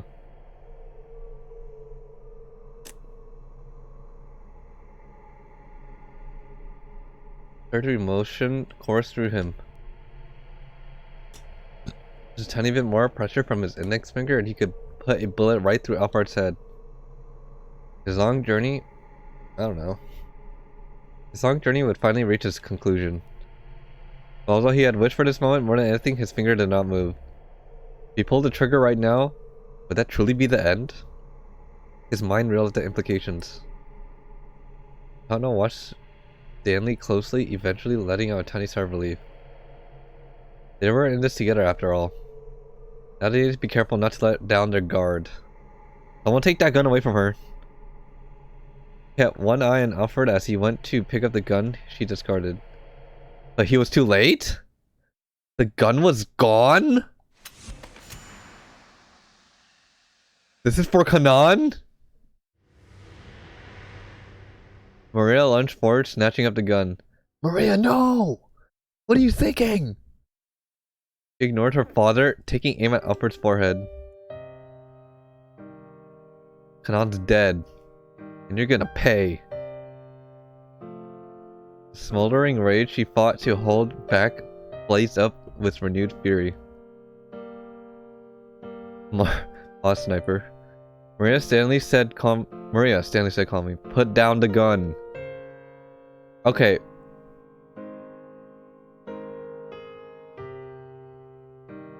I don't want to ruin the moment. But isn't she kind of people cute in this frame? Imagine her little ass hands if she shoots a Desert Eagle. I know. He had nothing but words to stop her. Cat blush. There's no telling what Alfred might do. What will this accomplish? He asked, keeping his tone as level as possible. Maria's face remained awash with anger. Maria! The brother pleaded. Please don't do this! Tano stepped forward. Go on, hand me the gun, he said. Stay back! Really, man? Maria's arm trembled as she aimed a gun. Amaran stood frozen, not even daring to breathe. Slightest wrong move might bring disaster. The silence roared. I don't care, Alfred sneered. If you want to shoot, then shoot. Huh? If she didn't care, why didn't she just blow everyone up? I'm confused. You do want to avenge Kanan, don't you? Yes. Right? Like, if she's giving up now... Why didn't she just blow everyone the fuck up? Yes, I do. Maria tightened her grip on the gun. But she knows she can't shoot, huh? Memories of her friends drifted through her mind. To Maria, born into peace, meeting Hanan that had been like touching a world beyond her own. A far more complicated world.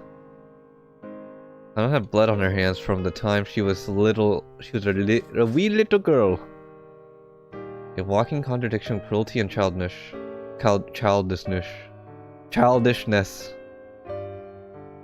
And yet she had lived her life according to her own unshakable beliefs. Meeting her had made Maria think hard about her own identity. That's Kanan? What did it mean to be Japanese? No, that wasn't the question. What did it mean to be a Maria Osawa? That was the crux of it all. They'd been able to find a common ground despite differing ideals because both possessed an unshakable sense of self. The tense equilibrium came crashing down as Maria let out a shout. This is for Kanan! She pulled the trigger, but her shot went wide, shattering the window of a nearby car. What? The second gunshot caught Stanley off guard. Oh, you stupid bitch. Alpha didn't miss her opening. She rolled swiftly across the pavement, drawing the small pistol she'd hidden in an ankle holster. Pig aim. Maria hastily tried to shoot her second shot.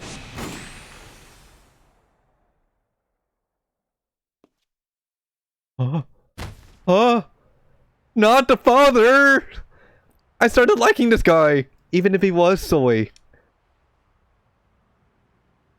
Well, I guess he is just like me for real. Osawa collapsed at Maria's feet. Dad! Her father went limp.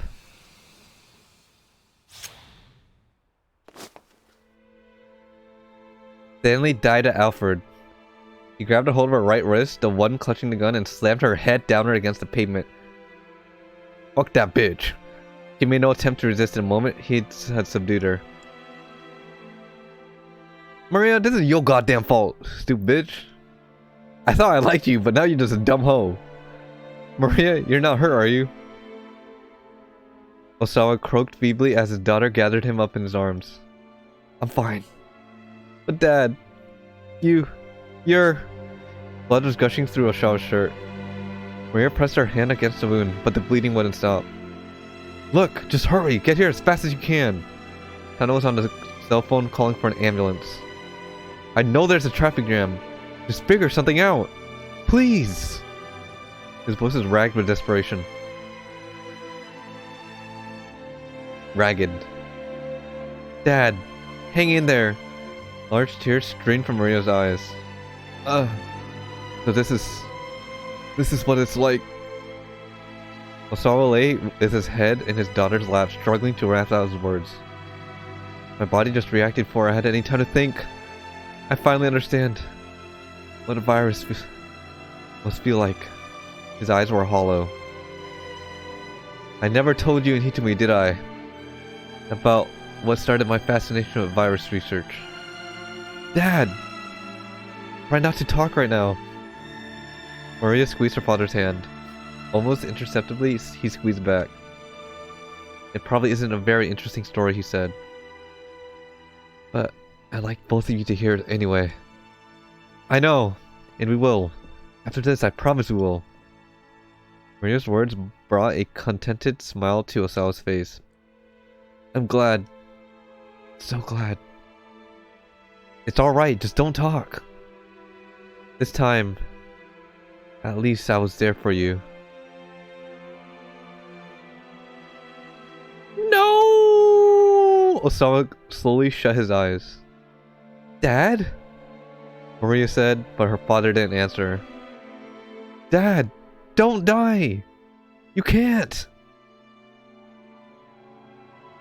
The sound of ambulance sirens wailed in the distance. Maria clutched her father's hand, trying to make her grip firm and reassuring. Just as his had been for her back inside the laboratory. Please. Please don't die. He repeated the words inwardly over and over and over.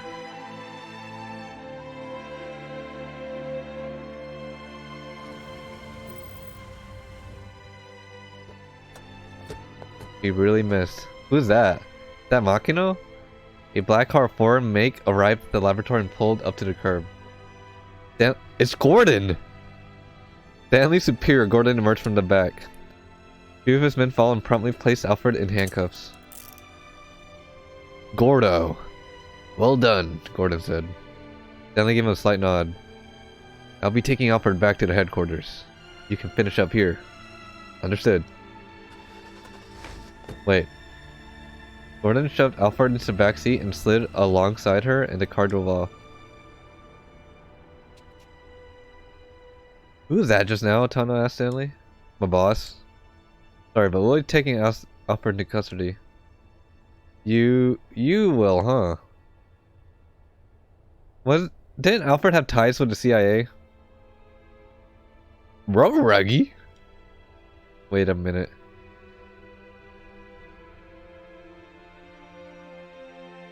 The ambulance arrived at last and Osama was loaded inside. Maria remained at his side, still weeping, still softly calling out to him. He could sense her there, though her voice sounded awfully far away.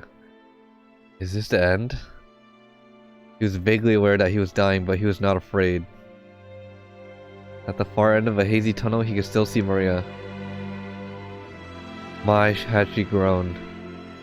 She had grown so very much. If I were an organism that multiplied by dividing itself, he would die knowing that he had left his best selves behind. He had only one wish now. That Maria and Hitami would go on to lead happy lives. His vision was growing steadily more dim. Tiny motes of light flickered and wavered faintly before his eyes. It looked a lot like the very first time he had ever peered through a microscope. And that was enough for him. Damn, that was poetic.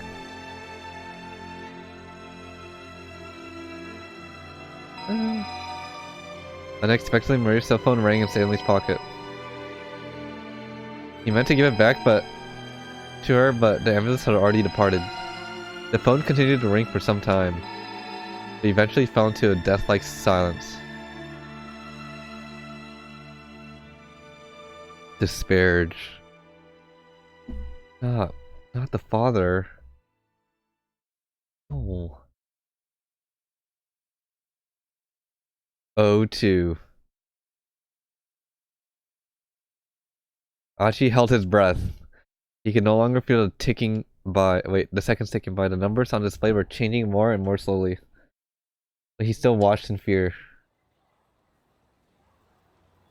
It was impossible not to fixate on the countdown. 02, 02, 02. Kano and Archie continued to stare at the timer. 02. It had stopped. The timer had actually stopped. Yatta! We did it! Archie dropped to his knees with a cry of triumph. The rest of Shibuya Scramble burst into cheers. You were one reckless guy, you know that? Kano, my man. Kano held out his hand. Archie grinned up at him. That makes two of us. Strongy. Firm handshake, Strongy. The two clasped hands firmly. Their handshake conveying more than any words could have. Bro, I was just about to say this. I was actually just about to say this next line. Like, I thought about it. I was like, damn. Bro. You know, when you don't say anything and you just give him the shake? Real shit. Real shit. Archie. Suzumu came rushing over. For real, for real. You did it, man. I knew you could do it. Two bumped fists. It weren't just me. Could have never done it without you guys. Suzumu bowed bashfully. Hey Suzumu, take care of SOS for me. You got it. Suzumu looked at him squarely in the eye. Hachi gave a little nod and the two suddenly bumped fists again.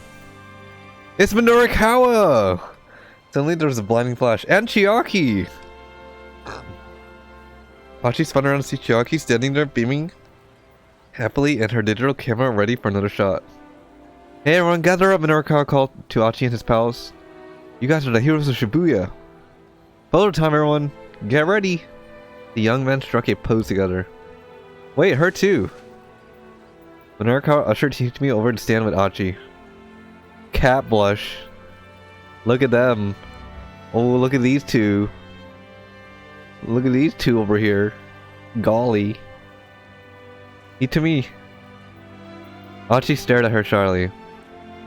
It was thanks to Hitomi that he'd been able to do what he had done. Keeping Shibuya safe. Keeping his promise to Suzune. Hitomi had been his inspiration for it all. There's so many things he wanted to say, but he couldn't get the right words out. Hachi, Hitomi's cheeks were damp with tears. Hey now, little lady. Minoru, no crying. Come on, show us a smile. He struck a goofy pose beside Chiaki. At last, a smile returned to Hitomi's face. It really is the best. Huh? Hitomi looked up at Hachi in confusion. Your smile, he said. It's the best. God damn, okay. I don't care what anyone else says. He spoke so earnestly that Hitomi couldn't help but smile even more. Okay, here we go, people. Get your best faces on. At Minoru signal, everyone let a joyous victory cry. Hey, the boys! Where's Kano? Come on, guys, Suzume Child. Let's lift Hachi up where everyone can see him. The members of SOS let out another roar. The members of SOS... Why is that? Okay, can I just say? What is that pose? The guy on the right. He's got that. Come on, man. What are you doing? This is gonna be on the newspaper. The members of SOS let out another roar, huh? Huh. No, you don't gotta do that, guys. Hey, cut it out. But Hachi already had been swallowed by the enthusiastic throng. Hachi. There's Kano. There in the middle of the scramble, Hachi was being hailed as a hero. Kano looked on with a satisfied smile. What they had achieved together was nothing less than a miracle. It had taken a lot of luck, then a few coincidences for them to stop the bomb. Coincidences? Kano muttered to himself. No, that wasn't right. This was something different altogether. Fate. That's what it was. Not just one person's fate. The destinies of several people had collided, gathering momentum until coincidence became inevitability. And Shibuya was saved. The raucous crowd tossed Hachi high into the air, up and up again. The plainclothes detectives Kano would probably never be showered with adulation quite like that. Well, that was alright. A detective's duty was to ensure the safety of the people. He didn't put his life on the line so that he could be a hero. Just seeing all those smiles was good enough for him. Damn, Giga Chad! Kano only needed to approval of one person, that was Rumi. I hope she managed to get out of Shibuya, okay? Suddenly worried, Kano pulled his cell out. There was a whole bunch of things he wanted to tell her. He couldn't share the whole story, police rules wouldn't allow it, but he wanted to let her know as much as he could. That the kidnapping case had been resolved safely, for instance. That he learned about the tortured past of the detectives he so admired. That his partner was going to pull through. That he managed to finally talk to her father. That he put his life on the line to save Shibuya from danger.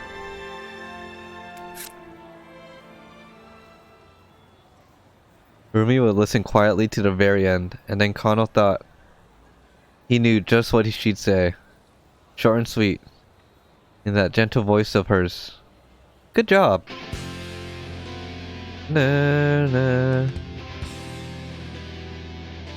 Is that it? The finale! God damn! What a story.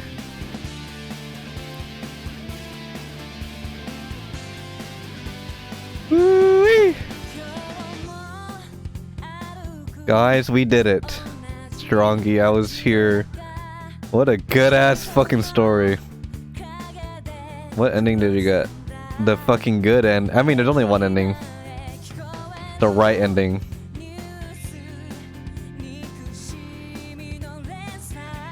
What a good ass story. Jesus Christ. I thought, low key, I'll be honest, I feel like the ending was like, Alphard was a little weak, but it's still a good ending.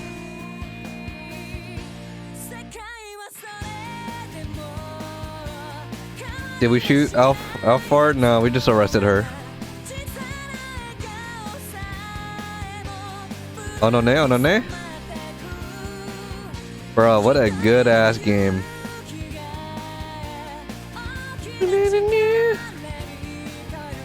Pretty good story. Pretty good. Wait, we didn't get an ending with Yannick Ishta in it. Where did he go? I missed him. Bro.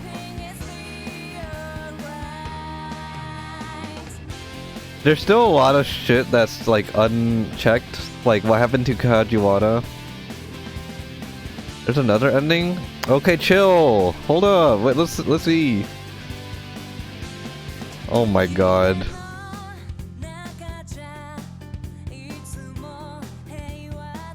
Is his dad alive? No.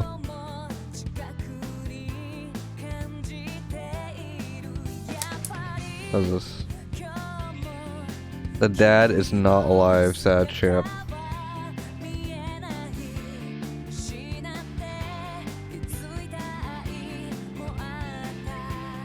Why did she kill him?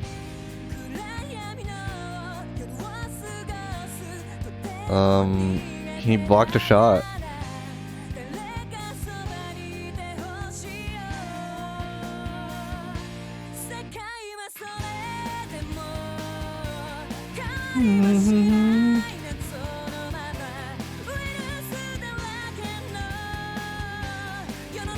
What is all these fucking sponsors? I see Stussy on there. So there's still quite a bit of like unsolved. Maria's second shot where? True, honestly. I could see that. There's still, we don't know what happened to Kajiwara. I mean, I don't know. I guess Sosawa's dead, we're not sure yet. We don't know what happened to Toyama and Hana and all that shit. We don't know what happened to Suzune.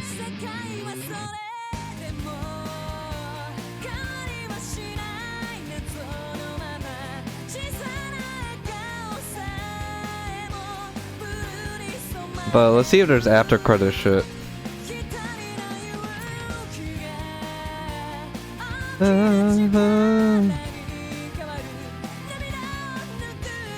Yo, shout out to my man Kajiwara for being a real G. He was one of the fucking weirdest, freakiest characters in the beginning, but then, damn, he pulled through. Let's see. Gordon and Alphard sat in the backseat as the car sped along the highway. Here. Gordon tossed a handcuff key into the seat behind him. What happened down at the scramble? Alphard asked. Picking up the key and unlocking her cuffs. I knew it! Then Palmer was arrested by the Japanese police. And the bomb and attache case? Like, how the fuck did they even know? Did Stanley ever call the fucking homies to even come here? Alphard got away. No, well, that wasn't even Alphard. Then Palmer was arrested by the Japanese police and the bomb in the attache case was defused, apparently. I think we actually got a bad ending. Still, Palmer shouldn't choose pose a problem once we get him to CIA custody. I see. Much obliged. Unless this is like a universal ending. You really got yourself back into a corner though, didn't you, Gordon said. Yeah. I was only able to accomplish half of what I intended. Half? Oh, no, that is Alfred, sorry. I thought someone else was speaking. What? Little red liquid. Is that Hitomi's blood, Gordon asked? Indeed. I managed to acquire the antiviral. But when? Gordon peered at her in bewilderment. When I blew up the minivan? In the dim light of the vehicle, Alfred's eyes shone darkly with those wounded like those of a wounded animal. I stink, huh? I don't get it. Extracting the blood from Hitomi. Well, I figured this out, but she said Alfred had ties with the CIA. Gordon, or not, fucking, well, we didn't know if it was true or not, but Stanley is part of the CIA, and Gordon is his boss. So apparently it was true. And also, like, when the fuck did he call up, like, his boss to even come here? You know? Didn't that seem all too, like, coincidental? In the dim light of the vehicle, Alfred's eyes shone darkly like those of a wounded animal. Extracting the blood from Hitomi while she was unconscious had been a simple matter. Saving the girl's life had been more than just a means of ensuring her trust. Alfred had been looking for the right moment to carry out the extraction. Total secrecy was essential. If it became public knowledge that the drug existed and that some of it had been stolen, the value of the Ura-virus would plummet. Our primary objective here was to destroy that research facility. Though getting our hands on an antiviral was better than nothing. Well done as always. Gordon's hard expression softened, but Alfred was in no mood to return the smile. If Maria Sola had remained inside this facility, her plan would have succeeded. Everything else up until that point had gone off without a hitch. One thing Alfred didn't anticipate was Maria bringing the bomb outside. He had injected Maria with a knockout drug back at Endo Electronics that should have kept her moving around for a while, even after she gained consciousness. And in any case, she wouldn't have just expected the girl to march into the midst of an armed standoff. She'd been certain that Maria would never leave the lab. She had misjudged how strong the girl's feelings for Kanan were. Maria's body had been put into a state of torpor. Torpor? What? There's a bunch of people pointing guns at each other. But still, she had been undeterred. Alfred's plan had hinged on Maria's relationship with Kanan. And unironically, that same relationship had made a plan fall apart. It was true that she'd accomplished half of her goals, but Alfred still couldn't shake her sense of failure. She bit her lip as she gazed out through the car window. The bright windows of a few buildings shone out in the midst of the otherwise darkened city. A group of tiny lights refused to be washed out by the darkness. The end. I think we got the neutral end.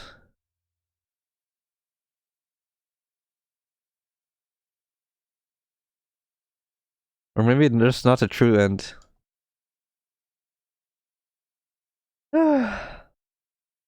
But fuck, that's good enough for me.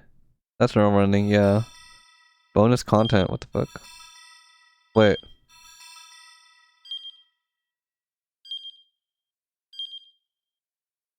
Oh well.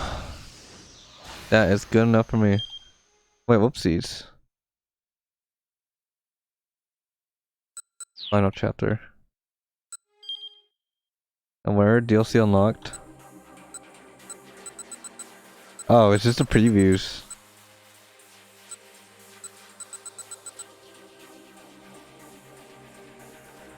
There's a bonus ending? That means so. Wait. So is that the only other ending? That bonus one?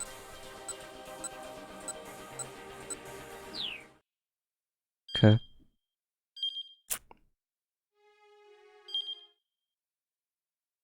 I have 40. There's 3 bonus endings. One of them creeps me out. Whatever. I'll check it out later, but that's it for Shibuya Scramble. We're just gonna say that's the canon ending, okay? Black Mirror vibes. Nice. What we just saw was the canon ending. Unfortunately, they get away. But we saved Shibuya for today. Holy fuck.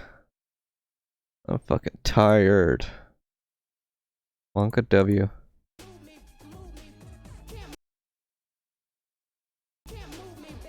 Let's do this. Let's listen to this. Working with the CIA. Well, Alpha just wanted to literally kill a whole city, so I'll just leave it at that. It's just the CIA isn't good.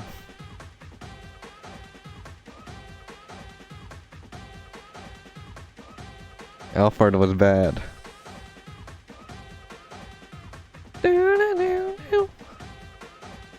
God damn, my voice is fucking... I'm fucking tired. Whew, so much reading.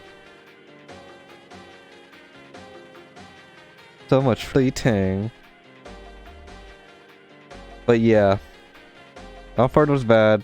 Longer than I expected. Let's see how many hours. 50 hours. Longer than I expected too, but honestly, I enjoyed the game heavy. Like, it felt like a fucking, what was it? It felt like a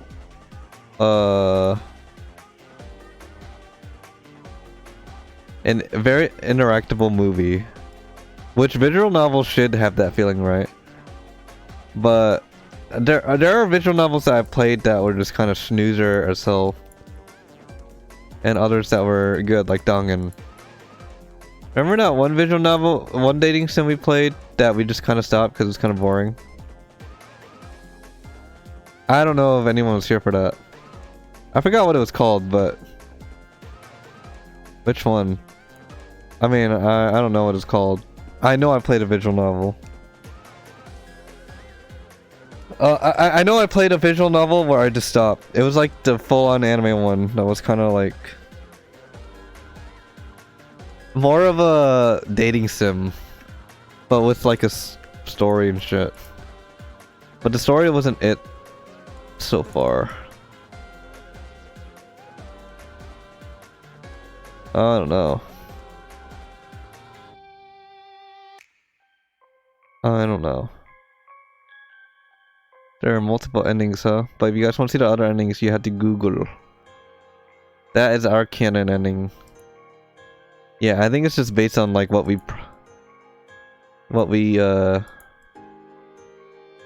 maybe the endings are based on how much bad endings we get. Maybe I'm not sure. Did you finish the game? Yeah, we finished it. Yeah, I could just Google. I could just watch it right now. 48. Shibuya Scramble. Let's see. All endings. Okay. Wait, what? The true ending. What's up, people? Never mind, I don't want to watch it. Why is there anime and shit? The fuck?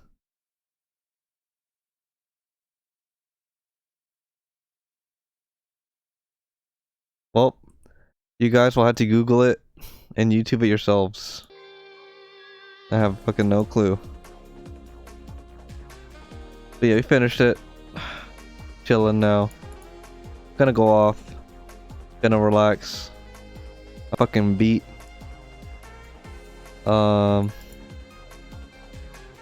Damn. Good thing I just took the break yesterday, because low-key, we would have not finished yesterday. We would have not finished yesterday. God because this took 5 hours nearly. Yesterday would have probably just been like a 3-hour stream.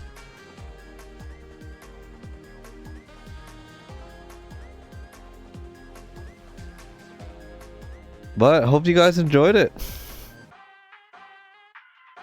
Pretty good, fucking good story. Is it worth 50 bucks? I don't know what fucking visual novel is worth 50 bucks. Which is ironic because I'm probably gonna buy Digimon for 60. But probably get it on sale.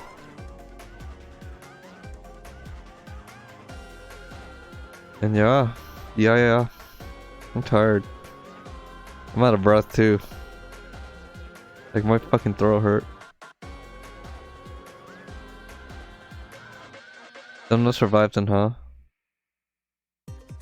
They don't sell real novels for 50. Wait, what do you mean? Oh. But I can understand why, because it's more interactive. A real novel is I mean, I guess they just treat a visual novel as a video game. It's a lot more interactive. You know? Like novels. If they sold that shit for 50, I definitely ain't reading no books. There's a team behind the end. Yeah. There's a lot of like stuff, right? I mean, I don't know. Is it good? I'm not saying it's not $50 quality, because I'm not gonna be honest. I mean, I'm not gonna lie. I'm not gonna be honest. I'm not gonna lie. That shit, well, it's kind of $50 quality. I spent 50 fucking hours on that shit, bruh. But I still think like just visual novels should be like at least 30. 25, 30-ish. Makes sense, I don't know. But I can understand why it's so much, because they put a lot more effort probably put into it rather than just like reading, you know, just a book straight on, right? Yeah, exactly. A lot goes into visual novels. Man, I guess. I don't know. I do think this game is $50 value, but that's up to you guys. Would I get it for 50? Probably not.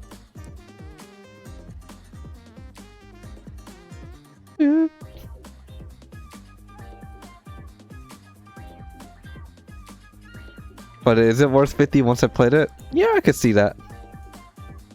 There's a lot of like quality and shit put in here. Even if it seems simple. Like it might have just looked like just a bunch of pictures and shit, but there was a good amount of effort put into it, especially with how elaborate everything like played out. Like I swear, storyboarding these type of games must be fucking hell. You know?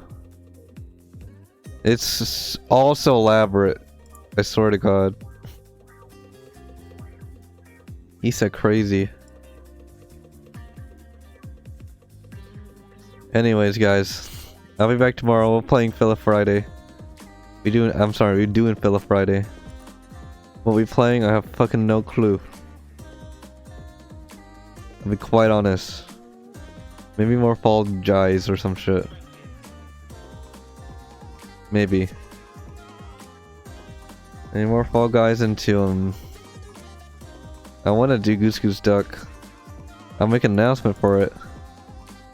We'll see how that go. Hopefully. But if not, it is what it is. Thanks for the stream. Later, Squirrel. Thanks for hanging out. I'm done talking. I'm literally just... my voice is fucking exhausted. And I want to lie down. I'll see you guys later.